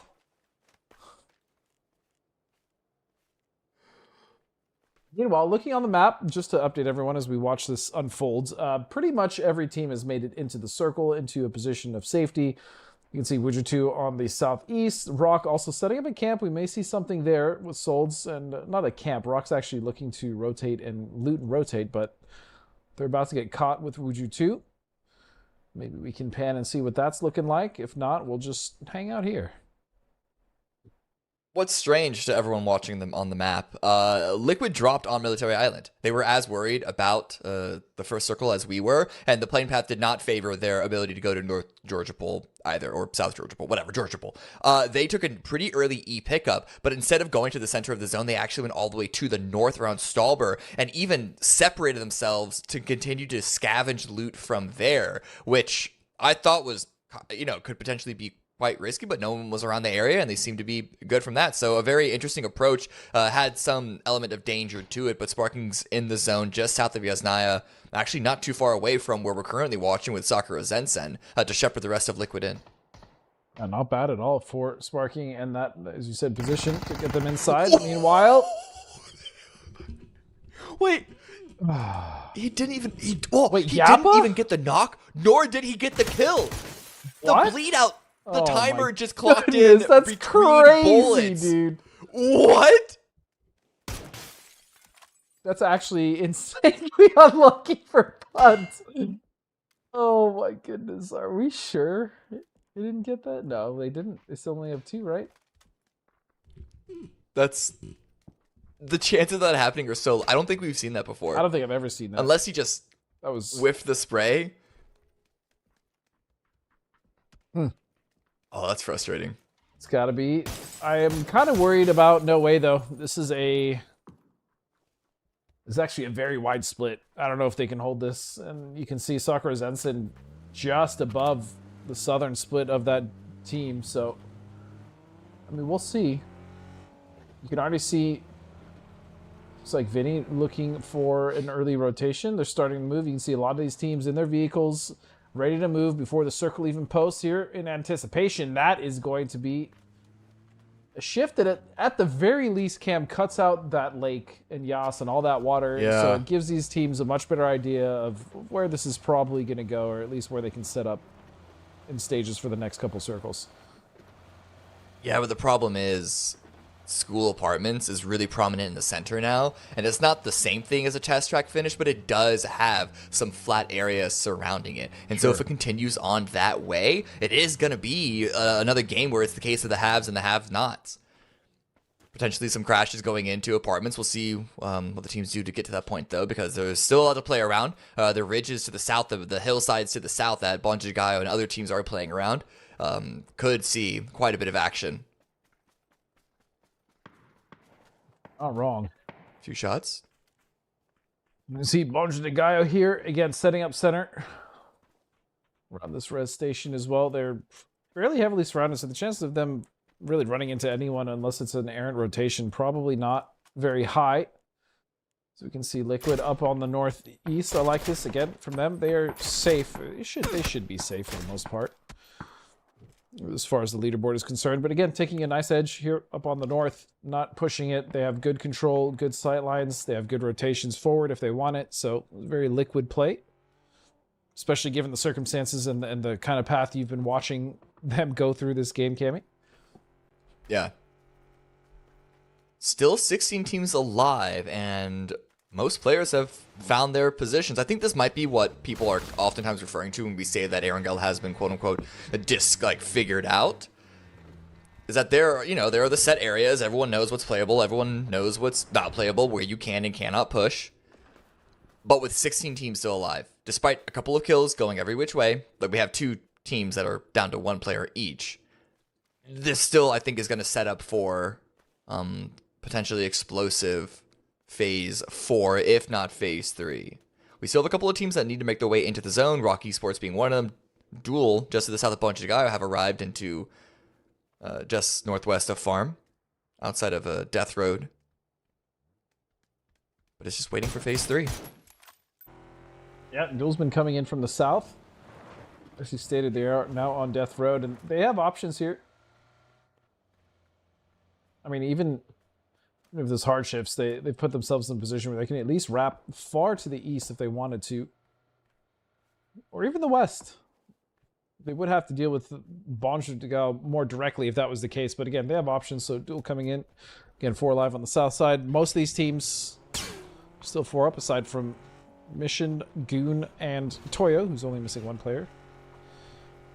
Yang as well down to 3, but this is a very healthy lobby so far, and as you stated, I don't think it's going to stay very healthy for very long, especially when we go into phase 4. Duel approaching Bonjigayo further, but Bonji have the high ground. This is a pretty difficult push for them to try and take. If they can get the knock on Franks, that'll be the opener that they're looking for. But at the moment, there is no need for them to go super high octane, super high velocity, because phase 4, it is going to be mostly center, a little bit east of apartments. But there aren't that many places to play, and who's going to be the first team to go to that individual building east of apartments? You don't talk about the position a lot, but it can be a very straightforward way to kind of farm placements in a circle like this that it is almost guaranteed to stay pretty deep into the game. Well, it looks like the 4 Daugs Jabane is going to find themselves not actually oh, what is... Dude, Bun and his little corners. What is this? But the Daugs looks like they might send it. Oh, no, they're just going to set up here. They're actually just going to set up here, and they are about to find someone who is already camped up in this area, but if he isn't found again, Cameron, I'm going to lose it. I know. There's at no way least though. loot here. They have to check it, right? Surely. Yeah, and the window as well. There are a couple of ways to spot inside. But they're not checking yet. They're actually keeping their vehicles back to try and protect their tires. And now shots coming down from the south. That's actually Bonji de Gallo, who, you know, in their own right, you can see falling now. It's 22 centimeters. Got revived from the blue chip. Are they leaving? No, they're just adjusting their vehicle. Surely, right? I think they're just adjusting. They have a decent split here. As long as they can kind of hold off their west, which, I mean, they don't know how many teams are there. It's just Falcons right now, but they're in a good spot. So we'll see how that one plays out. Again, Liquid, they had this sight line. They knew this was a possibility. They've actually pulled up in front of Mira. So we'll see if they're going to be able to hold them off here.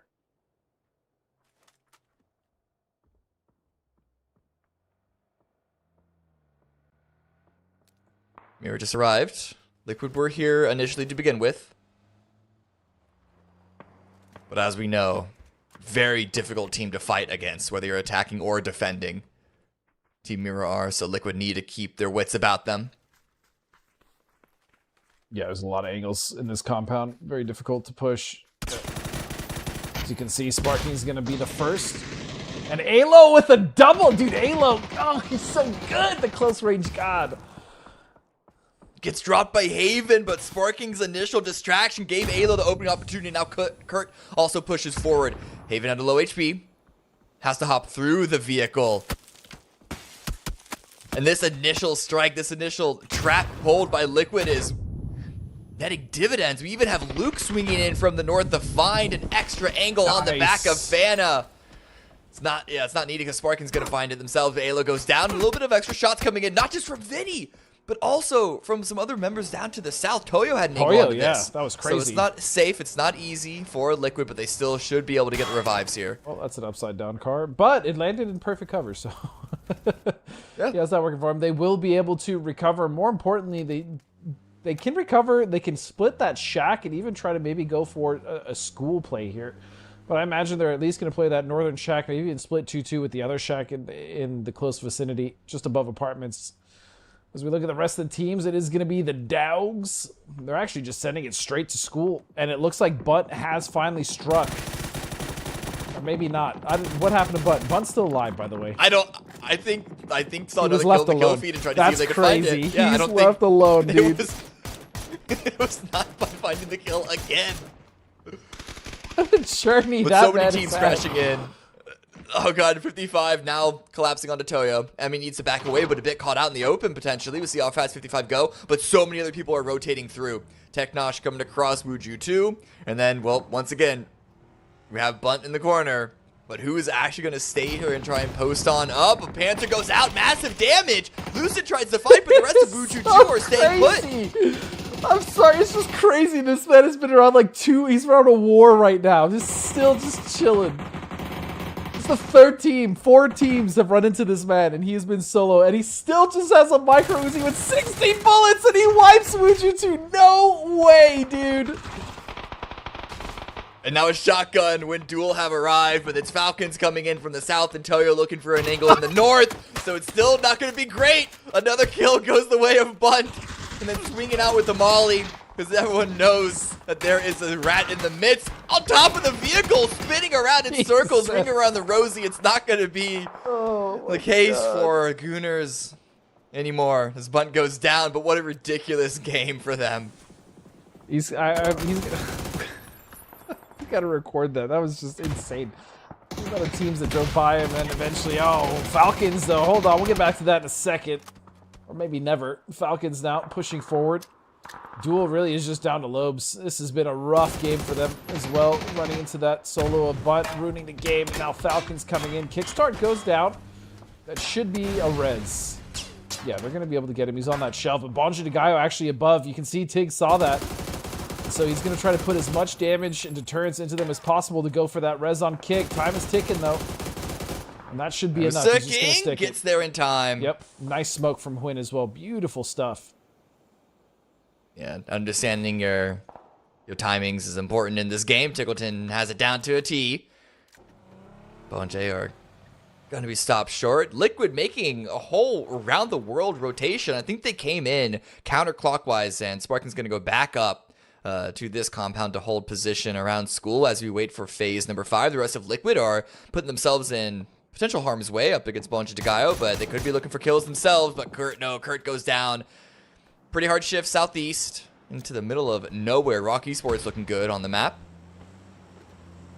That's why I love this rotation from Liquid. They just go all the way around. They don't even bother with apartments. And you can see, though, a lot of teams already have opted to make apartments their home. Toyo being the one with probably the most beneficial of those apps.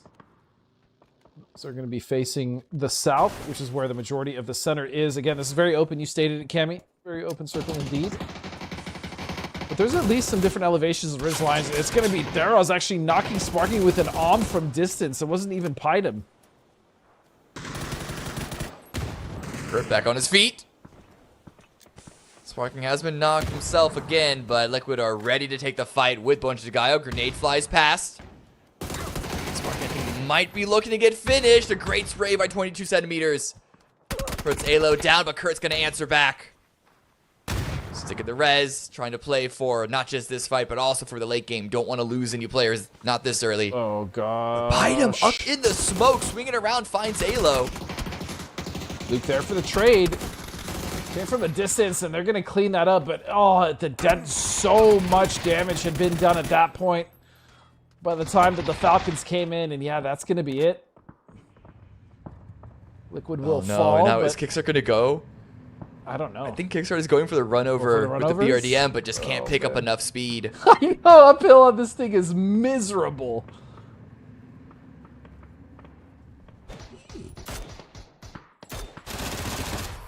Oh, there the spray is.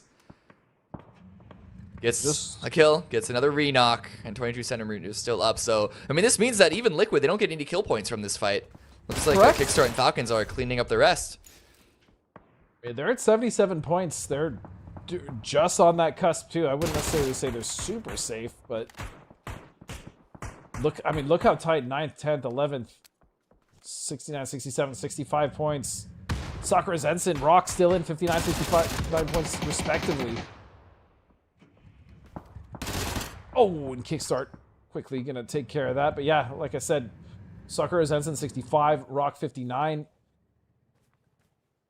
Even Mission with one member alive at 56, which is going to put a lot of pressure on these teams for the final game, Cammy. We're not even done with this one yet. Yeah. I mean, it's all down to QAD, I think, as the line to see how many teams can get over. Sure.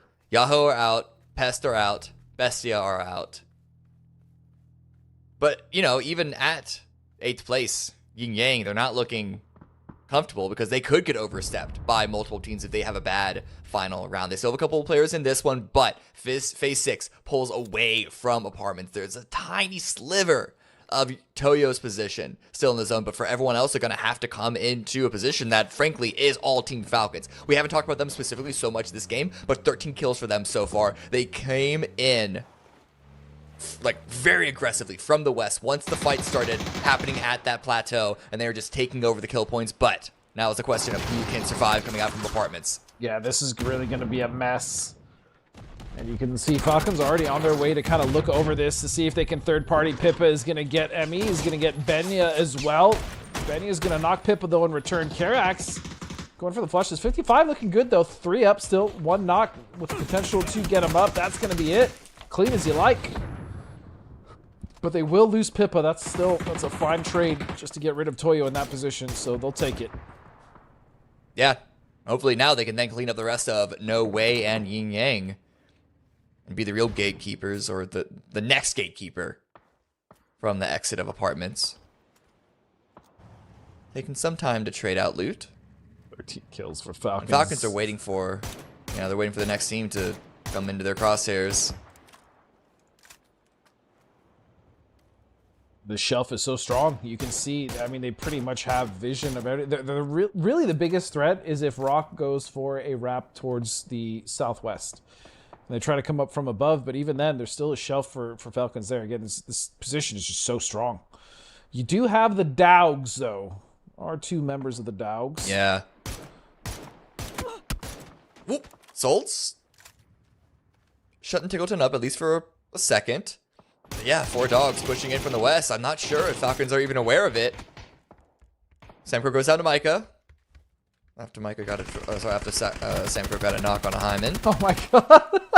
And then the inflatable boat to block the door. It's actually it's hurting them. They're trying to get rid of it so they can get the res onto Sam Crow. Oh, there it is. There they come. The 4 dogs have arrived. The down Delta goes down and it's a full flush. Playing around the BRDM. Isaac not getting trapped by the bait. But who knows when Kickstart's going to pop on out. Doesn't matter. Lucid has the angle. Catches Kickstart out. So they played around the BRDM almost perfectly for 4 dogs. Now in a 1 versus...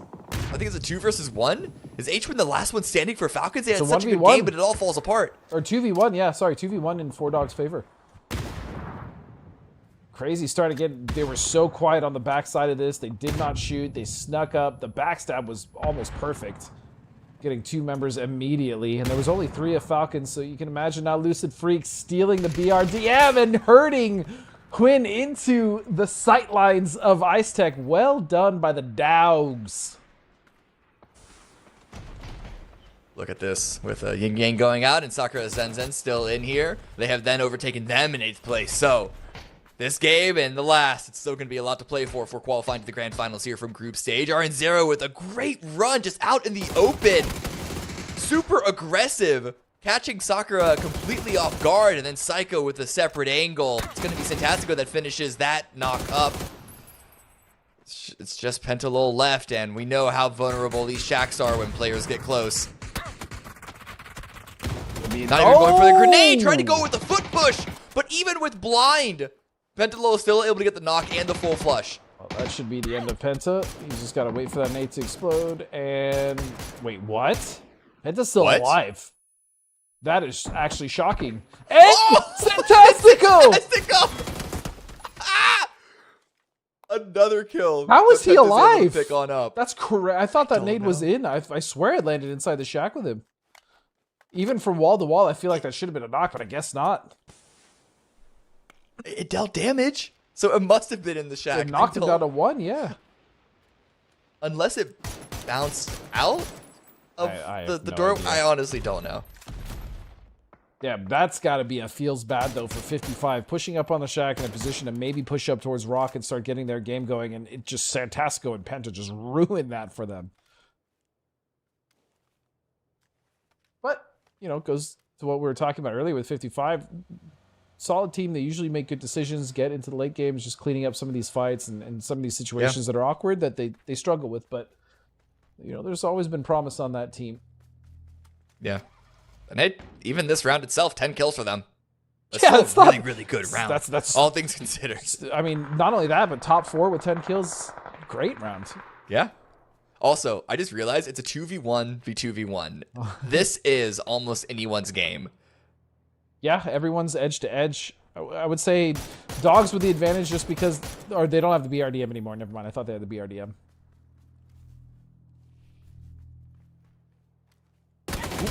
Penta peeking out. Ooh. Good tags, but Penta still has it. 4th kill for Sakura. Penta, LOL. Every single kill matters. They only have a 4-point lead at the moment against Yin Yang, who are sitting in 9th. So every single kill. Yeah, this is a huge game. Kill against qualifying or not. Yeah, huge game from Penta for Sakura Zensen. I couldn't agree more. Even for Rock, right? They have 2 kills, 2 members alive. They get the dub. That's more points. That pushes them into that threshold with 1 game left to play. So still a lot here going on, especially we talk about repercussions of the leaderboard in these final 2 games. Don't count out my Dogs. Don't you dare. No. I wouldn't even imagine. This actually might be my new favorite team. Just period ever. That name is too good. And it's so simple. Don't ever think it. With a Z. What is it? Keep it simple, stupid? Yes? Yeah, keep it simple, stupid. Yeah. Exactly. It's always a good rule. So, going into the end game here, 2-2-1. Dogs are watching for Penta, but they're also watching for Rock Esports, who their best approach is probably going to be just collapsing from the south onto 4 Dogs. But that's a P90 on the side of Penta. If he can stay alive and get into the zone, I don't know how much cover is actually outside of the blue, but could try and spoil this. Smoke's already in play from a couple of different squads as Rock push in. I'm looking at the center and there's nothing there. There is absolutely nothing there. Barren. Yeah. And Penta's probably going to go down next. You can see he's in the circle, but I mean, Rock and Dogs really don't have to move much. Well, Dogs will actually have to move soon, but Penta has found himself a corner. The problem is both duos are just focused on him, so. And there's no cover there, right? I don't know if he has any more smokes. He could be out of smokes. Yeah. Oh, they do have the BRDM. BRDM still in play. Okay. Now a more forward position. Bit of a distraction for Rock Esports. This could be the opening for Penta to push forward. You can see some shots go out. So now has to go down to 0. Ooh. Penta low swings up from the opposite side. Looks to clean that one up. It is stolen away by Lucid Freak. That is one more kill towards Penta being able to get this chicken dinner, or at least get one more placement. We'll see where Sold's ends up here. I'm getting old shades of Penta here, and I'm all about it. I'm here for it. Oh, please! No! Yes! Ah! No bias here, baby. No bias. None at all. None at all, but now forced out in the open by the blue. Even with the P90 in hand, it's still not going to be the easiest fight. Takes the engagement still out in the open. They're taking the 1v1s. Oh, got the knock. But Isaac was there for the trade, and that's going to be a 5-kill victory for 4 Dogs. For the Dogs, baby. The Dogs get the dub. You can see those beautiful mugs. But yeah, that was a absolutely huge, massive game for Penta and Sakura Zensen. That's going to give them a nice cushion there going into the last game. They're already in the top 8. But that was perfect for them. And then, yeah, for the 4 Dogs, that's a nice little confidence booster. Look, again, going into the last game, 35 points, you know, probably not 45 after that win, I think, whatever it is. Not great, but that is going to build some confidence, right? When we talk about going into LCQ, we talk about going even into the last game, it should be a good little platform for them to build off, as we are also going to make sure we build up the next game and get ready for it. The last game of group stages here at PAS 6. Don't go anywhere. The highlights are going to roll for you, and we'll be right back.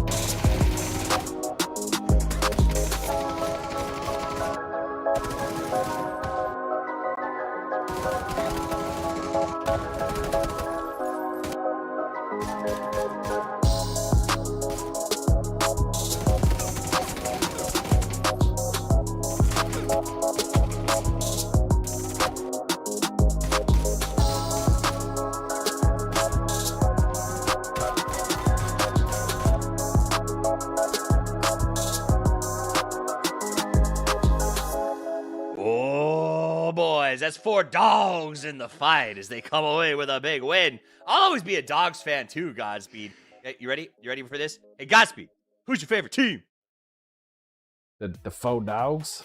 Ho, ho, ho, ho! Okay. 4 barks for 4 Dogs, boys. Come away with the win. I don't know why I entertained that. That was awful. You did. You did. Yeah, I'm just boning up on some good ones. All right, let's get into the action. Let's talk. Listen, I don't know why you guys are rubbing your faces. That was art. That was high art. Let's get into match results. It's me, it's Cammy D, it's Godspeed, and it's the Falcons walking away. Not with the chicken dinner, but with the most points, Cameron.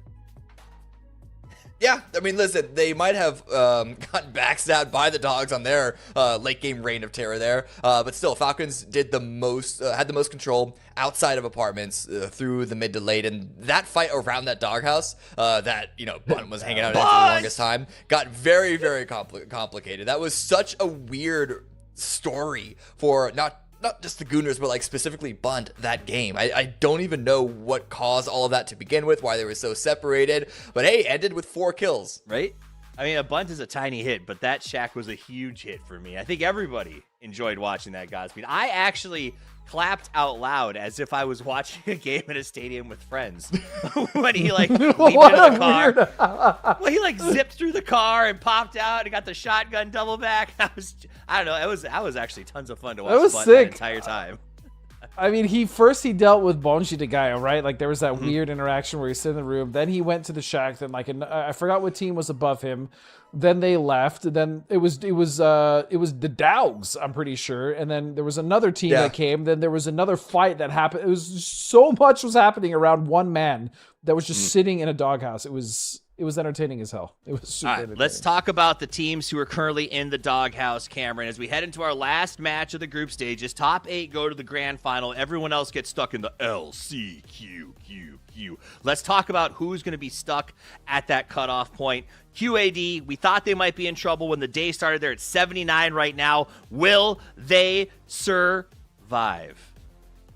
It's a high chance they will. The only thing that's going to knock QAD out is if both Sakura and Yin Yang have good rounds and all those teams below them, Liquid including, get above 79. What I think is more likely to happen is that we see Rock Esports try and overtake either Sakura or Yin Yang. Purely just because we know how chaotic the last game gets, no matter where the circle is. I think it would have to be almost the stars aligning in the most imperfect way for QAD to finally fall out. It's also possible... improbable possible to see Mission Ready International Alliance get into 8th place with one final good game. Same thing for 55, though they would need to have an even better game because they're sitting at a quick 5-0, and it would need to be a high kill victory for them. Mission Ready, they still want a chicken dinner, but it wouldn't have to be as high of a kill count for them to be able to make their way into top 8. But there are very few teams that actually have a final go of things on round 18 of this weekend. Right, because Alcacia can't get any more points for you guys watching at home, right? Everybody else is on the climb, so Liquid and SZ, Sakura, Zenson have the ability to keep climbing up. The crazy part for me, Godspeed, is as Cameron just laid out, there are 1, 2, 3, 4, 5, possibly 6 on a long shot teams battling to try to pass what we think will be AQD, but it might be obviously Liquid or Zenson if they have a bad game. But that is an insane amount of teams for the two of you to still manage in the hunt as we go into this final match. That's a bananas amount. Yeah, I mean, it's fairly high. And again, Liquid, Sakura not necessarily safe themselves. It leaves a lot of, not anxiety, but just in the back of your head, like, hey, we can't have a bad game because you do have teams like Rock, like Mission Ready International looking to pass them. But you're probably right. I'd say Alcacia probably safe. They'd have to get passed by 2 teams, like in Liquid and Sakura would also, a lot of different scenarios, but it's close, man. This cutoff is very close, and as we kind of thought, it's somewhere in the 70s to 80s, so that's what it was in Europe. Traditionally, that's what it's been for us, and it looks like that's probably what's going to happen again. Now, keeping in mind as you guys watch this match that it doesn't mean just because your favorite team, the Gooners, are at the 24th, still waiting for them to explode onto the scene, it doesn't mean they're out of it. They get to come back to the LCQ. Nice. They get a chance to make some moves and get back into things, right? Not everybody's gone. Your favorite teams are back next week, Cameron, maybe with a chance to make themselves even better for the grand final. Yeah, listen, that is what a lot of these teams are going to be banking on. But you don't want to have that happen. For the teams that have an opportunity to go for the cutoff, Rock Esports, Mission Ready especially, but even teams like Sakura and Yin Yang that are just trying to, either like clock in or just barely confirm onto that, this last round means everything. Like you almost want to forget that the last chance is there. You want to focus on just being able to win this one because qualifying to the grand final is absolutely huge. Skipping the elimination round is going to be absolutely big for so many of these teams. Right. I mean, I don't care who says LCQ is better for them. PGS is better for anyone, right? So like never take a risk of being in an LCQ if you can put your bid forward. to go even faster that PGS. This is the current year, and we'll see if it continues in the future. But the way that PGSs are established, Godspeed, means that your regional championships are so, like, more important than they ever have been before. You cannot mess around at the regional level anymore. No, you can. And I mean, when you talk about like LCQs in general, like oh, the LCQ's fine. You know, a team that you love that's really good will be just fine. We've seen multiple teams, like world-class teams. We've seen Twisted. We've seen Falcons. We've seen Liquid, FaZe. We've seen these teams not qualify from LCQs. So if anything, like, I think personally LCQs are more stressful than like a grand finals lobby because there's so many random factors. Teams do things you don't expect. Teams sometimes are lost and cause you to have a bad game because they just happen to run into you, like they don't know where to go. It's a mess, man. LCQs are not fun. So you definitely want to make it into the grand finals. Never do it to LCQ, but also never lead to the last game because as we brought up again, yeah, the last one was good, but this one again, Cameron, this flight path is like 25% chance of being military. Oh, it's not, look at the water. But it's still a really tough spot. I mean, it could be. Yeah. It's unlikely, but who knows? In phase 2, hardship southeast. But yeah, even if you assume that Sosnovka is not going to be in the game, that's still combine that with the water. This is like half playable. As we see Vox get a nice first starting kill because mission ready. They need to start fast here. They got to have a good game once again. Yep, that's a good knock, but that's what we call in the business gross. It's a gross circle. That is a gross circle. Well, I am going to leave the messy final game to the two of you to walk us through the final match of the group stages. Guys, girls at home, if you are just joining us, the top 8 teams above that red line punch their ticket to the grand final. Everyone below it has to fight through the meat grinder of the LCQ. There are multiple teams, maybe even 6 in the race, though some not as close as they'd like to be. Here we go, gentlemen. Take it away. Yeah, not even close, as they'd like to be at 55, sitting at 50 points, and now down a player as well. Bit of a frustrating start for a team that would need to have a real gangbusters run. We'll see if they can return. They could take the time and get the blue chip of their fallen player. In fact, I think that might be what had just happened, seeing the vehicle movement on the map. But it's going to slow down their rotation, and as we established, only half of this circle is actually playable. If you come in late, there might not be anything anywhere for you to go. Yeah, that's the thing. I mean, that's why they're trying to move so fast as well. Like you stated, if this was any other circle where there was more landmass, they would have had more time. But a lot of these teams are already going to be occupying the space, the very important, not abundantly available space in this circle because of that water, in order to make sure that their early game is set up so that the rest of their game isn't a complete mess, chasing circles, playing edges, you know, sharing with other teams. So we'll see. LFP1, though, is going to be running into a building with another... It's T-Sock this time, not Bunt. Oh, my goodness. Oh, he saw him. Ooh, that's a mistake. That's an opportunity as well for him to get out of there. Listen, if Bunt taught us anything, you got to be patient. But out in the open, T-Sock wanted to go a bit more active. And LFP is going to take that point. Thank you very much. They are now tied with Furia. Yeah, that was really nicely played from LFP. But you're right. They are tied with Furia. So I said they would pass them. It looks like they probably will. Not that it really matters. It is group stages. But no. for Mira, that's got to be a great confidence booster. But again, always worry about them in the grand finals. I'm hoping this might be the streak breaker as far as this event goes. We'll see. So Pippa does get revived and probably does the good play of landing a position in the circle that always runs the risk of being in a 1vx situation if you land on a team or if a team approaches your compound. But at the very least, it also could give you the benefit of giving yourself more time to loot before having to rotate, and also being in a position that your team can group up on if you can continue to hold it. So probably the best play for 55. Rock Esports now, they are currently leaving Milta, right when Blue is just getting ready to close. Yeah, and there would be... I mean, where if you are no way and you're leaving Milta with an E pickup or power, I should say, like where are you trying to land here? Right? Like, do you go above Quarry? I mean, we can see the map. Just pretend like you can't see the map. Where would you go here, Cam?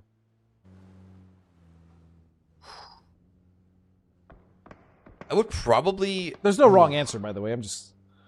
Yeah, nothing feels great. I think I would Exactly. lean closer towards the coast side. So like the south ridge of Quarry is where I'd be looking at. But yeah, nothing is. I'd probably go feels northwest. Great. I and work actually in from there, but south is also good. Like the Prim Ridge. Prim Ridge is solid, and you'd have to expect there probably isn't a team here or trying to loot in Prim this late. But given the plane path as well. But yeah, my point was that there's just not a lot of great landings, especially because of how many teams we already know are opting to rotate early into the circle in the center because of the water. But it's better than rotating by vehicle that distance, right? So I mean, they gotta get there somehow. Yeah, and again, like everyone watch the map if you can to see what we're talking about. But the fact that the e-pickup path that No Way are on cuts through the center of the circle, regardless of where the landmass is. They don't even have the options to go to a more northern section, like where you called out as a good place to play from that you would probably prefer would be like where around Liquid are, maybe north of them. They don't have easy access to that from their e-pickup trajectory. So even that is kind of cut out of as an option. Yeah, we'll see where they go. You also have, looks like Wuju2 just passed right by Gooners on the bridge. I think it was simply Matt and Icy Flex. Did they even shoot? They might have just let them go. We see Duel now with Wooly taking shots from a very wide split. Here they have that northern compound, that big barn compound to the north of the bridge. They're split all the way off to the west. Again, very interesting split. But it's smart. It's a risk, but it's smart. In a circle like this, with so much water in, again, we've been saying a lot. I mean, this is a good split for that because they're essentially, they're not hedging their bets, they're giving themselves options in case this does go really far one way or another. So again, it's a bit risky, but I like this from Duel. And you got to take risk in a circle like this sometimes. Oh, yeah, absolutely. More than sometimes. I mean, sometimes you're just going to have to take risk in a circle like these at times. Yeah.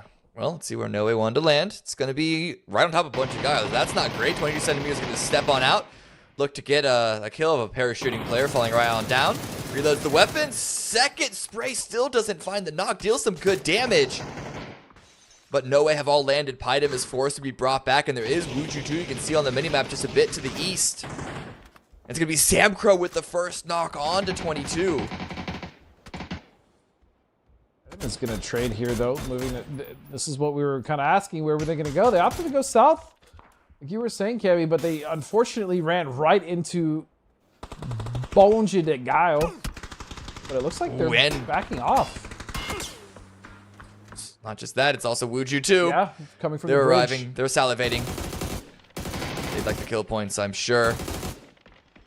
Dancing around the broken wall and great covering fire. I think Samcro still went down, but Vinny with a knock too. It's falling apart for Bonje. Easy grenade, probably looking to confirm that. Down to Vinny and Lopez. And sneak attack and the rest of Wuju2. They are thirsty for this one. They also need a really big game. I don't think it's mathematically probable, but you might as well go for it. Very improbable, but not impossible. We'll always try to... Ooh, that was a dirty angle onto sneak attack. Lopes, very aware of the option to get up on the roof on that side, specifically in this compound, as well as the compound on the south side of Millie. Actually, the same vault does exist, so a little tidbit for you. You can see Lopes was able to find that. This is a nasty window. He almost got it there. If that was a headshot combination, it would have been a knock. Lucid down to 4 HP. I think it was just seeing a bit too many targets. I called them away from that window peak. Cover comes down. Still have the opportunity to get the revival and sneak attack as the rest of the guy are trying to push in themselves now. Franks with the full kill confirm onto Samcro. So No Way find themselves squished between two separate squads. 22 centimeters. Back on up. Bonjigar actually full 4. Back left standing. Yeah. Not bad at all. Not bad at all. You can see now the circle. This is all still phase 1, by the way. That was literally all this action, all this chaos because of the circle was all in phase 1. We're now going to see our first shift. Please go south. I want chaos. Okay, that's fine. I'm cool with this. Even more chaos as Duel now very quickly are going to consolidate immediately to that central compound again. Split, even though it did have a mild element of risk to it, it's going to We'll see Max win heading that direction as well. Rocky Esports now in no rush as they've set up all the way on the edge here. They're going to be sitting pretty as well, shooting off the team of Muria. Not Mira, but Mission Ready Internacional. Oh, and then back in this fight, it was never-ending combat, never-ending engagement. Multiple knocks now against Wuju too. Seifu, last one standing as Karak has arrived and takes Enzito down. 55 on the approach. They had an E pickup of their own, and they're just getting part of the party. Good spray, but 11 HP runs out to try and catch the revive. Not going to be there in time. Bill Baje with 3 alive. Oh, headshot. That's going to be an easy one. Dunzo. Man, Baje and Gaio. I mean, even though they're in 20 seconds, some of their team fights have looked devastatingly clean. I mean, they're just running some teams over in this final day. Yeah, as you said, especially today. Now looking back on Liquid, looking to try and finalize their position in the top 8 for Dogs. They spoiled Falcons' win. Can they spoil Liquid's grand final qualification with this fight? Sun comes out. Luke's still going to throw the grenade. And Kurt was picked back up. This isn't in the zone, though. Or for Dogs still going to stick around just to spoil Liquid? There is going to be a rotate of one of those members to try and find an off angle there to the north. Fight him out. Nope, doesn't get it. I didn't expect him to, but 55 coming to clean that one up. Liquid, as you stated, this is happening outside of the circle. This battle with the Dogs is what? Luke was wrapping to. Oh, it was Ice Tech that was in between. Now Luke has been given the information. He's going to chase this one down as the Dogs scatter. And the Molly goes out. Trying to catch a long range. Oh, sees the backpack but can't find the angle. Now Vorpal is going to go down, caught out by the rush of Alo. So good stabilization here by Team Liquid. Probably happy about the kill counts as well. Again, sitting at 79 total points. They know there's at least QAD that is sitting as like the block in between them and falling out of the top 8. And for, I mean, they still want to get as many as they can get. For Yin Yang, they're stuck up on the northeast, right? If we're talking about teams on the cusp, especially teams to watch for this game, they're 4 alive, but they only really have like a very slight foothold into the circle. So this is going to be a tough game for them. We'll get to them in just a second as the Dogs step up and push. Purdy's going to get the trade there after Tech gets Luke 12, and this should be an easy res. As you can see, okay, Alo, don't go down. Yeah, I was going to say, he's got to stay up. Looking for the last member of the Wow, the ego peaks there. And the fact that Alo's missing, I'm sure he's not happy about that. Oh, but there's the nade. Okay, we're good, Cammy. We are good. Everything is just fine. Dogs are down. 4 kill points. We'll take that. It's going to be a bit of a struggle for Liquid to get into the zone as we see where the next shift is going to be. It's going to focus up around the lighthouse. This is great for Rock Esports. Oh, that's a circle. That sure is. It's gorgeous. I think that circle's gorgeous. Hey, listen. We know it's going to go to the north somewhere. It could go all the way to the northwest around like between Duel and Max Win.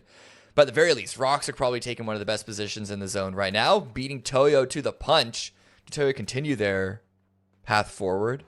And then for teams like Sakura Senzen and Yin Yang, how did that not clip him? Doesn't matter. Yaikaz is still standing. These two teams are basically fighting each other over the current cutoff point. This could be the fight that decides who qualifies and who doesn't. But Sakura, they pull away. They don't take this engagement. Yeah, that was this is a great decision from Sakura. There's no reason to force this fight here. Really just find something inside her or get in a better position to fight this. But better position, half of this circle is field. The other half that's not water. There really aren't that many places to play anymore. You're going to have to fight sooner or later. Looking at Mira, they've gotten 1 kill point for themselves so far, but putting themselves in the forest of death. I'm curious. Overlooking Max Win's compound. Curious if Sakura is actually going to opt for the 12-pack or the forest around it. There's a dip to play there, or even go for a field play. There's some ridges on the north. Actually, there's some good ridges on the north of this field where they can play, like really solid ridges. Their biggest threat would be their north. potentially backfilling, but there is a place to play up there for sure. Oh, what is this? Another deployable, or inflatable boat. And oh, tech knowledge with a great Panzer. Frogman's going to swing on out, sees the vehicle about to go up in flames, and knows that there's another member in this side room and doesn't want to fall prey to that. They know they have the advantage in the fight. No reason to push it. Some good counter play. LFP actually steals the knock on to Psycho away. And it's all falling apart. 455. They might have brought Pippa back into the field, back into play. But they're not done yet. Wait, a couple of knocks going against Maxman. But Frogman with the sawed off doesn't hit the angle. It worked out. It's okay. He saved it. It's all good. Gooners, meanwhile, the three of them that made it in. Bunt's going to be charging in with the PP-19 Bizon. Okay. Silencer equipped. No red dot. Love to see it. He's good to go. He's ready. Secondary is a Desert Eagle, Cameron.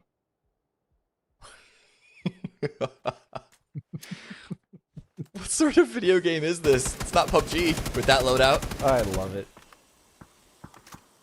Always count on the Okay, so the circle does shift away. And it just goes the more straightforward path. Toyo now looking really good with their position. This Bunt gets a knock on a shaft. Low ammo count, as Toffees is pointing out to us. Needs to make every single bullet count, but that is the VSS standing on the opposite side, holding the angle. Bunt still comes out on top. He's the best. It's the best gun in the game. The new meta has been realized. The PP is here, and it's gonna melt ya. As Icy Flex will get that one with an MP5K. Don't you sleep on those SMGs. That's what the Gooners are telling you. There we go. 370 rounds. Bunt's good to go. Gooners. Simply Matt, though. He's living on that old meta. That's why he got knocked. He's using a nog. It's the only reason he got knocked. So, Liquid now. 5 kills. I think it's safe to say that they are safe. There's still a lot of players left alive. Yeah. It's not going to be 100% if they just instantaneously explode. And, Even then, I think Rock they're have a good safe. game. Yeah, well, Yin Yang and Rock, if they start to clean up everything themselves, and Sakura them too, it's most likely though. It's really on Sakura and Yin Yang and potentially Rock, and maybe potentially I don't know. I think Mission Ready they would have needed to have a good game starting already for them to have a solid chance, just with how many players are left alive. I mean, even with a win and like 5-6 kills, I don't know if it's enough yet. So we'll see. We will see. Team Liquid are now cleaning up the south side. The Gooners, no. Bunt's down. Icy Flex. The last man standing. Oh. Great taps, great shots.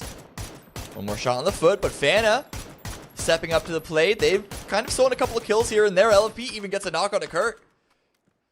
So Liquid, despite running into a Gooner, seem to have the initial advantage, are realizing that it's still not going to be an easy approach. No vehicles for them to play with, it seems.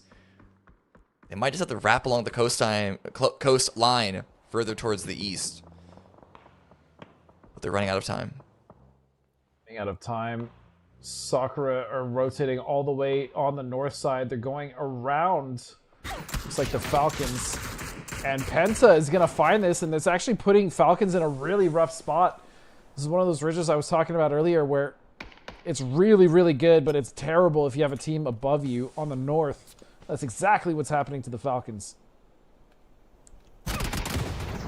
Oh, Icy Flex. Knock on the Kurt once again, and look at that bleed out timer. He has been revived so many times this game. There's just no way he's going to pick back up. But now in the blue, Icy Flex running out of time of his own, and Sparking's going to pick that kill point up. Gooner's get eliminated in 10th place. 9 teams left standing. 1 team elimination away from placement points. And Mira are so committed on just not letting Liquid into this next zone. Yeah, I mean, why not? They have so much control. They know that coming into this one's going to be rough, especially with this current shift. Get the points. Also, now that they know it's Liquid too, I mean, Liquid is safe, but It's hard for Team Mirror to know that. They don't have a leaderboard floating in their face the whole time. Stop Liquid from qualifying if they can, right? Like, that's a strong team that you want to just eliminate from Grand Finals if you can and send them to LCQ. So great. Again, great from Mira. I would do the same thing if I was them. Definitely makes sense. Definitely tracks. Rabbit with a knock on a Luke 12. Still going to be another revive. Does Liquid consider denying from this position? It's just purely because of the lack of vehicles. I don't think they're going to make their way out of the blue. Luke instantly re-knocked. Surely they're not going for a revive again. No, I don't think so. Maybe. He actually might have a jammy pack. He could be jamming in there. Oh, Raylo's going to go down. Yeah, and Luke 12 does fall. It's all on to Sparking. At this point, yeah, I think that jammer pack might have just run out. 37 HP, trying to hit the first aid kit. If any bullet tags him, it's going to be all over. But even still, I think it's very unlikely that Liquid get any placement points here in this round. Yeah, probably not, but they have gotten 7 kills again. They're going to be just fine. It's Sakura Zensen that I'm really focused on here. They're still on the north side circle. It has shifted. They're still given opportunity to play, and Mira now rotating all the way around the compound of Duel, and they're just going to get shredded to pieces. Fada actually making it in, somehow getting the knock. No way! That's so frustrating. Setting up the shield to get the first aid kit. The angle is still found. Liquid do get eliminated in 9th place, but now Duel are reeling from the sudden arrival of Team Mira. All onto Wooly and IQ. Stun up and over, looking to swing around the side. It's going to see the body. And hey, look at that, free point. Thank you very much. I'll take that. You know, like, even for a team like Duel, regardless of what happens here, I mean, they're not going to go to Grand Finals unless they go through LCQ, and that's fine. That's totally fine. I mean, these guys coming back together need to build some synergy, you know, get back in the mix of things. It's been a long time since we've seen K-Mine and Wooly, you know, these boys, like, even Penta's taking a break from competitive play, so not a bad start.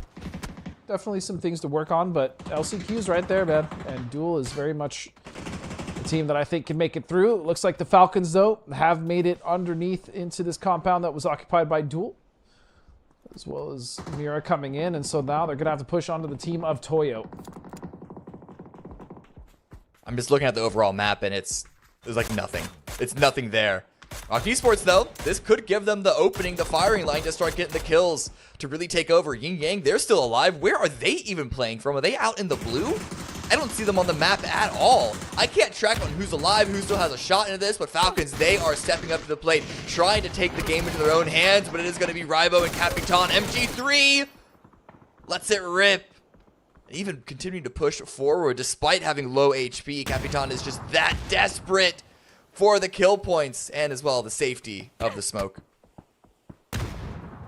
Now it's just up to Tig. See how devastating that MG3 is. Oh, I think Tig saw the gun. The flash was so perfect. Now Capitan and Toyo will slip even further into qualification. 95, 96 make it. Points as Capitan can now sleep well regardless of whatever happens in this game. They are good to go. Meanwhile, you still have 3 members of Yin Yang, and they are currently in the circle. A team that is not, though, is going to be Sakura Zensen. But they've gotten the kills, though. It is a 7-point gap between Yin Yang and them, but only a 5-point gap between them and QAD after all of this talk of Mira point sponging, thinking that QAD are safe. They might still actually fall out if either Yin Yang or Rocky Esports gets the points to overtake them. We see Mission ready on the northeast on the minimap, and of course Rocky Esports staring down at Sakura Zensen.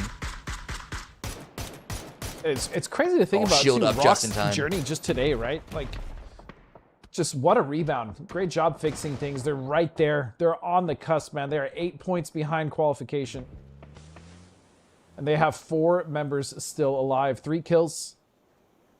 You got to look over towards Yin Yang, see what they can do. I mean, Mira and Mission and this team, it's possible, but I don't know if there's enough points. They're now making the push. It's going to be like Kuz with a trade, and it's Chaos. Mission Ready is out of there. with the support of Rock Esports, Yin Yang are able to hold on. And now they can go for the revive onto Trist. No one is ready to follow up on that push. We have the top four locked in. Rock, Sakura, Yin Yang, and Toyo. And a lot of them are actually quite healthy, which is a surprise considering what this final zone looks like. It's a field finish. It's a field ending, or at least close to it. But 4 members for Rock Esports. A lot of utility still. Playing the smoke out, getting ready for a push, it seems, onto Yin Yang's position. Is it gonna be, man? The implications of this game. Oh, Waiku's just ripped RBN out of the vehicle. Absolutely plucked him like a cherry. Deflate is there to get the revive, and I don't think the grenade's gonna land. It's close, but not close enough. But while all of this is happening, Sakura Zensen, they're in the circle, they're in the zone, and they can look at farming whatever angle they can find out of this. But yeah, Rock Esports' approach got stalled a little bit short, and now the blue, well, it's getting dangerously close to starting to close. Yin Yang has got to be, I mean, you can tell they're nervous too. They have not moved. They're just holding down, hunkering down as much as possible. They're playing what they're given, but the nades from Santastico, it is looking mighty LCQ-ish. Unless Waiku's can be an absolute hero right now. Well, a lot of damage on Santastico. Limited cover behind that hay bale. Peeking out again, trying to look for more, but there are so many targets. So many angles that Waikos needs to be aware of. Swap back to the red dot. Taps a single headshot. Santastico dropped low once again. Toyo are eliminated though. And Rock Esports are picking up more and more kills. Even with the jump gets tagged. And now Micah backfilling Toyo's old position. Now suddenly Rock Esports not nearly as confident. And they're eliminated. They're out of it. Yin Yang get another placement point. And look how close it is. They even do it. They even overtake QAD. They've made their way into the grand finals, but can Waikos end this with a steal, a 1 versus 3, or does Sakura get the final chicken dinner? That is incredible. Just at the very end.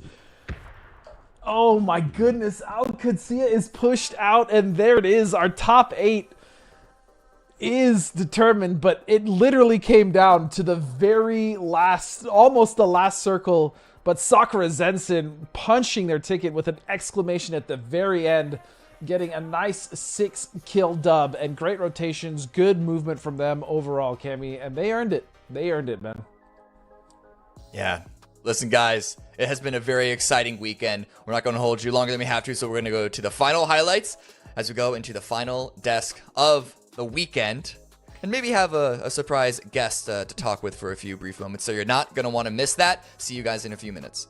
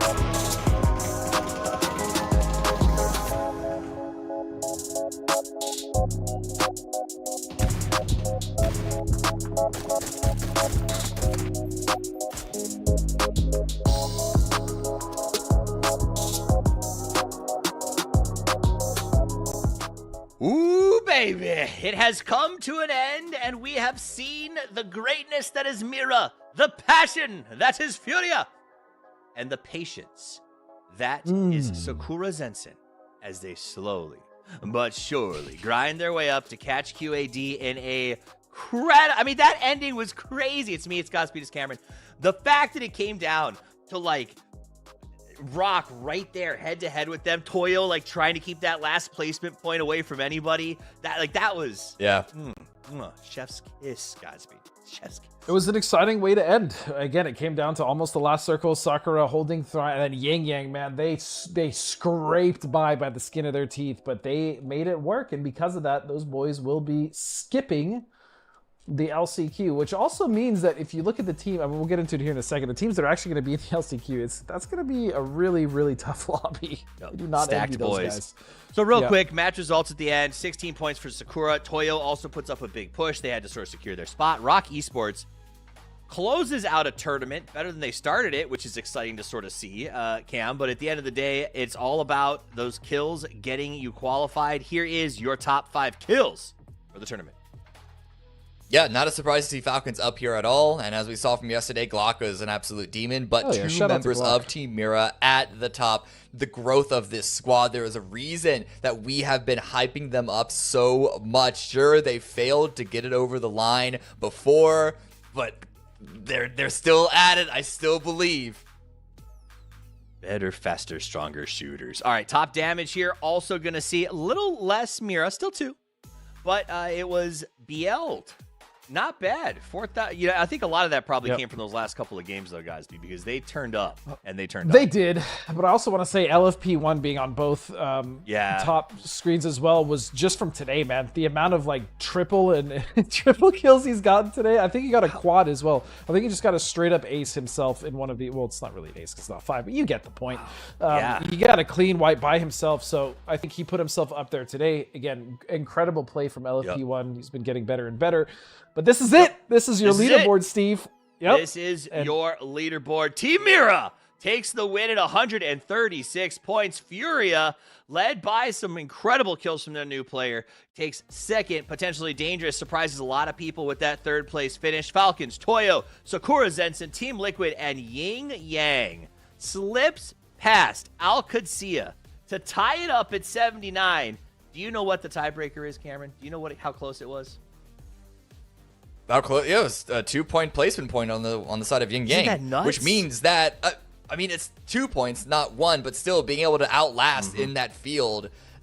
It's not just the points, but it's the type of points that it was able to give to allow Yin Yang to overtake QAD. What a heartbreak for QAD, though. We thought that they were out, and then we thought that they were back in, and then by 2 points, a tiebreaker, they're out. Yeah.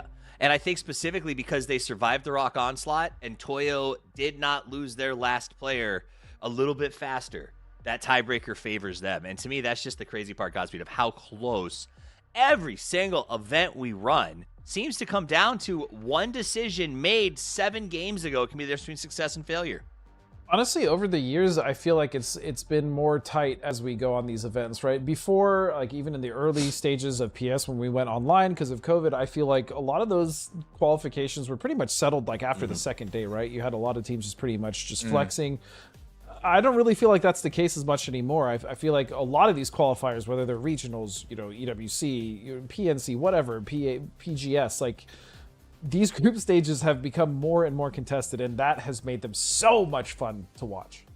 Now, these are the 8 teams that you will be having so much fun watching in the grand final. Straight bid, Team Mira, Furia, Potentially Dangerous, Team Falcons, Toyo, Sakura Zenson, Yin Yang, and a blast from the past who's showing up again, baby. It's Team Liquid makes the pass, and they will all go straight to the grand final in 2 weeks' time. That doesn't mean everyone else is done because we've got our last chance qualifiers next week. And the teams who didn't qualify there will be taking the field of play next weekend. Only 12 games. This is a pretty impressive lobby, gentlemen. Yeah, it is. Listen, even if they did fail to make their way to the grand finals immediately, QAD still showed a lot of signs of greatness. We know how strong of a team that they can be. Rock Esports as well. And then Mission Ready, they're a big threat. Bestia. A couple of these teams might have had a few slips on 1 or 2 of their days of play, but big threats regardless. And I think for the more underdog teams like Maxwin, Forward Dogs, No Way, even Bonchi Dagayo, as good as fights as they have had, it's going to be a big challenge for them to get into the final 8 teams that go to the grand final. You know what I want to see in the LCQ, Godspeed? Longer names? No, I'd like to see the Gooners get one placement point. Oh my goodness. They don't need the placement points. Just looking at that list of teams though, and then you see Mission Ready International Alliance just like takes up the whole graphic. I wish they had more words in their name. Now, they trolled a little bit when they picked that name, but I'll tell you who is not trolling and has a very similar name. It is Team Mira, and we are going to be joined by Fana from Team Mira to chat a little bit about what was a meteoric experience here at PAS6. Welcome, Fana. That's got to feel good coming away with first place. Thank you, guys. Hello. Hello. All right, I'm going to start off with the two of you guys. I'm going to let Cameron ask the first question. Cameron, what do you got?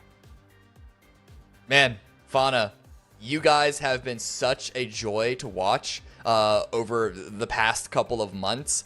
What has this experience been like for you guys? Because in the Players Cup and then now at this PAS, it has been looking like so fun for you guys to watch. It just really solid trajectory up. You look better and better every time playing against some of the best teams in the region. What has that been like?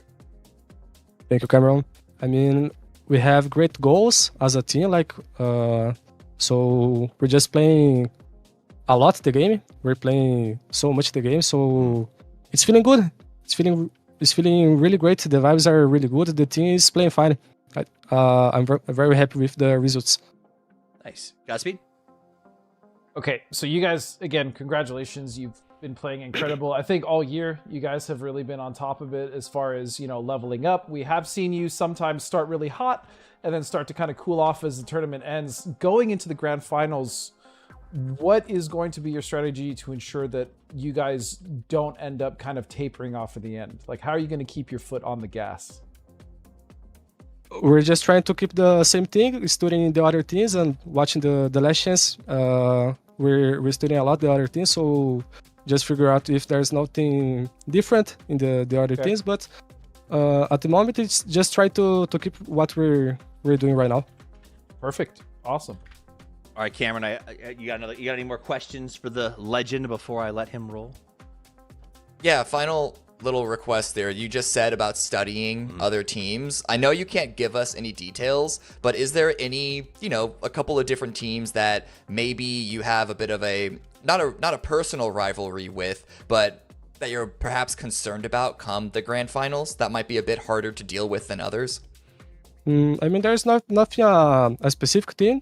The parts of the studio is more with the big head or coach. So I mean, he just tell us what to do, and he talk a lot with the fixing or IGL, so it's more the tactic part is more with them. So I mean, I just have to play the game. Nice. I like that idea. Awesome. Let them do the thinking. Easy. I'm just gonna go out there and slay. Let me ask you one final question. Fana, you're playing here for PAS6. You were at Wuju 2 at PAS5. You were working in silence for PAS4. You have been a journeyman, a warrior in this game. What is it about the Mira roster or team that you think is working so well? What's making you enjoy being a part of it?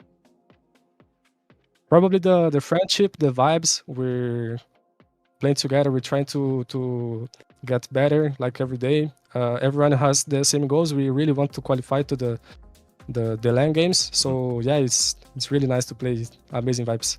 Well, I would love to meet you and hang out at the LAN games if you get there. When you get there, we'll do our best. We'll make sure we schedule a dinner or something. But before we do, I want you to have a chance to give a shout out. Speak to the fans, speak to the enemies, speak to your best friends.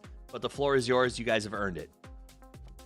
I mean, thank you for everyone. Thank you for the comments and for following us. I mean, you guys can wait more for our team. So yeah, thank you.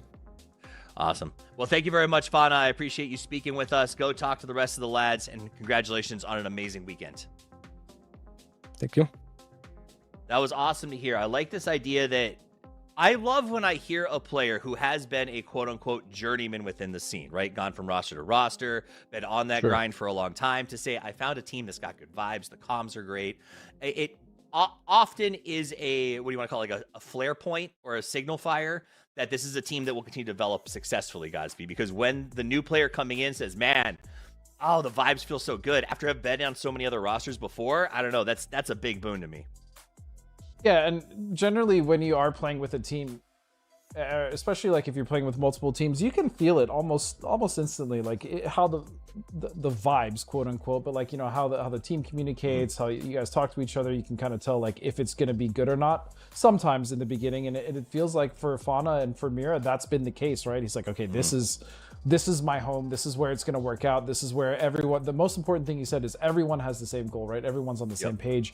They still want to grind, they still want to practice, they're all hungry, and that's what's really going to elevate a team like Mira in order to get to those LAN events. Now again, they just have to fix the problem they have of kind of sliding when it comes towards the grand finals or the end of an event, but they can definitely do it, man. That's a strong team, and I hope to see them do it.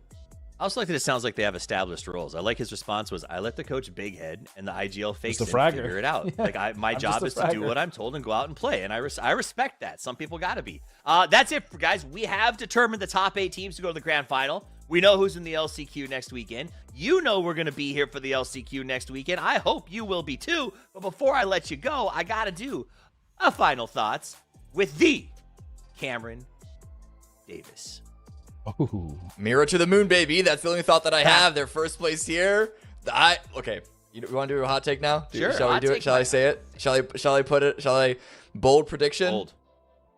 They're gonna win PAS 6. Oh, Mira? PAS 6 Yep. champions? I like that. Ooh, I like do that. like that. I feel like Finals Falcons is going to be grumpy with you for saying that, but I feel like Mira, you're Don't right. matter. All right. Don't matter. Don't care. I like it. Do not care. Cameron's calling Mira, and I respect it. Godspeed. Hey, your final thoughts. I think the LCQ is going to lead to some potential upsets that we probably won't be happy about, because that looks like a very interesting lobby. So looking forward to the LCQ. We'll see. Yep. Make sure that you guys are back. Godspeed is dead on. The LCQ kicks off next weekend for 2 days of frenetic play, and you're going to want to be here for that, I assure you. On behalf of everyone here, the production team, Krafton, and our entire team, myself, Godspeed, Cameron, Porosaurus, Matchroom, and Gibson, we appreciate you guys spending your evening with us. And until we see you next time, play more PUBG.